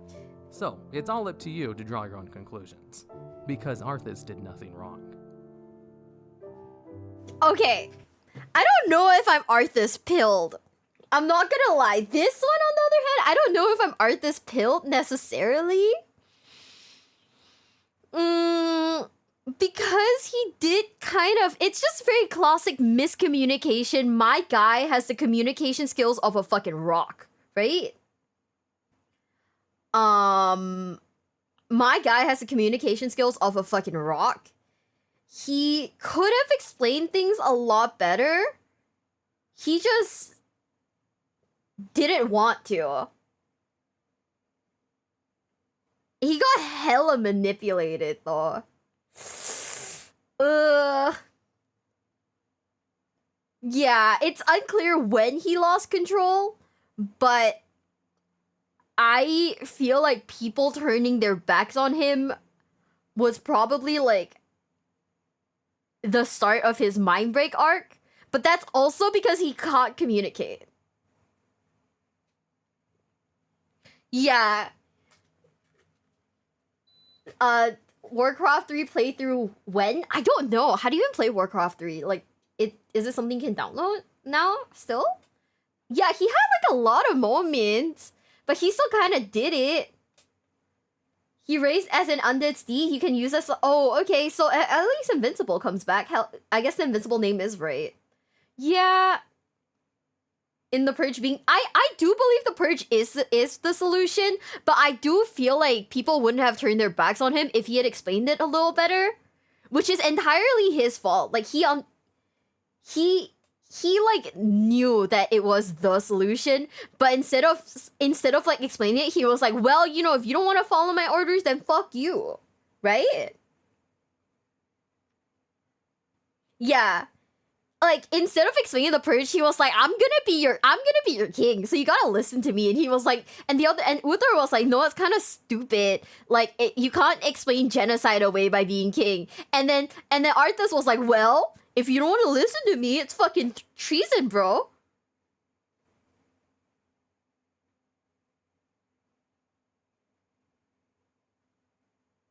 It's just so, like, I don't know. Like, it's just like so questionable, right? Like, I genuinely feel like it is 100% like a communication skill issue. And then he picks up the sword because he feels bad, right? He's self-sacrificing. He feels bad. But like, if people around you are like, don't fucking do it, and you still do it, then ooh.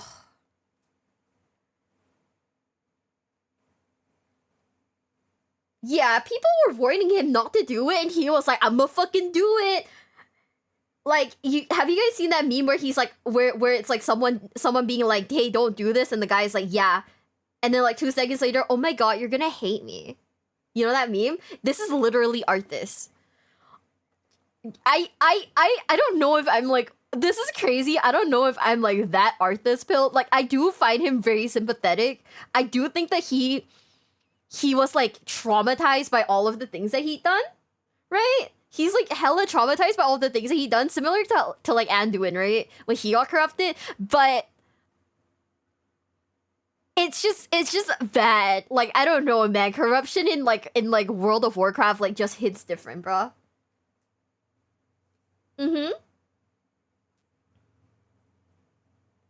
Yeah. Arthas was literally like, was literally like, oh my god, I'm gonna fucking do it. Like, I'm gonna fucking do it. I bet. It's sad, but like, ooh. Okay, we're gonna watch a video on the Scarlet Crusade. Because what is the Scarlet Crusade? I don't know anything about the Scarlet Crusade. This was not in the cinematics from what I remember, or at least I don't think there were cinematics specifically about the Scarlet Crusade, so I don't know what happened.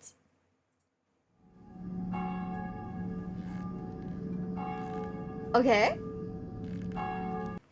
I feel like honestly, I feel like all of the problems in World of Warcraft could be fixed with therapy. You know? Just talk to a counselor, bro. Do some like trauma therapy. Can you not see it? Okay. Brothers and sisters, there is but one way to wipe the scourge from the face of Azeroth. Okay. The Scarlet Crusade offers you the protection that you so desperately desire. And if you pledge yourselves to us, surely we will reach our ultimate goal. Defy us, and you will be dispatched in a blaze of golden light. Is this a cult? Is this a fucking cult? Unlike any you have ever witnessed. The Scarlet Crusade is one of the more unique enemies you'll face while exploring Azeroth. On the outside, they might seem like your normal group of everyday... Why? Why? Everything about this armor is just why?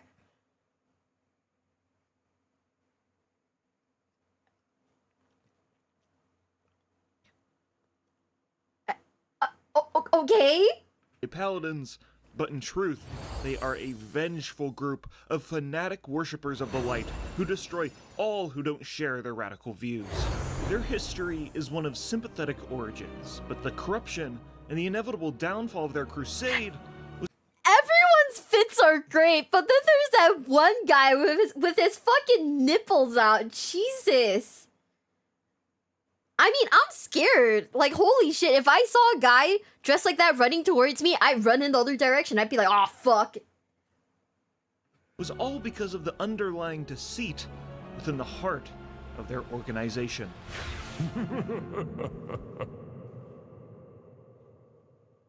First, a quick word from today's sponsor. Okay, hell yeah. Keeps. Look, dudes, because most of you are dudes. Did you know that 2 out of 3 dudes experience some form of male pattern baldness by the time they're 35? Well, thankfully, Keeps can help prevent those precious hairs from falling off your head with their FDA-approved medication for hair loss. The best thing about Keeps... By the way, guys, we are watching all of the ads because we are watching his content for free. Therefore, we will give him the ad money even though we are 3 years late to the party. No, my odds are worse. My odds are 98.1, bro.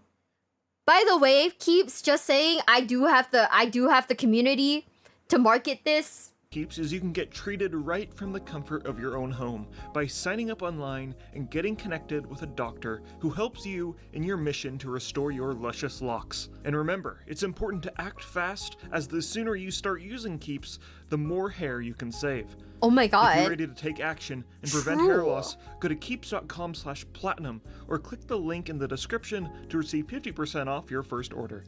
That is keeps.com/platinum. Guys, /platinum, don't forget that bit. That one's the important part. The Third War has just concluded on Azeroth. The Kingdom of Lordaeron has been totally destroyed by the Scourge after the kingdom's prince, Arthas Menethil, betrayed his people and allied with the undead and killed his own father and his mentor Uther. The group of paladins called the Knights of the Silver Hand was disbanded, but these crusaders continue to fight to defend fortified settlements where survivors cling to life.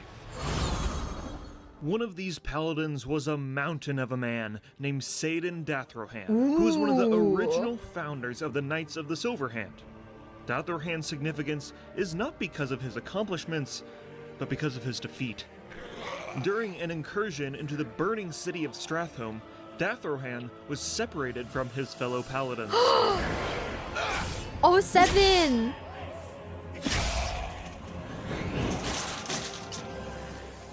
He could cut down the undead with ease, but there was more than shambling zombies in this cursed city. Know that I am Balnazar. Know that you are but a pawn in plans beyond your reckoning. Oh. You cannot fight my will. You are mine. You are out of your league, Paladin. Saidan Dathrohan had fallen right into the Dreadlord Balnazar's trap.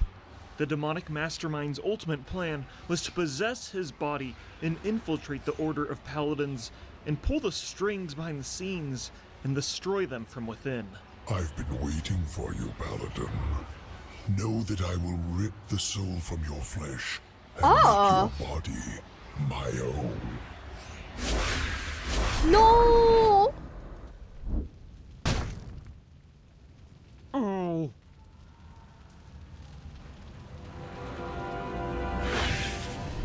Oh!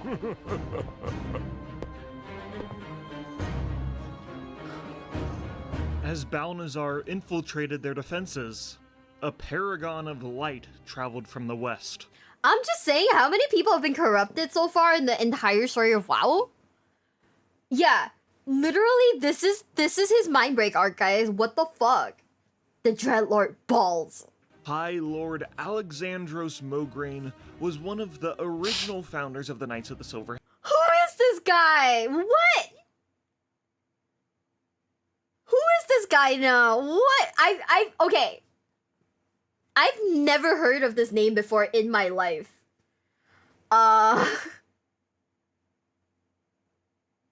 Hand. Okay. Armed with a holy artifact called the Ashbringer, the paladin could cleave entire armies of undead in twain and leave only ash in his wake. Yeah, okay, I didn't know his fucking full name. I cannot stress enough how much of a badass Mograine was. He was like the Master Chief of Paladins, who was a beacon of light for the downtrodden people of Lordaeron.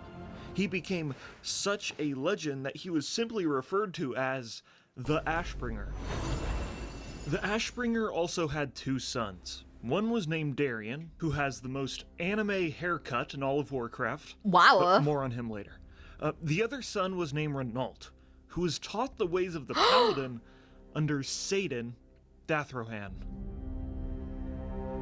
Ooh, oh no. Over time, Saidan Dathrohan, aka Balnazar, manipulated Renault. He preyed on his insecurities, knowing that he would always live in the shadow of his father. Renault is, and always will be, a lowly foot soldier. A simple follower, and not a leader like his father. What? Why is there a random woman in the back? This is a crazy picture. What the fuck? But Saidan offered him a proposition.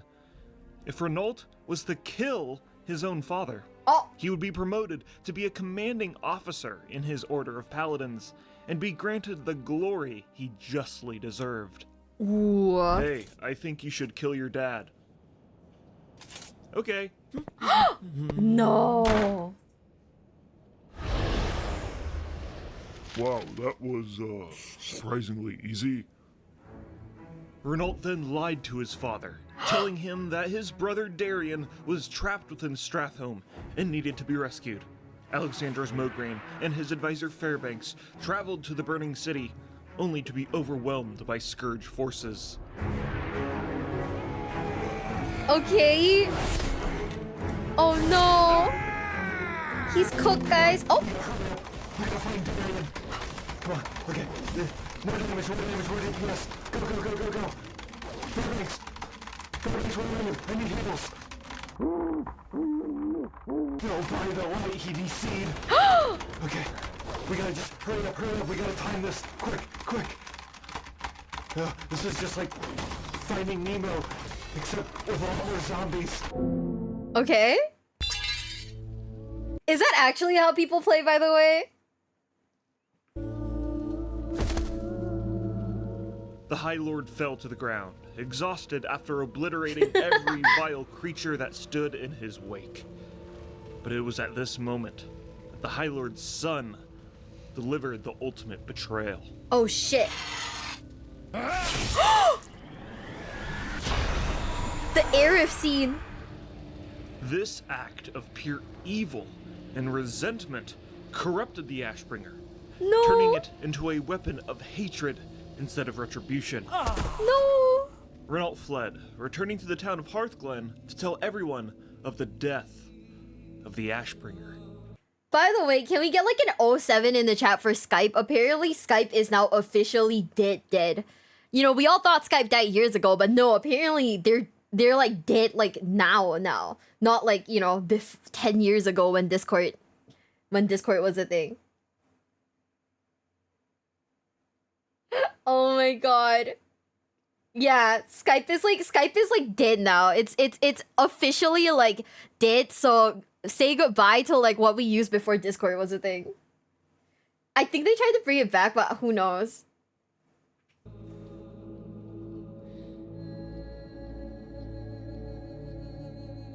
So there's the Ashbringer, and there's a bunch of zombies, and the zombies were like, "Bwah!" And the Ashbringer went, "Bwah!" And then there was an Abomination guy, and he went, "Bwah!" And he went, and then the Ashbringer died. And yeah, that's what happened. Some of the paladins were quite skeptical, to say the least. Satan had been acting quite suspicious recently. His tall tale didn't really seem to add up. It was you, Renault, that killed Alexandros. I was there. I saw it with my own eyes. The Ashbringer thrust right through your father's back. That's crazy! Did you not see the puppet show? Clearly it was the... I know what I saw, you traitorous bastard! Fairbanks barging in and spilling this truth was the final straw for half of the Order of Paladins, and they left instantly. They went to go create a new order that wasn't led by such sketchy and fanatic leaders like Satan and Renault. The ones that stayed decided that they'd just quarantine Fairbanks, who is now deemed as unclean and But what? insane. Why? And by quarantine, I mean they executed him and threw him in a secret chamber in the cathedral. From this point onwards, the priests, paladins, and all other followers of the light separated themselves into two different organizations. The ones that really didn't trust Satan Datherhan left and called themselves the Argent Dawn, led by Lord Maxwell Tyrosus. This organization is accepting of all outsiders, whether they be Horde, Alliance, or even Forsaken, and their main goal is to establish peace and destroy the Scourge. The other group is called the Scarlet Crusade, led by Satan Datherhan. This organization is extremely against any outsiders, especially if they aren't humans. For the crusade! So it's the we accept everyone bunch and the we hate anyone who isn't human bunch. I got it. Whoa. Racism being a plot point again is so it's so crazy to me. Also, thank you, Mythos. Thank you. Oh my god. I should have seen it coming, but like, you know, I don't know why I didn't see it coming. Rather than establish peace, their main goal is to reclaim the ruined lands of Lordaeron once again and deliver retribution to the monsters that surround them. Satan made sure that he struck fear and paranoia into his followers, warning them that any outsiders could be unclean and could be secretly carrying the plague of undeath. Bro, showing mercy to them would only pull them further away from their goal of eradicating all evil from Lordaeron. Heathen! Now, clearly the Scarlet Crusade are not really good people, but let's look at this from their perspective. You are a citizen of Lordaeron who had your entire family killed by zombies and your life destroyed. A plague wiped through your whole kingdom that came from infected grain of all things. So I mean, how could you not be nervous about other ways the plague could be transferred? I mean, the enemy you're fighting also has flying death fortresses. Wait. So who knows what unholy tricks they might have up their sleeve. Also keep in mind that some citizens were saved and converted into the Scarlet Crusade. And if we simply just look at the map in Classic, the Scarlet Crusade are the only ones getting shit done around here. They have 3 different fortified bases all around Lordaeron, while this Argent Dawn has a shitty camp and an even shittier rundown church. This isn't about being morally good. Wait, he's making so much sense right now. He's hella spitting. Oh my goodness. For some members of the Scarlet Crusade, this is about survival. Also, their beloved capital city that was a deeply religious and known place of worship of the light was taken over by zombies that look exactly like the ones that destroyed it in the first place. Ooh. As a living human, how can you be okay with that? But also, from the Forsaken's perspective, who live in the capital city, they too are citizens of Lordaeron, who have retained all their memories from when they were alive, and are now treated as monsters, and this is the only place they really can live. This is what makes the Scarlet Crusade such an interesting villain in WoW. They are a group of people who, from their perspective, have pretty reasonable motivations to avenge their kingdom, but have been pushed and manipulated into paranoia and desperation that made them lose grasp of reality and turned into the villains on Azeroth. I killed a bunch of them yesterday. Fuck. No, this makes sense. And I killed a bunch of them yesterday in WoW Classic. Aw, man. Would you still love us if we were undead, Twitch chat? Yeah. Unless you bite me and then I turn undead, in which case no. I'm a monster? I know, I'm a fucking monster. Holy shit, I can't believe we've done this. But I needed pumpkins. True.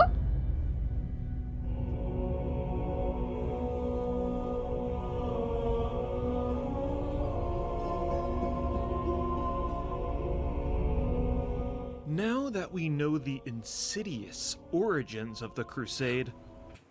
Wait, I just realized something. Hold up. We're going back a little. Is this that one place in Brill? Is this there was that one building in Brill, right? That had the guy with the horse outside. Is this the place? Or am I tweaking? Am I fucking tweaking? Oh my god. Save me.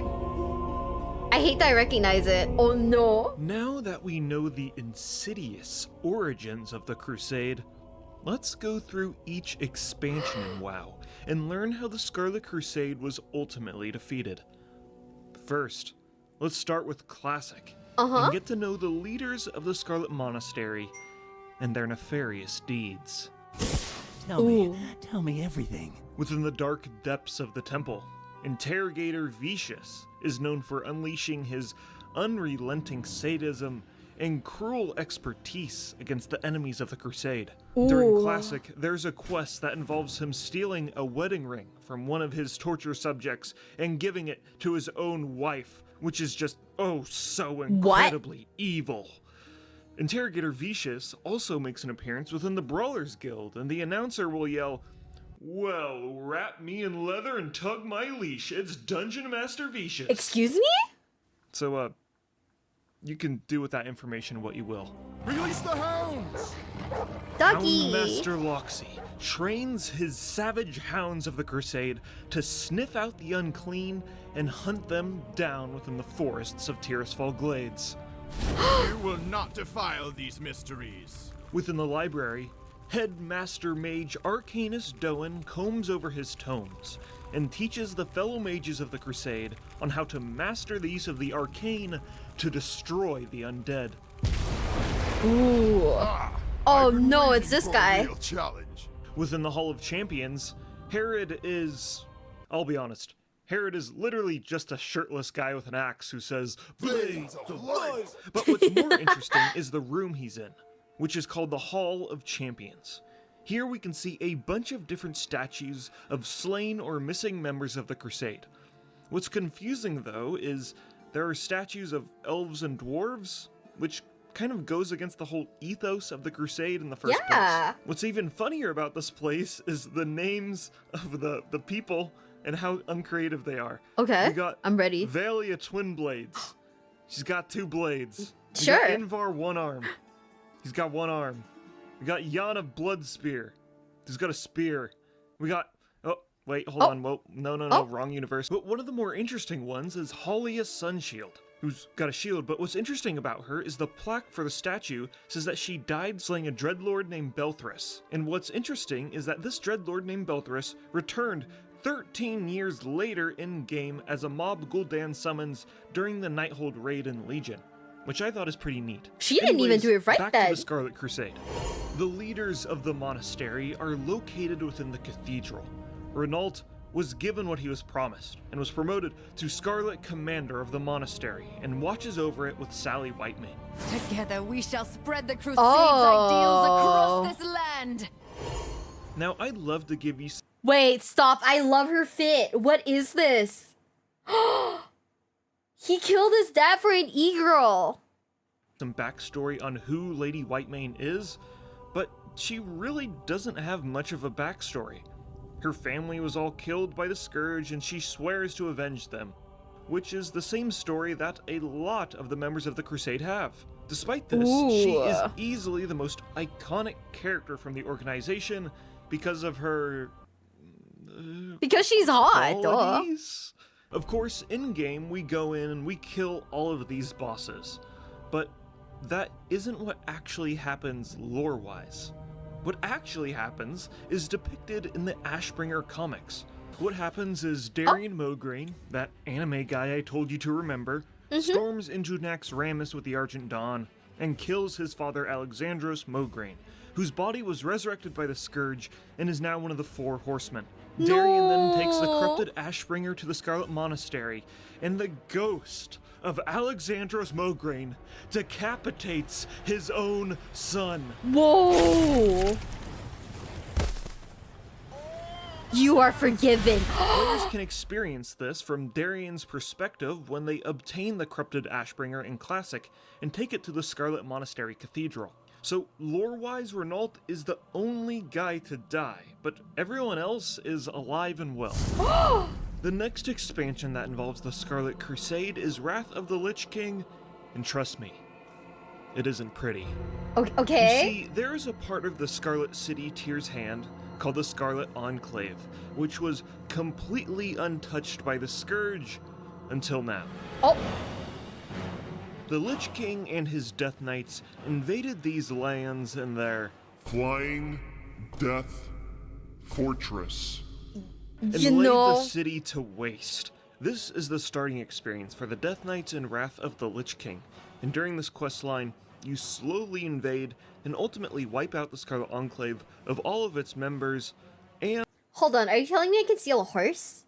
I could have just stolen a horse instead of like walking everywhere and being scared of like fucking dogs. I could have just stolen a fucking horse. And the starting zone has some of the most annoying quests in the whole game. Like, you know that one where you have to auto attack the Scarlet guys with those pokers? Remember that one? God, the starting zone sucks. But as the Enclave is being invaded, High General Bridget Abendus, daughter of one of the original founders of the Scarlet Crusade, claimed to have a vision from the light itself. Whoa. The vision told her that she should take her most devoted followers of the Crusade and journey to Northrend to continue their mission to purify all undead. Also, that is where the expansion takes place. This migration would be known as the Crimson Dawn, and it would revive the Crusade to new, glorious heights. The group of devoted followers were renamed to the Scarlet Onslaught and set sail for Northrend. Yo, that's kinda sick, though.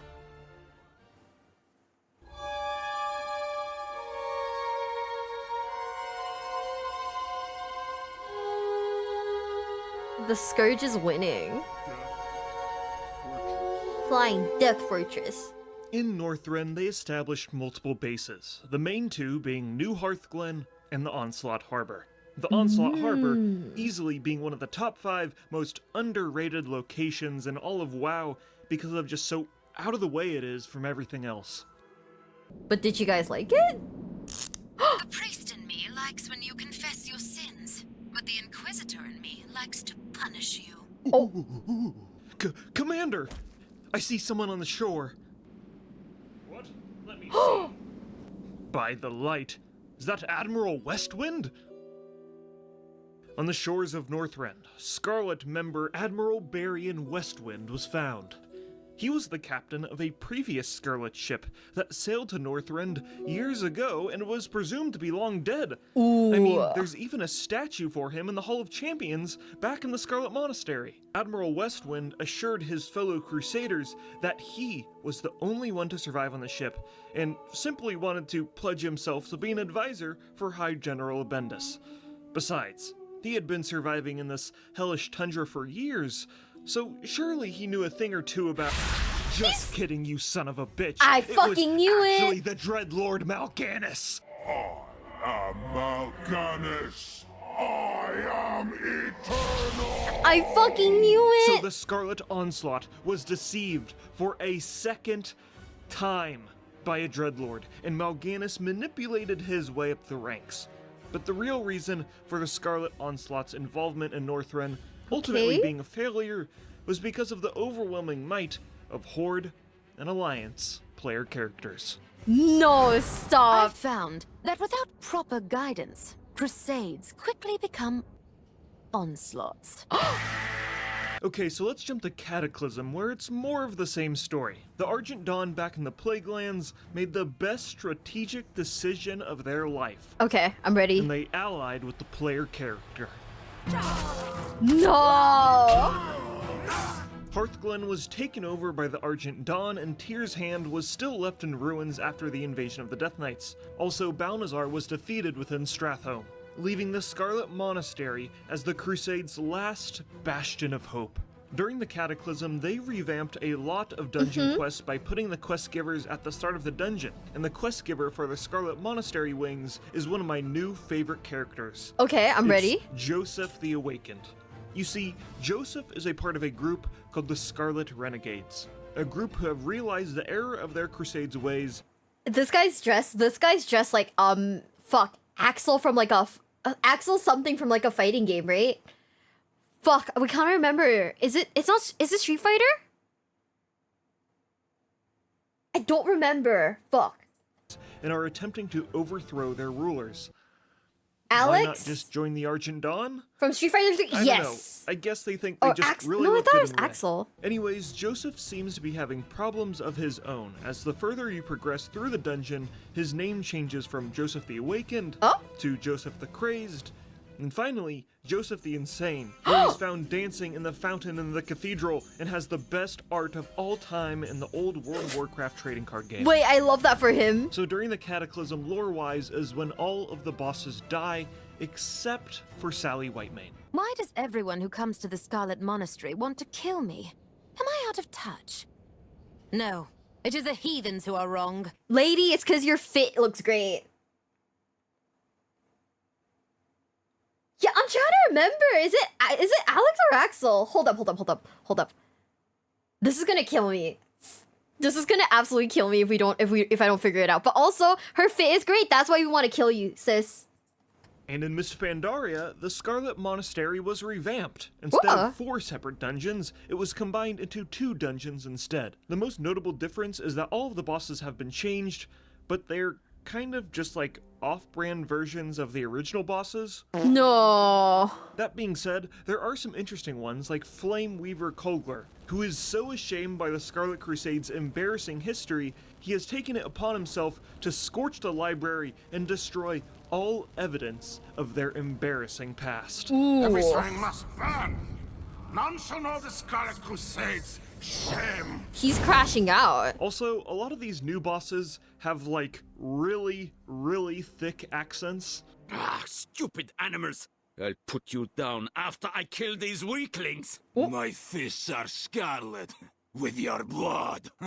If you die, You done. To think you've come so far, only to perish here. Accents have always been a weird thing in the Warcraft universe because there isn't really a place in the universe where humans live that have identifiable characteristics of heavy Russian or German accents. Yeah? They kinda just have them because they sound cool. The final boss fight is still with Lady Whitemane and just some random dude named Commander Duran. We defeat them, and with the help from Lillian Voss, a complicated character I can maybe make a video about in the future, we make sure that the Sally undead Whitemane lady stays dead forever. Oh.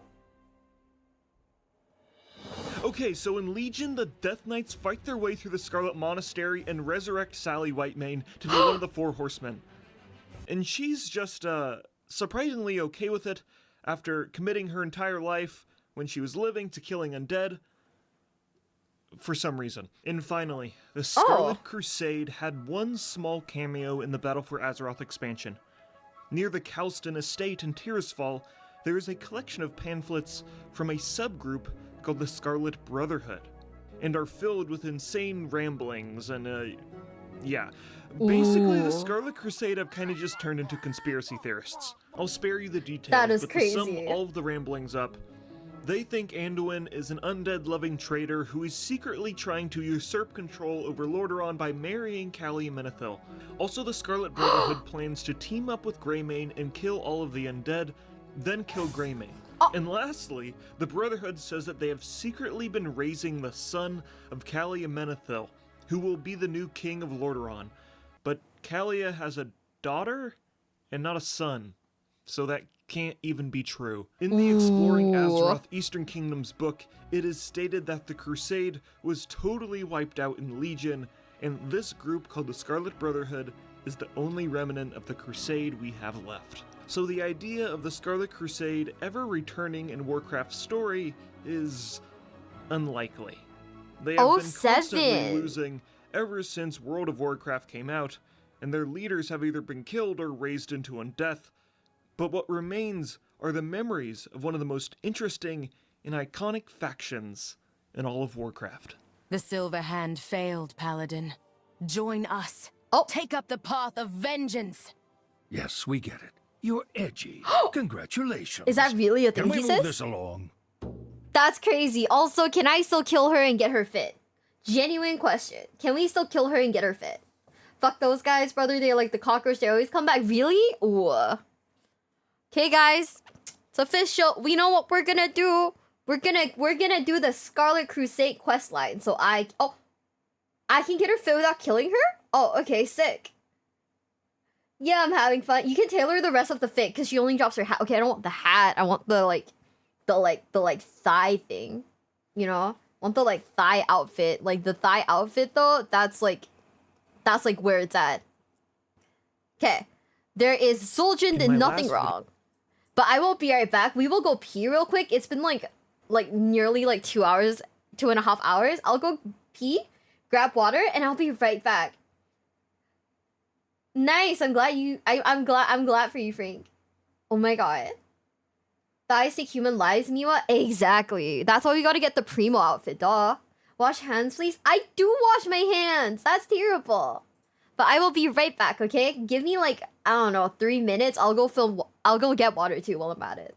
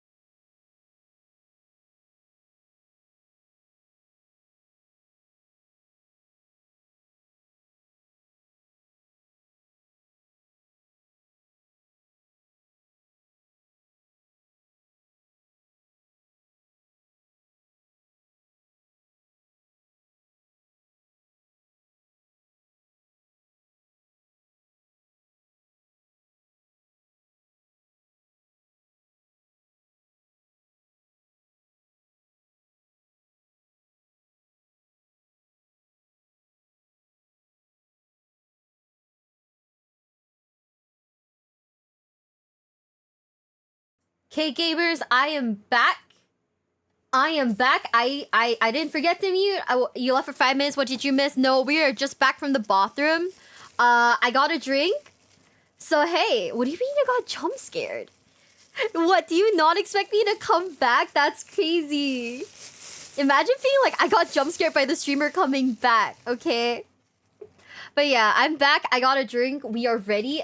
Thank you for the hydrate. Welcome back, gamer. Thank you. I'm not support. Wait, don't say that. Wait, don't say that, guys. Guys, it's okay. It's okay. I will come back gradually next time. Back from frying chicken. Like for lunch?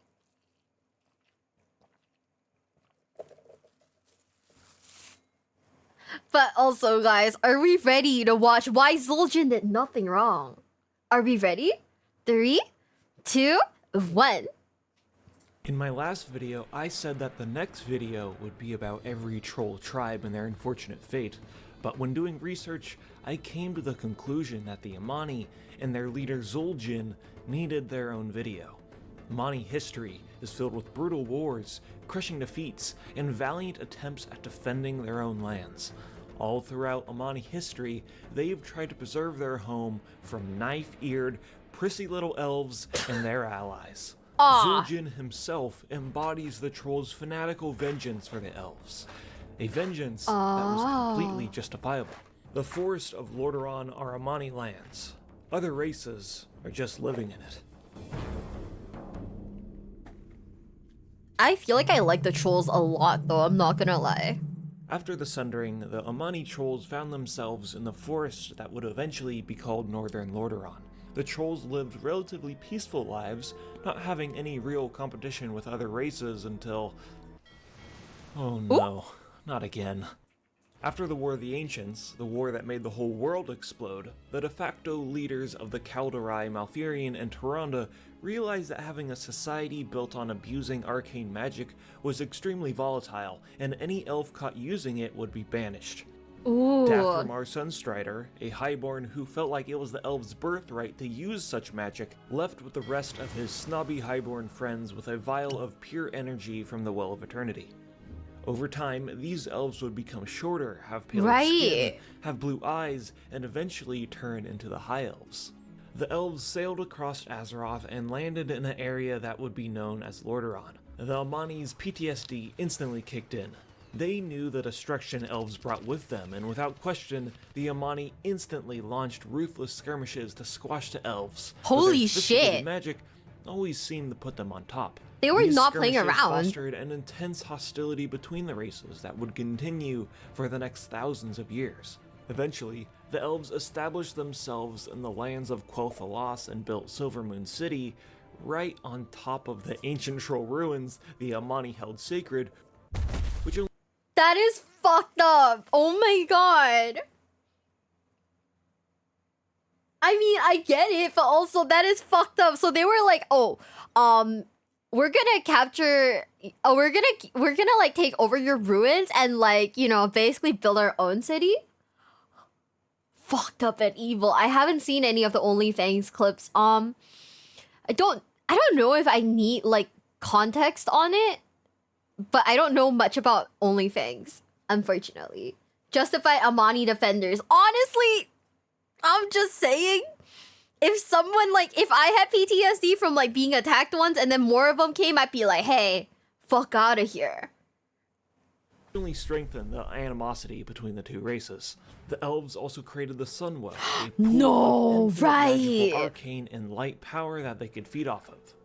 But the elves, they learned their lesson from last time. The last font of limitless power attracted the Burning Legion that ultimately destroyed their society.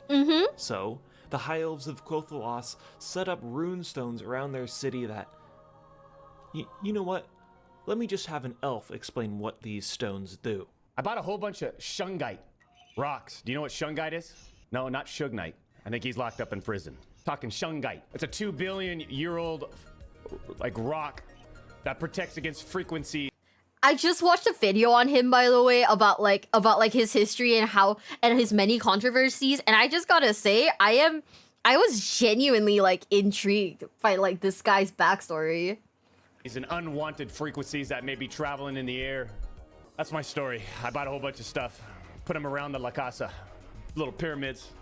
Not only did these stones but also he bought rocks? What the fuck? shroud the use of the High Elves' magic, but it also weakened the Amani witch doctors in their vicinity. The superstitious trolls were frightened by these unusually powerful stones and remained in the forests of Lordaeron, preferring to attack the High Elven convoys rather than launch a full-scale war. Yeah, this video's like 4 years old. old. Continued to remain a thorn in the elves' side for the next thousands of years, never letting them forget who claimed these lands in the first place. Yes, get your shit back, bro. I believe. The tenacity of the Amani caught the attention of one of their old allies. Ooh. The Zandalari saw potential in the forest trolls. Their bloodlust and willingness to wage war against the enemies of the trolls would be exactly what they need if they ever wanted to become the once great empire they used to be. Although the Amani had persistence, they lacked significant leadership and magical empowerment. A savage troll by the name of Jintha was named the warlord of the Amani, and almost instantly warbands were pushed forward towards the kingdom of Quothalas and empowered by the Loa gods they worshipped. Dinosaurs! The High I love Elves this! quickly realized that they were in big trouble and needed to find their own aid in return. At this point, Anasterian Sunstrider, son of Dathermar Sunstrider, was the leader of Quothalas and traveled down to the human kingdom of Earthor. It was obvious that once the trolls were done sieging the elves, they'd bring their rampage to the humans. So in exchange for the humans' aid, Sunstrider promised to train exactly 100 humans in the ways of magic. King Thoradin agreed, and at first the humans were quite clumsy learning this new power, but... Kitty! Oh my god, my kitty, no! It was clear they had a natural affinity for it. The mages remained in the human capital of Strom, while 2,000 soldiers pushed into the Amani lands to coax them into their trap. Little did Jintha know, he was playing right into it. The berserking trolls turned on a dime and pushed the humans all the way back to the Alterac Mountains, while the elves of Quothalas followed closely behind and nipped at their heels. The humans stopped their retreat at the base of the Alterac Mountains, fortifying in preparation to launch their secret weapon. The Amani thought victory was in their grasp, but little did they know, they were already dead. No, you guys are so silly. This is so sad. What the fuck? No, our troll guys. In an unprecedented event never seen before, hundreds of mages used their combined might to rain down a firestorm, burning troll and Loa alike in a roaring blaze that ended the troll wars in a matter of seconds. No. Thousands upon thousands of Amani lost their lives that day. The trolls that survived the inferno quickly broke ranks and were hunted like game in the forests that they lived in first. The forests they called home thousands of years before any elf or human even existed. The Amani's bitter hatred for the outside world grew 10 times that day, and it would take another 2,000 years for them to retaliate once again. Ooh. Okay.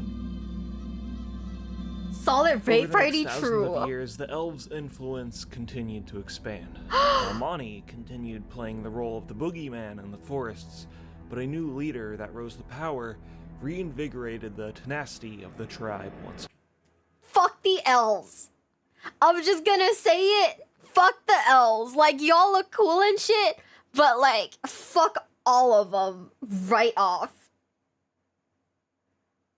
Oh man, if you play an elf character, I'm sorry.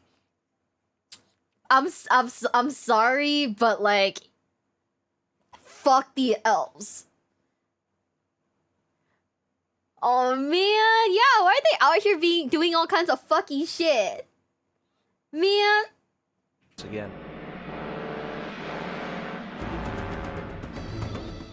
His name was Zul'jin. This warlord's raids on elven villages became infamous. The Amani raiding parties would zerg through elven villages, destroying everything in their path before they could even retaliate. These battles were decisive victories for the Amani, but it was no way to win a war. Zul'jin believed the annihilation of the elves centered around the destruction of the Sunwell. In order to destroy the Sunwell, he'd need to figure out how these runestones around their city worked. There was only one way to get this information. Not his dumb face. Good-old-fashioned interrogation. Zul'jin captured Lorthamar, Lady Liadrin, and 2 other elves whose names are not important, and put them in a torture chamber and filled it with hallucinogenic smoke to blur their sense of reality. The Amani Empire be back now. He drugged them up. That's crazy. Yeah, we're watching WoW lore, and yeah, no, I know the elves are like basically like trolls, that like evolved.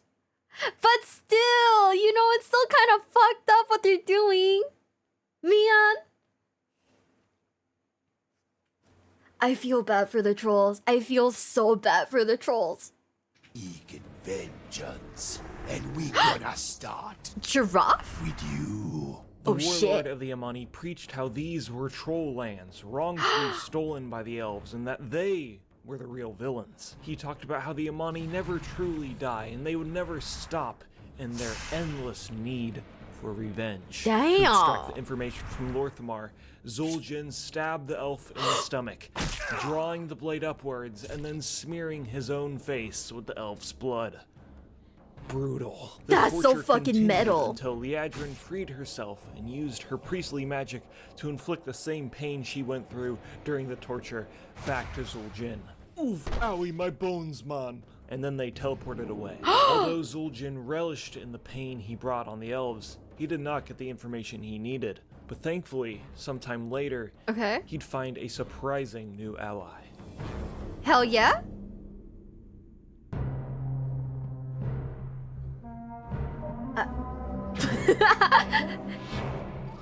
That bit was so funny. In the Eastern Kingdoms, a new faction called the Horde rampaged across the lands.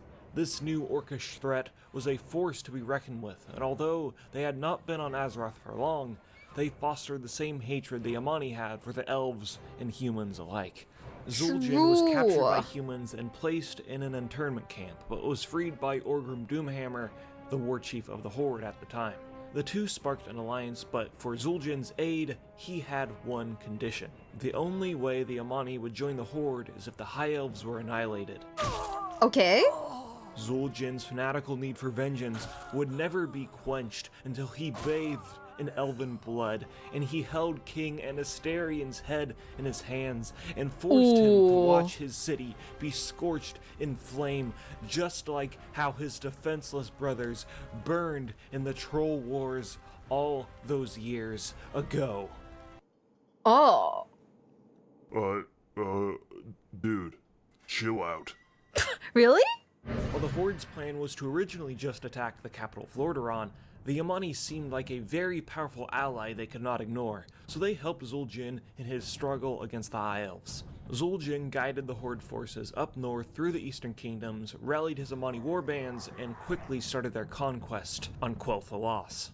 Gul'dan and his warlocks studied the magic behind the runestones that protected the city, and severely weakened their power, which greatly helped the Horde in the battle. You guys make me sick! Make me sick! It's pathetic! Game design, thinking, and balance. Huh? The High Elves in turn called upon the aid of the Alliance, and the war raged on at the gates of Quel'Thalas, until the cunning elves harnessed the power of the Sunwell to unleash a... This is definitely what the elves in WoW look like, right? Like, Platinum WoW would never lie to us. This is definitely what they look like, right? I believe. I too believe. He would never lie to us. A spell not seen since the Great Sundering. Ooh. That is the Plot Armor Barrier. The Plot Armor Barrier created an impenetrable shield that stopped the Horde from advancing at all. It was at this point Gul'dan kind of just disappeared to go on his own quest for selfish power. And Orgrim decided that they were wasting their time. At the end of the day, the Orcs' main mission was to destroy the capital of Lordaeron. This was just a side mission. Despite Zul'jin's protest, the Orcs left and did just that. And the Amani were left to their own devices once again. This was the closest the Amani ever got to victory, so they continued to fight on despite lacking in numbers. Their bloodlust clearly blurred their judgment, and the elves used this to their advantage to try and destroy the trolls once and for all. History seemed to repeat itself as the elves haphazardly burned the forests, rounding up as many trolls as they could and killed them in the hundreds. Zul'jin himself was cornered at Lake Daromir, where he was captured and chained to a stone where he endured an endless torrent of pain. To the elves, Zul'jin was a monster. A beast that lurked in the woods that massacred their friends and family. But Zul'jin was no monster. He's just misunderstood. No. In order to escape, Zul'jin had to pay the ultimate price and cut off his own arm and escaped into the forest. Before we continue our story, let's get out our notebooks because we're going to learn about some troll physiology. Okay. And a lesson in Blizzard writing. In lore, trolls have the ability to regenerate body parts. There are stories of dedicated troll war drummers flaying themselves alive to use their skin for their drums and then regenerating it back. Zul'jin got stabbed in the throat and lived, and there are even stories of trolls being totally disemboweled and living. What? Zul'jin, on the other hand, did not regenerate his eye or his arm. Why is that? We don't really know for sure. We know that if trolls' body parts are cauterized, it doesn't grow back, but that never happened to him. I and some others like to think that the reason he never grew his arm or his eye back is by choice, to give his warbands a symbol of hatred for the elves. A physical representation of what they took from the trolls. Does that make practical sense to command an army with one eye and one arm? No. But is it badass? Hell yeah. I'm not gonna lie, that is like high-key hater behavior. He's like, man, I can grow it back, but here is a reminder of what they have done to me, so fuck them. I could totally grow it back though, no questions asked. But fuck them, in particular. So let's continue. He is a petty king and I love this for him. Oh my god, I love this man. One fateful morning, Zul'jin woke up to see one of the most beautiful sights imaginable. Hell yeah.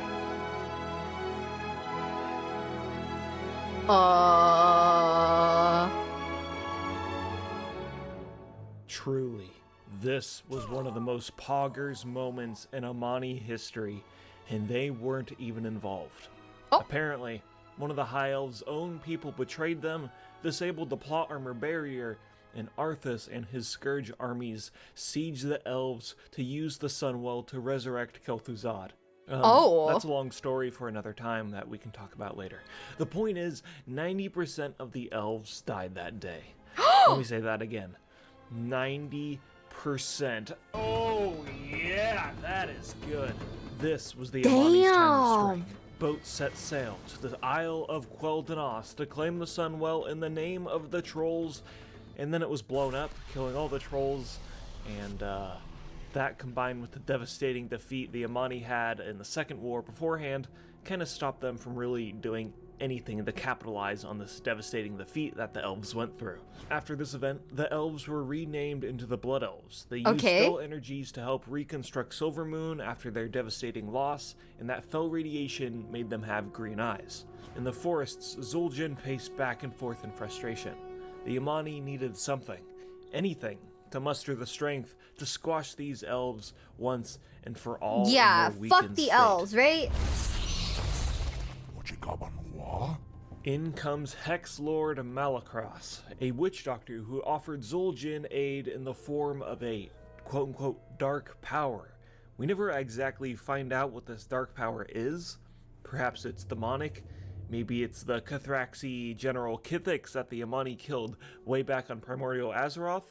Okay. But you know what I think it is, though? It's Blizzard propaganda. What? That's right, Blizzard propaganda to make the Amani seem like the bad guys when truly they're just trying to defend their own lands. The Amani adopted this quote-unquote dark power and grew until the events of TBC when the Zul'man raid was open to players. This was also another big moment because this is when the Blood Elves join the Horde. You know, the only outsiders they ever allied with in their existence. Another strong reason to hate everybody around them. Oh. And I think we know where this story ends. Players charge in the Zul Man, kill every troll in sight, and Zul'jin's valiant attempt to restore pride back in the Amani is ended. No, our guy! But the Amani Empire never gonna die. But in Cataclysm, the Amani are back with a new random leader they pulled out of their ass, and then well, they die again. And then in Mist of Pandaria, they help the Zandalari in the Throne of Thunder, and then they're defeated. And they again. get.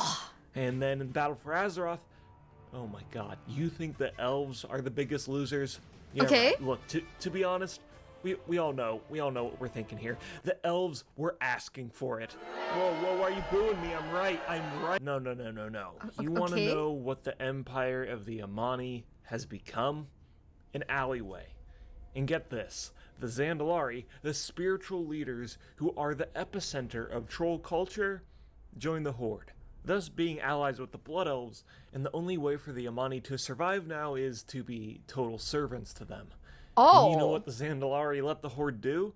Just beat the shit out of them whenever they want. There is literally a world quest where you just roll into the Amani alleyway, beat the crap out of their disciples of the Loa, and then leave. The story of the Amani is just one of many troll downfalls, because there are 1, 2, 3, 4, 5, 6, 7, 8 other troll dungeons and raids all throughout Warcraft's history where you, as the player, kill them all. This is so fucking tragic. I hate this. Monster. Look, you made Zul'jin cry. How do you sleep at night? Nobody did than me. Zul'jin, I'm crying too. You don't get it. I'm crying too, bro. What the fuck? Hey, I don't do this often, but follow me on Twitter. You can get exclusive content like this. Oh my god, I can't. Okay. We can't play that for too long. They will absolutely get us. In Heroes, I hear troll because he's so badass. He is badass. What the fuck? Why do they hate him? Why does Blizzard hate him? He's just a guy. Wait, I love him. He's just a guy. Holy shit. This is so sad. Can I like get like an 07 in the chat? Can I get like an absolute 07 in the chat for pay? Not the pay. Oh man, why did they yeah, it's like, it's so understandable why he hates them. Like, everything about him is like so understandable, and then they're like, hey, fuck him. I mean, he kind of threw, you know, by torturing them and then like letting the girl go free, but I guess like, you know, you can't, it's one of those like shogunai, like, he can't really be helped kind of thing, right? Oh, the trolls, and then now us, the biggest like dum-dums, like the biggest assholes in the entirety of WoW, are just let loose to like wail on them in the form of like multiple raids. That is fucked up and evil. He need to die from a sick bear mouth? No. They did keep starting wars though. I mean, yeah. Man. Trolls have loot? Oh my god. Okay. Are we just like, we are just like, what? We are like extra murder hobos then. We're not just like, it's not, we're just like murder hobos who are just like looting people. That's it. We're like robbing people. Troll reroll incoming. I don't know what a troll reroll is. Oh my god, we're gonna watch something called The Biggest Losers of Warcraft, okay? I don't know who these people are, so we're excited. Are we just loot yeah, we are just loot goblins. We're like murderous loot goblin hobos. Oh, we're getting houses in the next pack, so we're not hobos anymore. Yay. This is so fucked up. Oh man. Okay, are you guys like enjoying the lore stuff? Dal, thank you so much for the Resub, thank you, thank you. Yeah, we are like massively troll pilled right now. We're massively troll pilled. You know what? No, hold up. If there's one thing I don't like about trolls, it's their feet. I don't like that the grippers are out constantly. I don't like that the grippers are out. Troll pilled? Yeah, we were watching like WoW lore, and like honestly, the trolls are like kind of just. They're kind of right. Trolls don't like that either. Yesterday when like we were playing, right, Stim's playing a troll. My manager Stim is playing a troll, and she was like zooming on the feet, and there's like a fucking toenail on it on like its ankle. I was like, what is this? Why? You just find your channel to see if I have WoW lore reactions. Yeah, we do this like on a weekly basis, but we alternate between different nerdy niches. So this week we did Warhammer and WoW. Next week we might do Warhammer and WoW. I kind of want to dedicate a day where we watch like RuneScape stuff, because I fucking love RuneScape too. I have a love-hate relationship with RuneScape. Is my favorite lore tuber. At least can enjoy watching with someone new. I don't want to play a troll. I'm sorry. The only reason why I won't play a troll is because I don't want my feet to be out. Yeah, it's a third toe apparently on the fucking foot, on the back of the foot. I don't know, man. I don't know. I like shoes. You know? I really like shoes. I'm just saying. Zandalari troll, they're cooler. We gotta keep you away from RuneScape? Okay, I'm like low-key like RuneScape pilled, so you know, I'm basically, that ship has sunk. You know, that ship has sunk faster than the Titanic. Gotta play a class of skirts and dresses then? I don't know, can we put a panda in a skirt? Playing old school or 3 OSRS. I was basically a mule for my ex's hardcore Iron Man. Where I would like help him like farm fucking agility and like fish for monkfish. Okay? Those were traumatic days. Those were traumatic AF days. Because I fucking hate the agility. I had to like alt tab all the time just to like, you know, click, click, click, click, click. Damn, that's true love right there. He cheated on me. I played his RuneScape account for him and he cheated on me. That is not true love. This is betrayal. But it's okay because I actually do like RuneScape. The cons, like, I like RuneScape as like a game. Horrid abuse via RuneScape. I know. Like it's just the agility course that ugh, you know. But yeah, now we're watching The Biggest Losers of Warcraft. Are you guys ready? 3, 2, 1. Now, come along, children. The Zandalari scalping ceremony is starting in a couple of minutes, so we need to be quick. Wait, scalping? Mr. Arklid, what are those trolls doing over there? What? Oh, those are the Gurbashi. They're being mind-controlled against their will. You know, normal stuff. You know what? Let me see. I suppose we have some time to explain this embarrassing excuse for a tribe. Gather around, children. Our story starts 1,500 years ago in the lands of Stranglethorn. Okay, backstory, trauma? This dense jungle is where the Gurbashi tribe lived. They were once a booming empire during the Trolls' reign on Azeroth, but since the Sundering, they've remained in the jungles of Stranglethorn and the surrounding islands. But this tropical life wasn't sipping pina coladas and enjoying a nice day at the beach.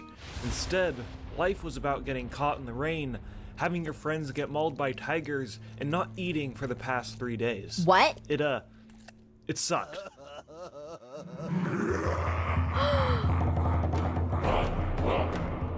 The trolls turned to aid of some mysterious god called Hakar the Soulflare. The priests that worshipped him were called the Hakari. And in exchange for sacrificed Okay. souls, he'd bestow the trolls with his power. In hindsight, fueling a mysterious god with living sacrifices doesn't seem like a good idea, but it was kind of the troll's only option. Until eventually he demanded to be summoned into the physical world so that he may feast on the blood of his victims firsthand. What? Those victims being every creature on Azeroth, including the trolls that worship him. A majority of the Hikari were like, "This was a mistake!" But a fanatical group called the Autelai worked on summoning the Soul Flare. The Gurubashi, with the help of the Zandalari, kicked out not only the Autelai priests, but also a lot of the less fanatical Hikari, and the priests went to go make a temple to continue their worship in the Swamp of Sorrows. After this bloody civil war, the Gurubashi tribe was split into 4 different entities that battled over control of the jungle.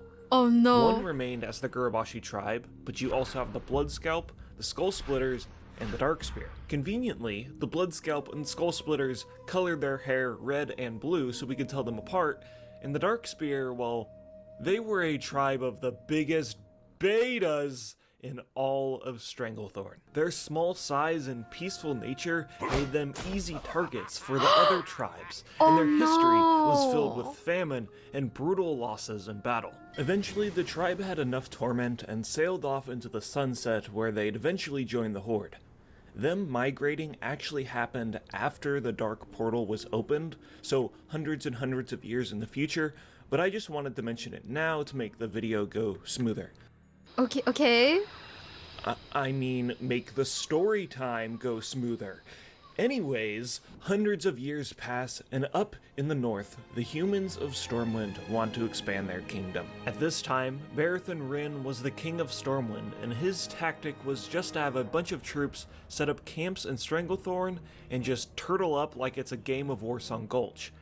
Barathan thought that this would be the best non-aggressive tactic, and the trolls would kind of just let them begrudgingly stay there, but that was definitely not the case. Okay, but like why though? Larger and larger, and eventually they'd even slip past the human defenses and raid their settlements.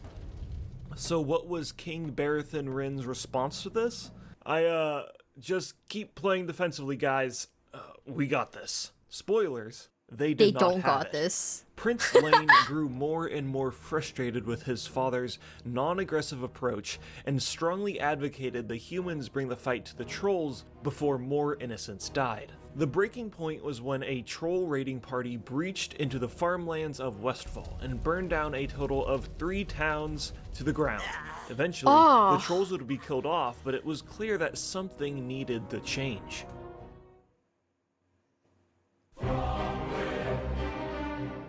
The king gathered only the most intelligent nobles and came up with a plan. Guys, I don't think nobles really do much in this universe, do they? Hello, citizens of Stormwind.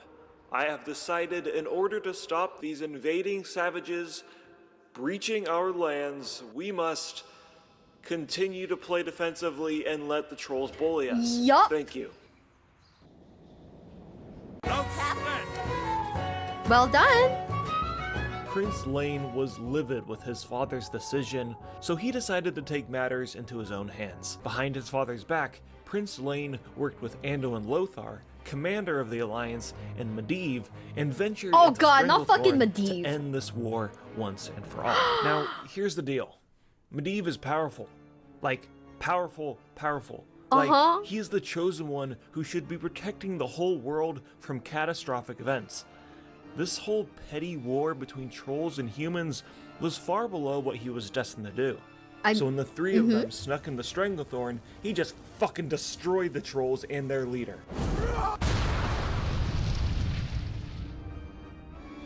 That's crazy. He fucking uked them? No way. 07 to the trolls. They never stood a chance.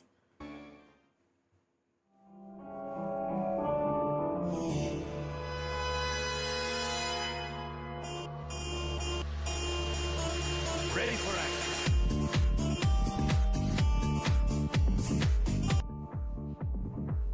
Lane and Lothar didn't know Medivh was that powerful, and the 3 of them dusted off their hands and went back to Stormwind.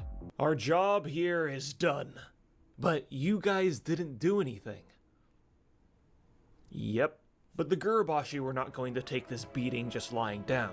Oh, Shortly man. after, an overwhelming army of trolls pushed forward to the gates of Stormwind. Prince Lang confessed to his father what he and his two allies did behind his back, and the king made the honorable decision to not to play defensively for once, and blindly charged into the heart of the troll army to kill their leader, and died in the process. Why? You're throwing! My brother in Christ, you are actively throwing! Oh my god. These weird decisions are gonna kill me, guys. Prince Lane felt like he was responsible for his father's death, and begged Medivh for another get-out-of-jail-free card, and Medivh agreed.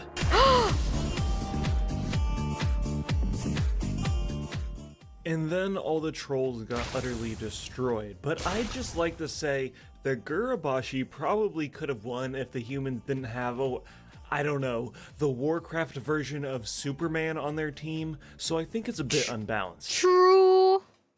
Fortunately, 70 years or so pass and the Dark Portal is opened, and the Gurubashi finally get the taste of victory. The Bleeding Hollow clan attempted to take over Stranglethorn, but surprisingly the trolls pushed them out. Which I know, amazing, the trolls actually have the ability to Holy win a war. shit. So let me just... They're doing things. There we go. Anyways, where was I? Cut the Classic and the Gurubashi are still weak and decide, you know what, just fuck it, bro, we're just gonna worship Hakar. Players go in, we kill a bunch of trolls and Hakar. Then in Cataclysm, one boss named Jindo the Hexer enslaves Hakar and renames himself into Jindo the Godbreaker. Damn! Of course, we kill him, and over time the Gurubashi have just been whittled down more and more. Okay.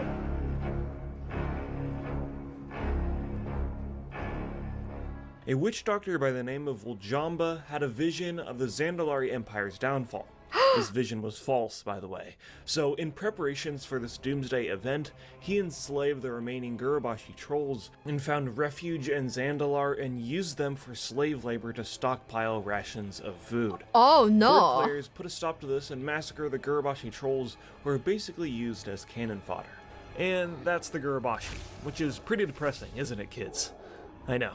So, come along, we don't want to be late. I hear if we get front row for the scalping ceremony, we might even be in the bloody splash zone. Whew, that will be exciting. We want to be in the splash zone? Sir, I don't know about that. So, Mr. Arklin, is there any happy story about the trolls? What? I mean, of course, probably. Let me see. No, no, definitely not. No. Okay. Do the trolls just canonically take like L's non-stop? This is actually pretty sad, guys. Oh no, can I get an 07 in the chat? We are the assholes. I love how like everyone agrees, no matter what, we are the asshole murder hobos. No, I don't have the I don't have the pay-per-view for Elimination Chamber, so we're not watching it. Not tonight at least, unfortunately. Yeah, okay, great guys. We are just casual murder hobos. Let's fucking go. Ah. The Maya Zervito. Oh, is it on Netflix?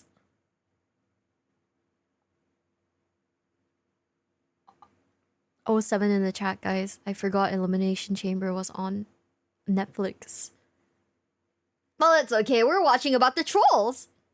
Here's one. This is the story of the Moss Flayer tribe. Back during the Second War, a lot of forest trolls allied with the Horde. The Horde at the time was an extremely powerful but also extremely volatile faction, filled with backstabbing and conflicting ideals. So after the war, many of the trolls broke off from the Horde and preferred to stay very isolationist and kill any other race on sight. And this is what the Moss Flayers did. This tribe of trolls was on the border of the human lands of Lordaeron, and during the Third War, it was absolutely ravaged by the plague of undeath. Other races would see this as a great threat that would surely come for them as well, but the trolls saw an amazing opportunity. I mean, I guess. I can't do it! So while the kingdom of Lordaeron was battered and bruised, the moss flayers were on the sidelines, poking them with a stick to ensure the Pinkskins' downfall. And while the plague didn't have an effect on the trolls, it was hard to deny that it did have an effect on their environment and the creatures within it. Oh no! Unfortunately, a troll hunting party killed some animals and feasted on their flesh, which was cursed by a lich that turned them all into undead. No! So plague-infected grain doesn't work on trolls. Cursed bear ass, now that works on trolls. And a troll named Hamir was now a slave to this mysterious lich and was compelled to return back to the Mossflayer's home of Zul Mashar and infect his whole tribe. During Classic, the encampment is filled with shallow graves, signifying that the Mossflayers were easily brought to their knees by this infectious disease. Oh my god. That isn't happy at all. Well, down south a bit, there is the Reventusk and the Vile Branch. Now, the Reventusk have actually remained allies with the Horde, which gives the Horde a foothold in the hinterlands, and the Trolls a ridiculous amount of firepower. I mean, hell yeah. The problem is, the Reventusk are seen as cowards for bending a knee to such disgusting Horde filth, and the fanatical Vile Branch tribe has taken a liking to kidnapping these trolls and using them for sacrifices. But since the Reventusk are allies with the player character, of course the Vile Branch gets annihilated. Oh. And oh, yeah, no. I guess that's the happiest troll story in history, so... Ooh, that's High Speaker Malacross. He's the last Drakari troll in all of Azeroth. And he's also the grumpiest, with good reason. Okay. The Drakari was once an immensely powerful empire located in what we'd eventually call Northrend. The empire was well known for their strong connection to Loa and established the lands of Zuldrak, which was filled with monolithic temples and complex aqueducts. The Drakari lived in relative peace for thousands of years, but we all know these trolls were not the only residents in Northrend.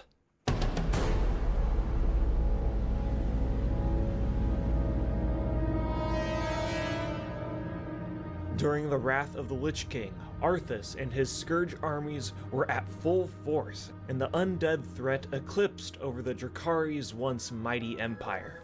Don't get me wrong, the Drakari Empire was strong, but at the end of the day, it was a bunch of trolls with sticks fighting against a floating necropolis that can shoot laser beams. Ooh.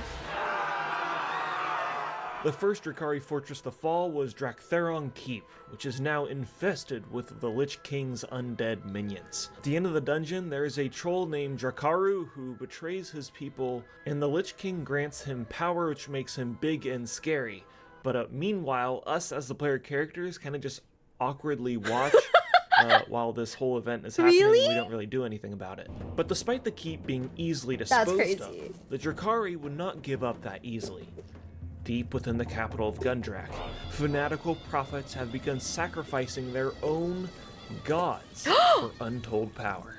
A power that is the only thing stopping the trolls from being fully consumed by the might of the Scourge. We can do that? We can sacrifice God? What? And they never thought to do it before? Okay. I have questions. Number 1. Why'd they only do this now? Number 2. Why'd they only do this now? There are consequences. Oh, okay, yeah, that makes sense. I love how, like, a lot of these stories are being told from, like, the player's, like, perspective, right? But you're also just kind of there, like, you know?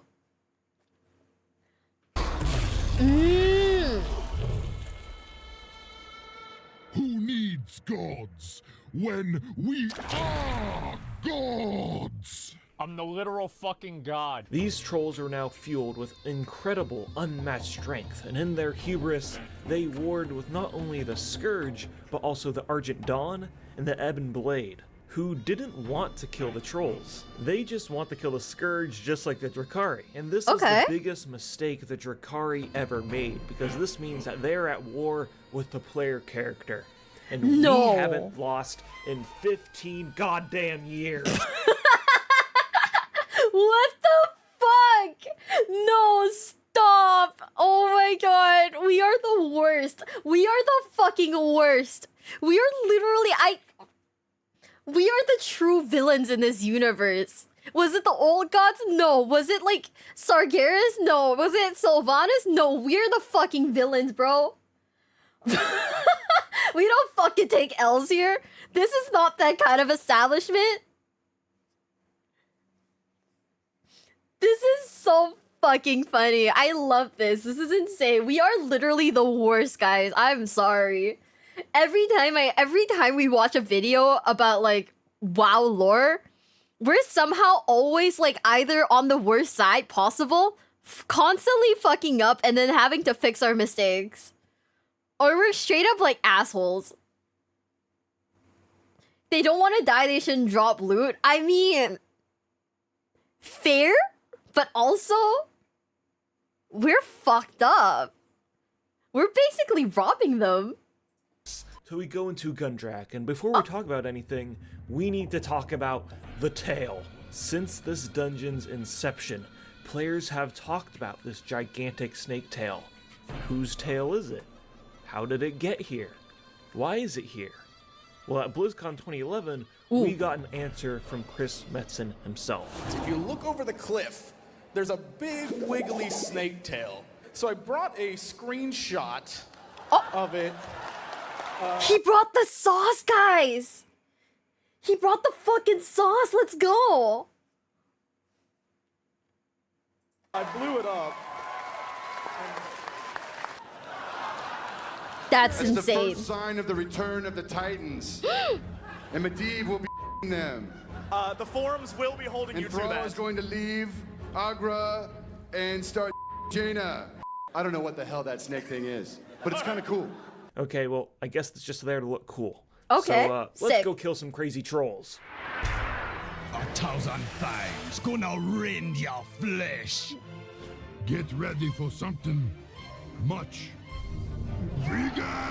Whoa. I'm gonna spill your guts. I'm literal fucking dead. The Drakari's downfall in Wrath of the Lich King is probably the biggest troll downfall in the history of Azeroth. In BFA, there's exactly one Drakari alive named Malakraz. One single troll who has to carry the weight of his fallen empire. Alone. Longing for the snowy mountains of Northrend, where his people once lived in peace. No. Guys, I don't know who Jesse Cox is, but also this is so fucking tragic. He's the lone survivor of his like clan, whatever it is. Oh, this is so sad. If it's another troll raid where we like destroy his family, I'm gonna be so upset.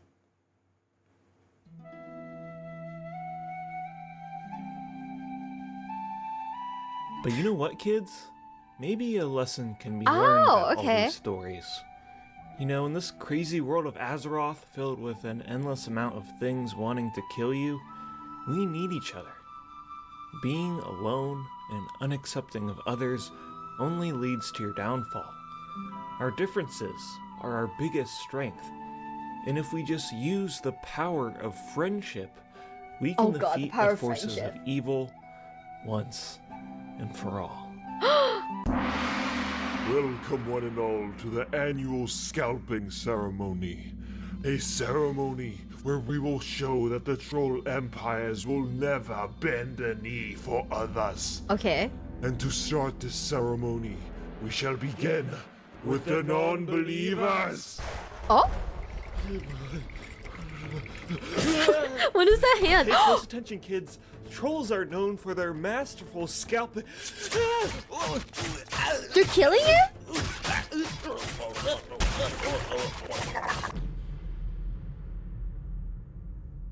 But what I need from you right now is for you to say it, and I also need like you to go on full cam so I can get your face too. And what do you want then me to if say? you could just like look to the left a little bit, and then say your line. Sub to the Platinum WoW.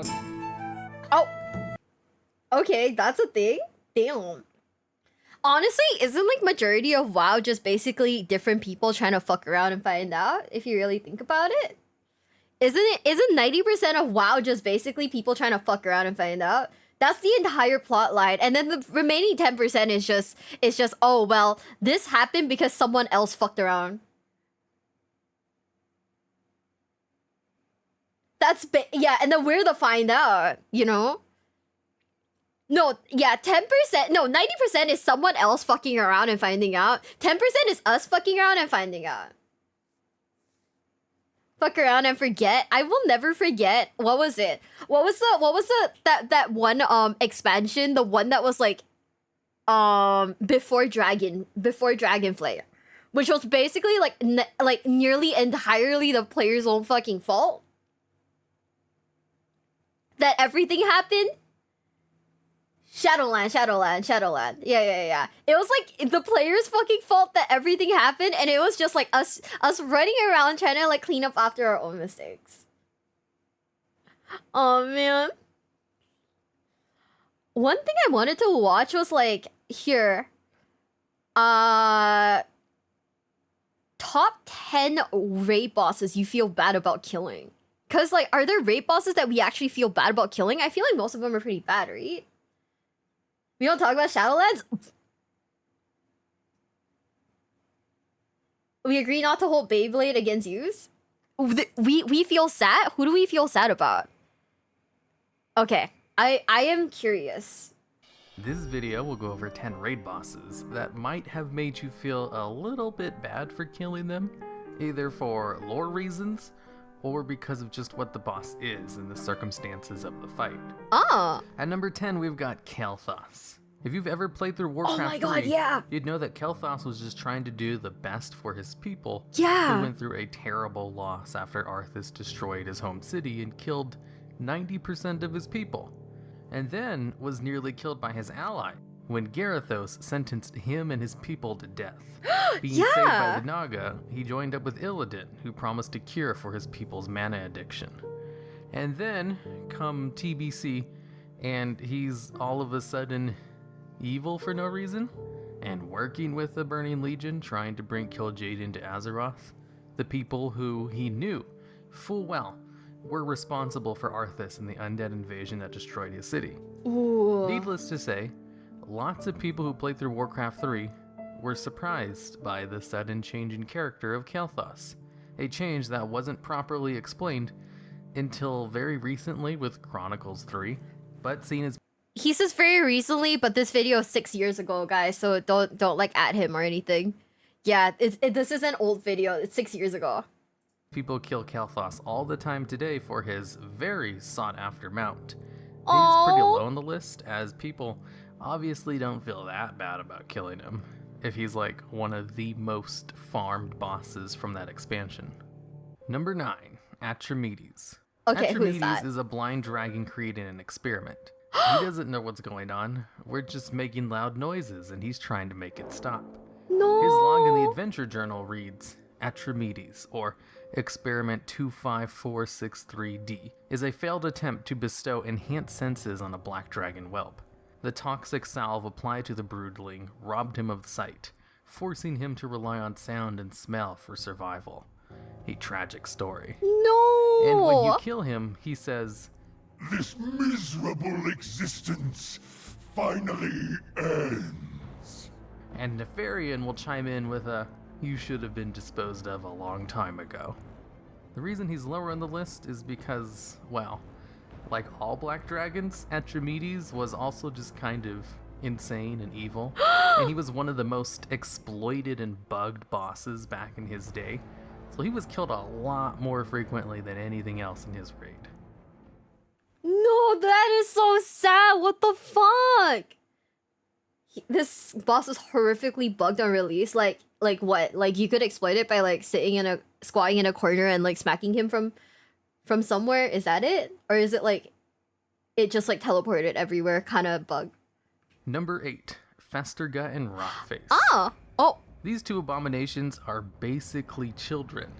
They get very upset when you kill their pet dogs. No! You killed Stinky! You pay! And even call out for their daddy when killed. Daddy. If it wasn't for the fact that they also weren't two of the ugliest, most grotesque things in WoW, people might have felt a little bit more sorry for them. Bad news, Daddy. Oh no! Number 7. We canonically kill kids! Oh! Oh, we are not going... Okay, guys. I'm just saying. WoW players, guys. We'll all see each other in the same place.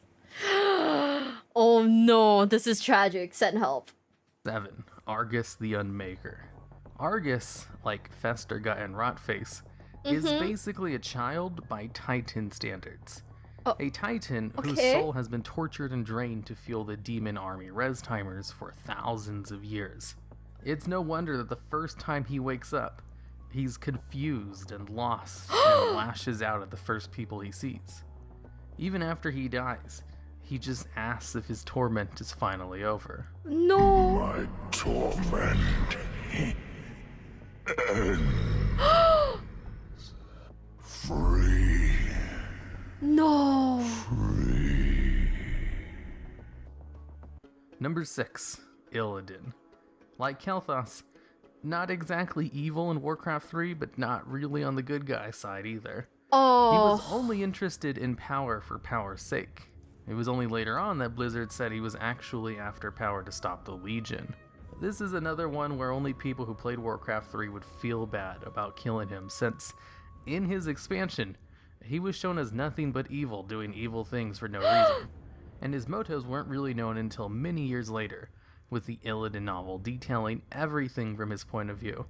And that's our goal, guys! What the fuck? That is literally our goal! you even get to see his death from Illidan's point of view in the quest chain and Legion. But eventually, he was brought back to life in the Nighthold, and was a major player in the defeat of the Burning Legion, and is currently serving as the jailer of Sargeras. Ooh! So, happy ends for Illidan, I guess. Too late, friends. Nefarious' corruption has taken hold. I cannot control myself. Number 5, Valistraz, the second boss in Blackwing Lair. Upon first encountering Valistraz, he says, I have failed. The Lord of Blackrock is too powerful.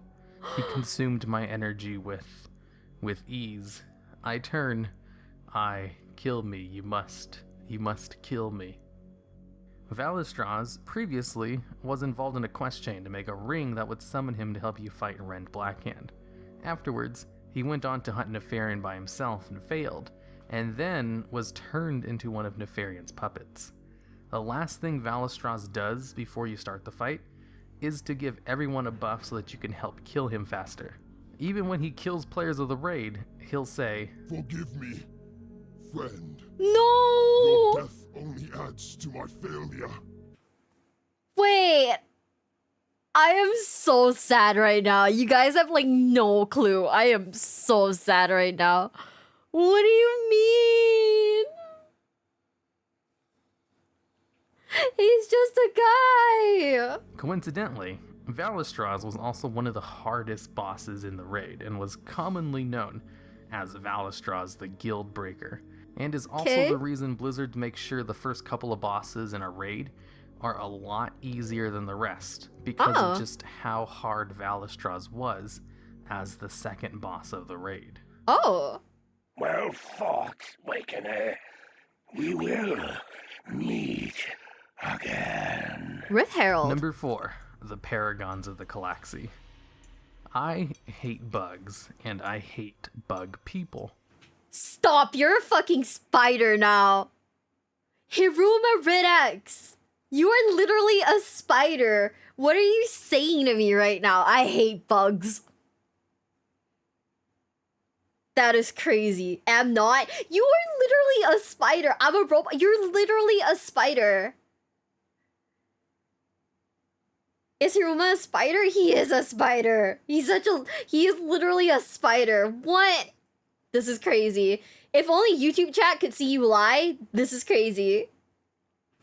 But even I felt bad about having to kill the Paragons in the Siege of Orgrimmar. You see, in the Dread Wastes, you spend the whole zone going around waking up the Paragons of the Calaxian, learning a lot about their history and backstories of each and every one of them. They were even a major faction that you had to grind rep for and do a whole bunch of dailies with. And while you were in the zone, you could even have one of the Paragons come with you and give you a special buff for that zone. And together with the Calaxy, you take down the Empress Shakzir. But upon reaching Exalted with their faction, one of the Paragons, Kilruck the Windreaver, will give you a friendly warning. Awakener, your deeds have earned you the trust of the Calaxy. You are to be rewarded. Oh, this is the guy. Me.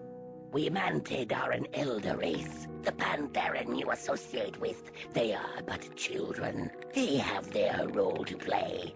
Each cycle, our young swarm their walls. The Pandaren slay the weak. The strong return. With each generation, we grow ever stronger. Before your history began, our empire was vast. We shared this world with our sister kingdoms, Ankiraj and Ajol Nerub.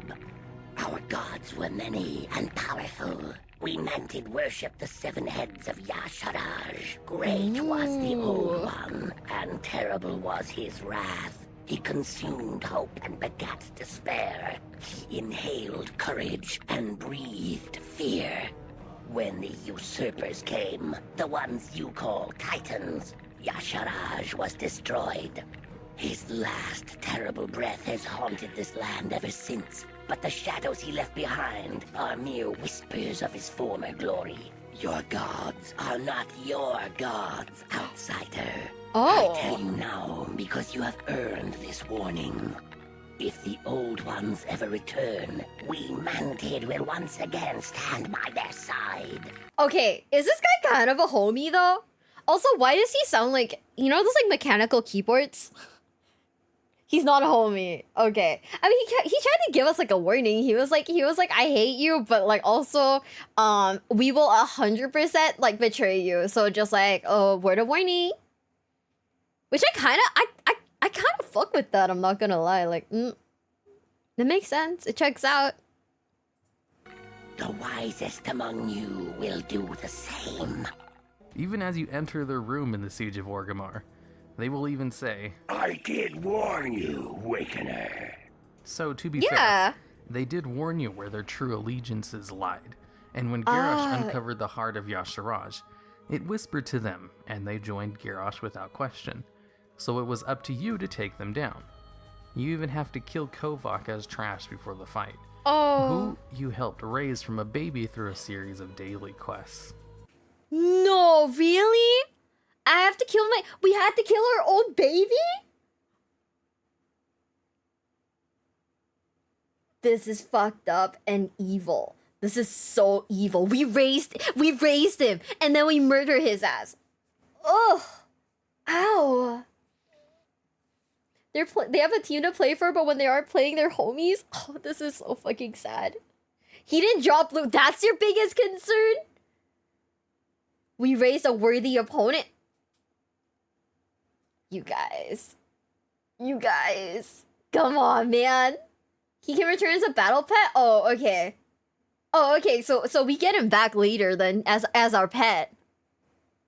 That destroyed me at the time. This is so sad. This is actually really tragic. Oh my goodness. I know I don't sound like I'm crying, but this is really sad. Oh my god.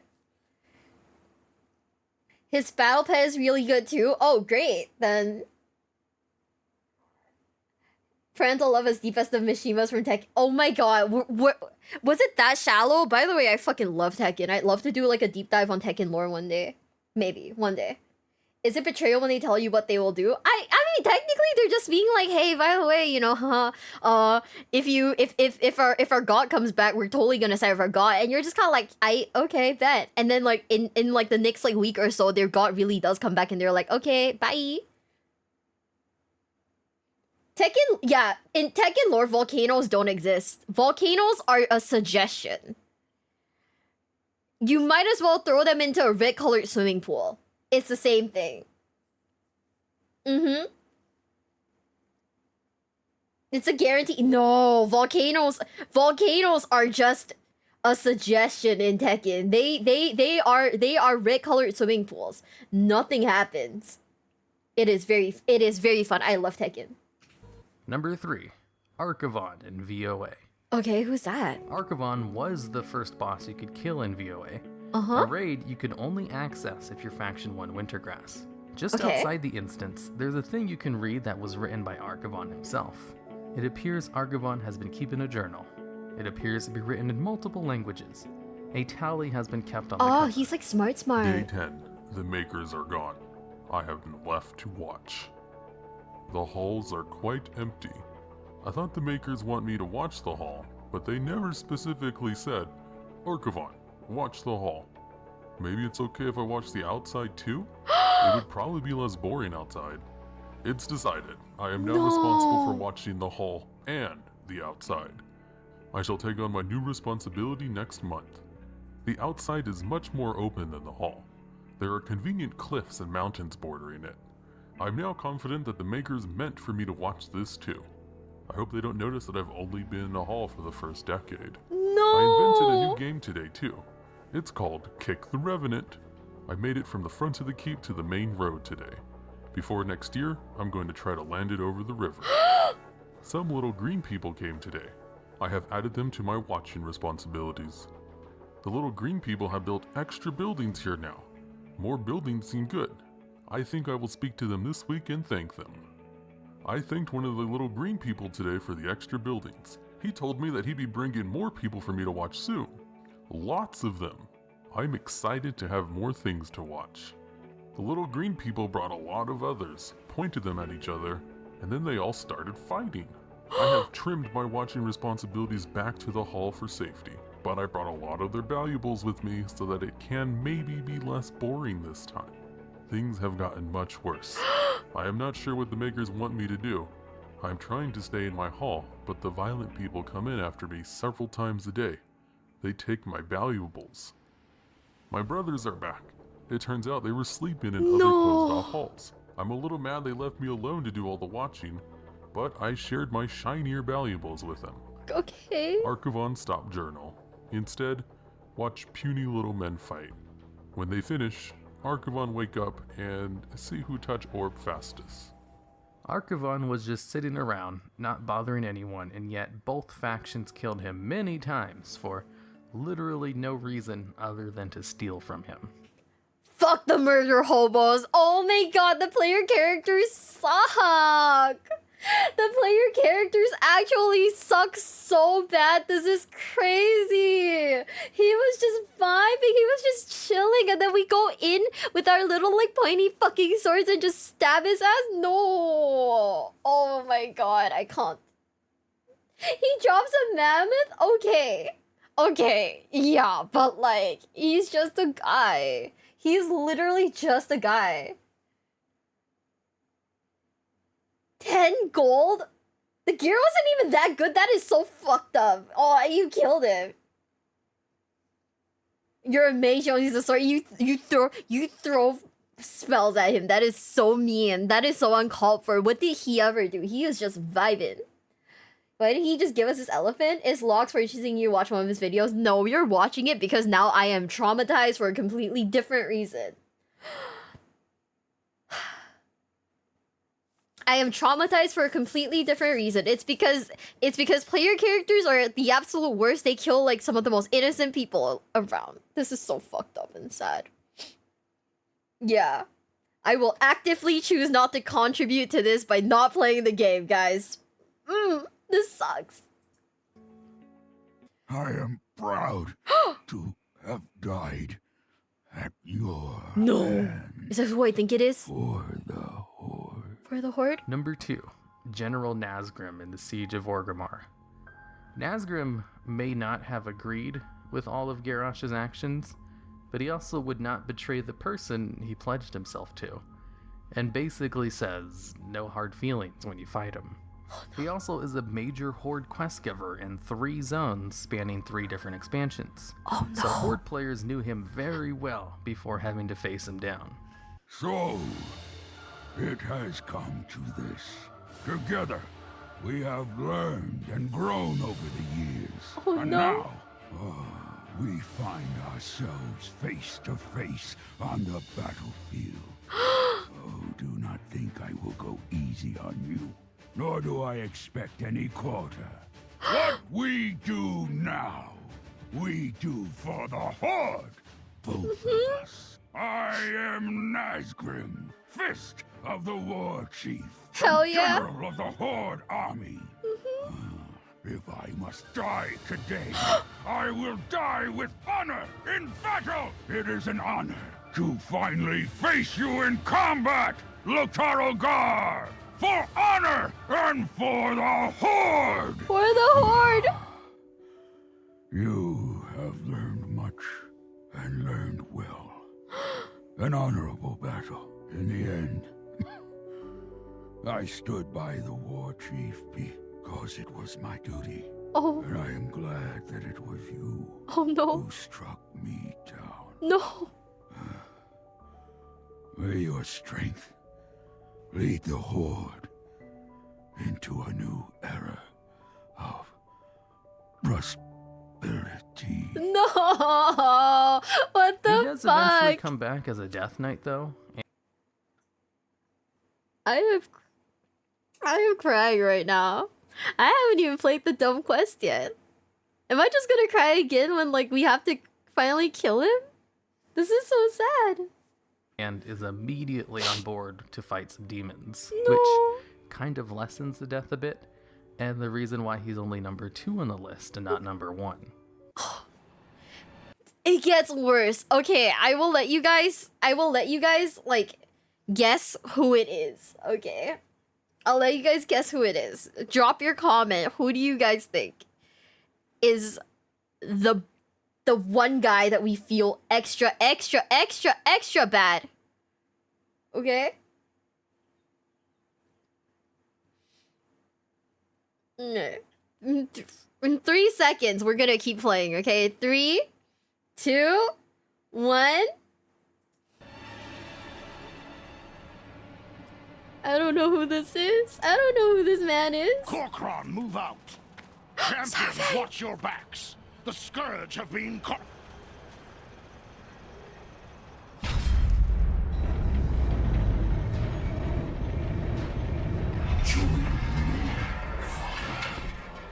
Join me and we will crush this world in the name of the Scourge for the glory of the Lich King. My boy died at the Wrathgate. I am here only to collect his body.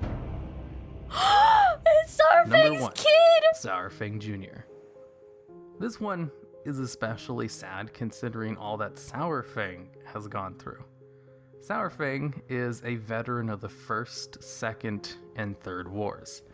He was also put in charge of the Might of Kalimdor, an army created of both factions to fight the Karaji of the Ahn'Qiraj and Cthulhu.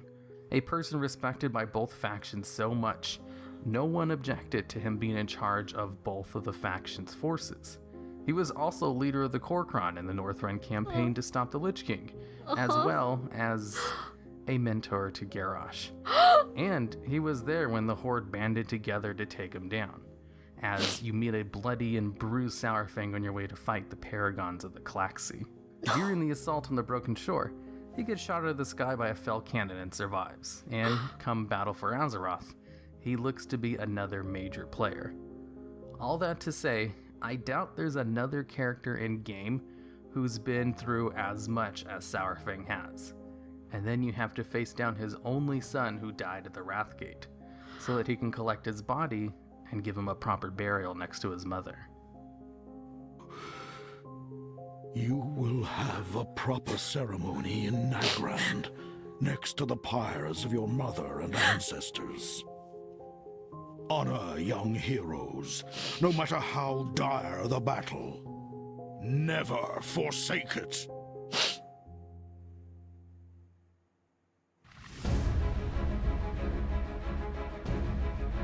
Thanks, I hate this. Oh my god. We watched his dad kick his ass and we helped?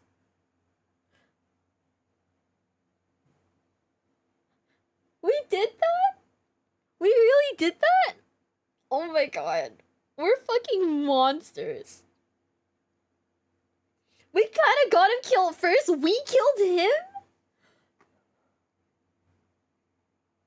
Yeah, I remember the cinematic of him claiming his son's body. I just didn't remember. I just didn't know we killed him too. He was undead. Oh, he couldn't do it, so we did it for him. He dropped the best loot is a crazy thing to say, by the way. We had no choice. I mean, yeah, we had to kill him so that Sarfe could get his body back, but like, oh. I don't want to make... I like Sarfe. I don't want to make him sad. You know? Like, I don't want to kill his son.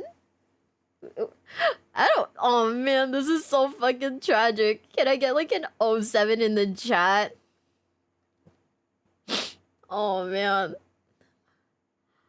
Let's look at another video, and then I think we could end for the night, actually. Because we've been going for, like, what, 6 hours now?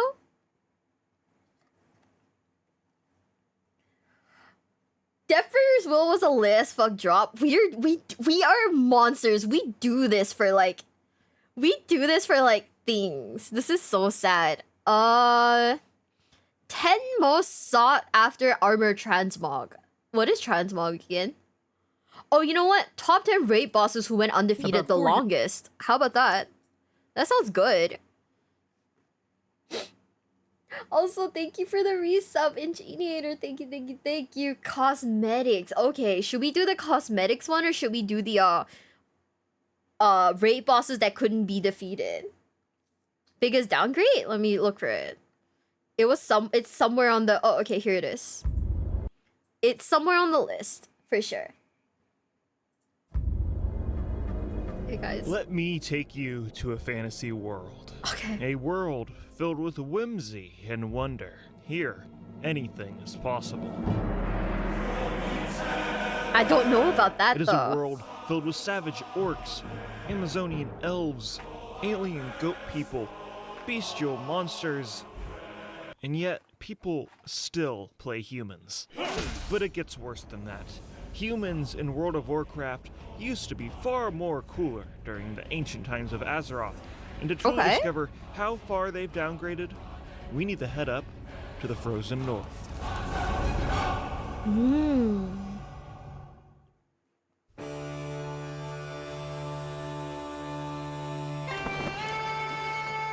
Yup, I've been watching... Yup, I've basically been watching WoW lore for like 6 hours. We have actually seen Daughter of the Sea. The video isn't out yet, but it will be out. I don't know when. It's good and not sad. Great. We need something that's not sad to wipe away all the sins that we've done as player characters.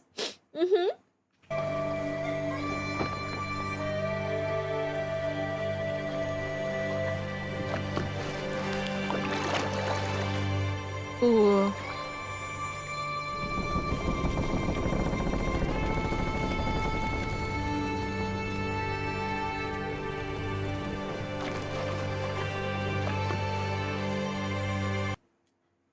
Oh, hang on, guys. Oh, we had to cut Daughter of the Sea out because of the copyright. Unfortunately, that means we won't be able to watch Daughter of the Sea on stream either, because the copyright will 100% come get us.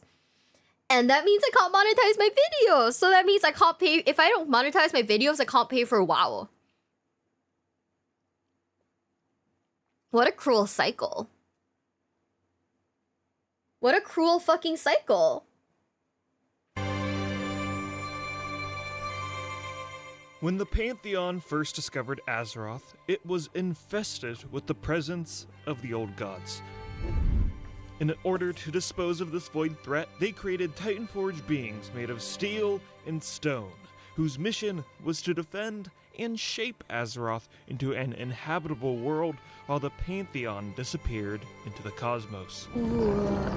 Creations like the Earthen molded the world's mountains. Mechanomes maintained the Titan machineries, and the Vicrul were one of the defenders while this new world was shaped into their liking. The Vicrul participated in the War of the Black Empire, a mighty battle lasting thousands of years that ended with the old gods imprisoned and a world protected. Or so they thought.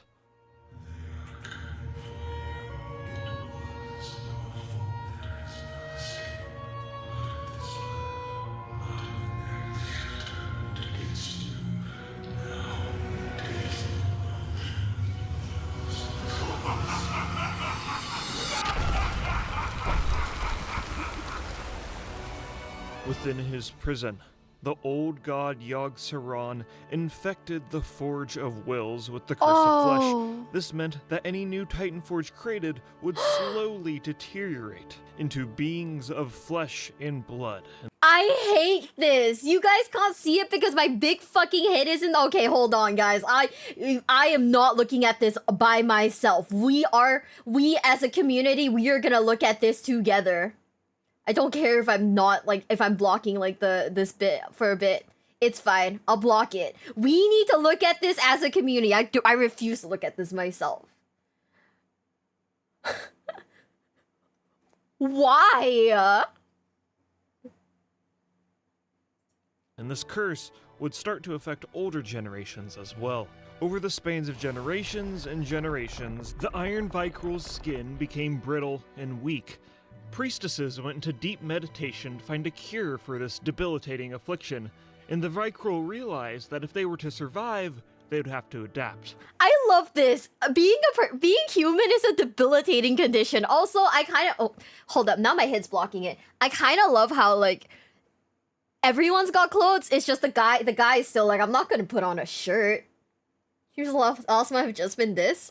No, dude, we were playing WoW yesterday. We watched, like, the cinematics itself were like 11 hours long, at least, right? And we watched like all of the cinematics, and now we're learning more about like World of Warcraft. It's kind of crazy. That's not my fucking height, guys.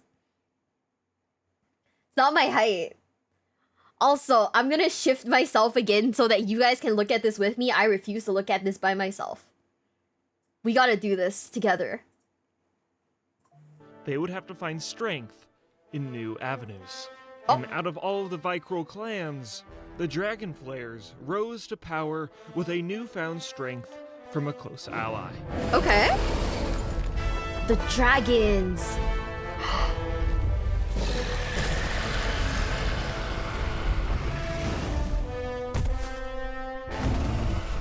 By not the taming dragon and befriending wild proto-drakes, the Dragonflayer clan was able to defeat one of their biggest enemies, the Jalgar, a race of humanoid bear people who would retreat into Central Kalimdor, where they would eventually be known as the race called the Furbolgs we know today. The what now?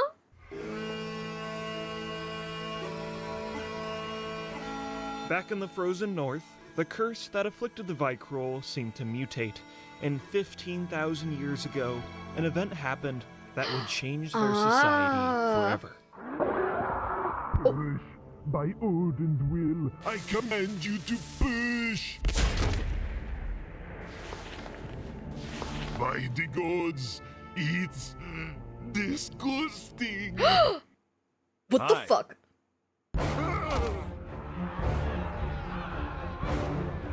Seemingly overnight, the curse had evolved, and new Vicrul born were disfigured runts. A guy walked up to me and said, "I'm a teepee, I'm a wigwam, I'm a teepee, I'm a wigwam."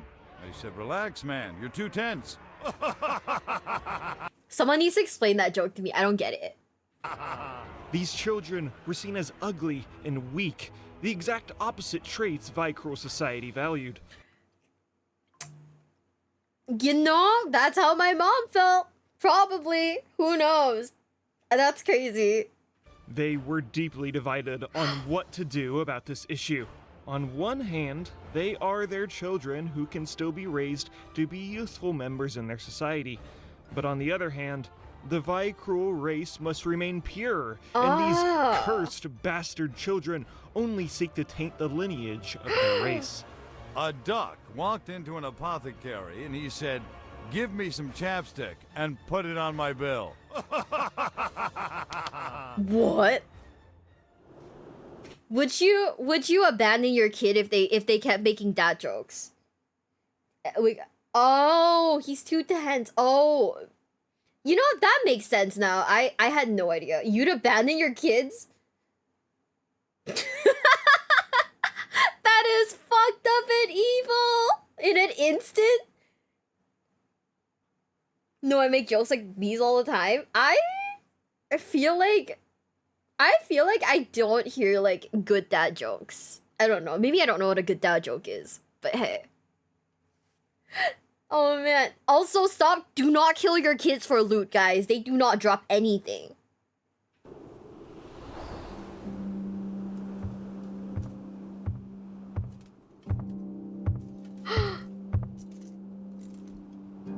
It was up to King Yimron, ruler of the Dragon Flayers, to make the decision. The Vicruel did not know the curse of flesh was the old god's doing.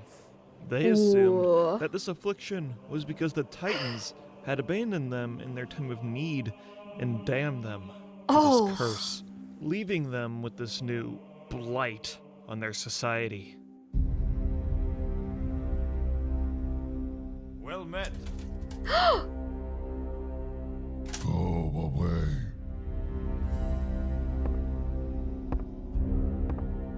So I have this idea for a great movie. I'm not kidding though, if I ever had a kid and he came out looking like Braum from like League of Legends, I'd be like, what? It's about two gnomes who find a bracelet of power. Go away! And they have to take it to the burning steps and cast it into the cauldron. Okay. They form the Brotherhood of the Bracelet. It could be a three-parter called Ruler of the Bracelet.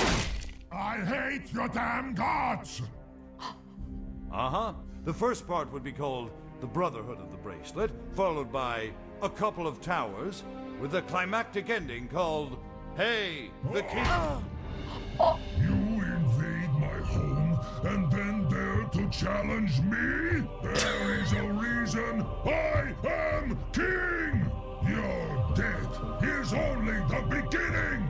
Holy shit! R.I.P. Braum. You can yeet the children even when they become adults. Who knew? They've cracked the code. Yeet the children even if they become adults. Let's fucking go.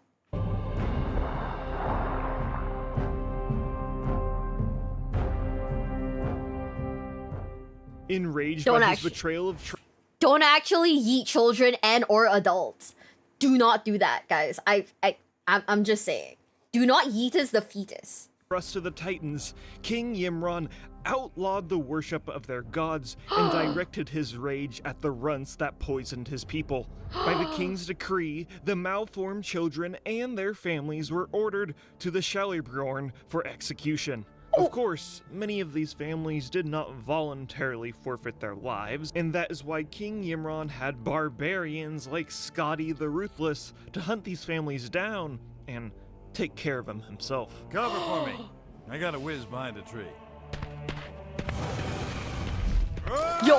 These families realized that the North was no longer a place that could be called home, and they fled with their children.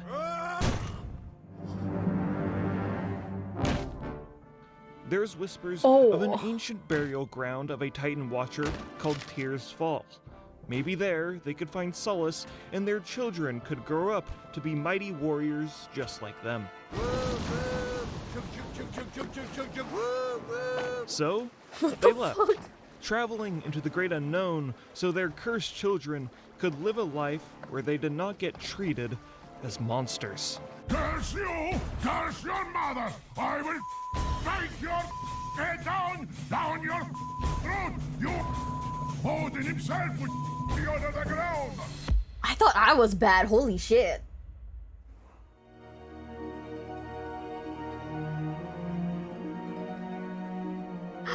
In the lands that would later be called the Eastern Kingdoms, the Vaikrul taught their children the values of their society, how to hunt, smith, and fend for themselves. Their culture was founded around crowding around the campfire, telling stories of ancient heroes, noble sacrifices, and daring battles. One of the legends that was instilled into their culture was the legend of Tyr, a Titan-forged keeper who was the epitome of order and justice, who sacrificed himself to cleanse Azeroth of a great evil. This legend would be the source of inspiration for their home. Wait, I need to look at this one more time.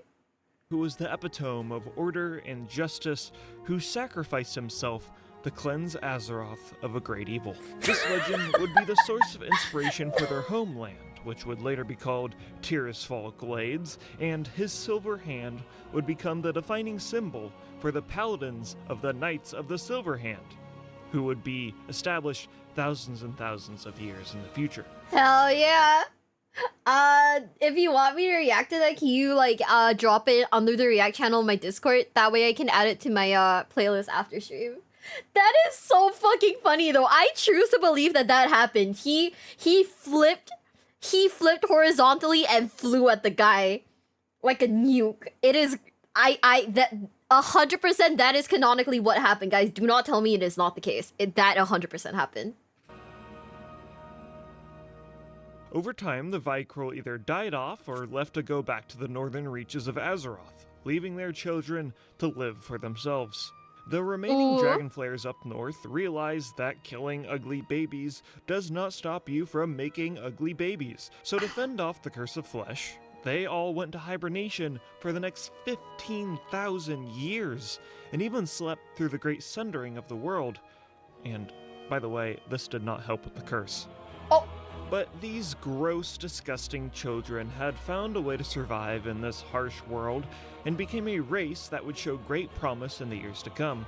And this is the foundation of the humans in Warcraft, and their story continues as they learn to carve their own place in this chaotic, dangerous world of Azeroth. I'ma be for reals. If you really think about it, aren't humans just really ugly babies? Right? Humans are just really ugly babies, huh? That makes sense. That checks out. That checks out. That really checks out. Okay. Okay. You know what? Understandable. Have a nice day. Wow, is that WoW? Hi, Lily. It is WoW. We were doing WoW reacts today, but I think I might end the stream here.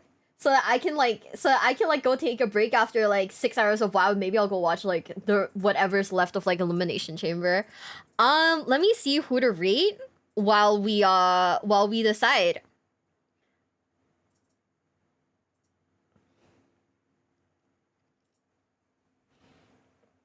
We're just ugly Vikel babies here. This is truly very tragic and not great. So let's see. We can rate Sunny. We can rate Sunny. Sunny's online. Wait.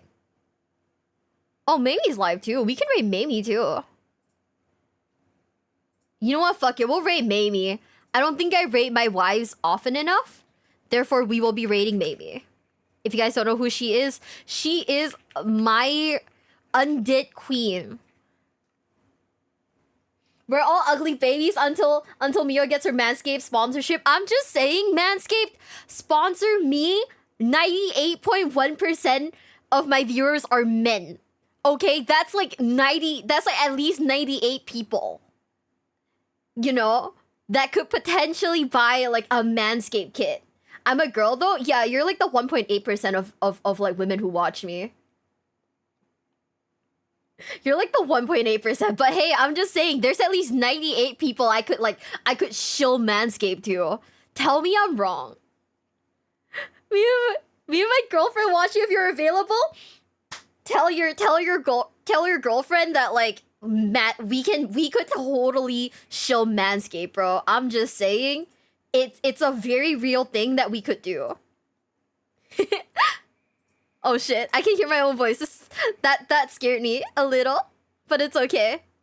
Let me see. I'm gonna redirect you guys to Mamie on like YouTube too. Okay, are you guys ready? Are you guys ready? Good night, guys. I hope you guys have a good night. I hope you guys have a great day. I mean, I'm not saying I'm going to sleep now, but tomorrow when we wake up, we're gonna have a long day tomorrow, guys. Tomorrow we are gonna be doing, guess what? Guess what? 12 hours of Metal Gear Solid. You tell them, sister. Hell yeah! Sleeping at 9:14 a.m. Wait, is that what time it is in Singapore? If we don't think about the time, it's fine. It checks out. If we don't think about it, it's okay. But anyways, bye guys, and I'll see you guys tomorrow for Metal Gear. If you're interested, drop by. If you're not interested, I'll drop my schedule and you'll see like when the next WoW watch along is. But I love you guys, and I'll see you guys soon. Okay, bye. Bye YouTube. I love you guys too.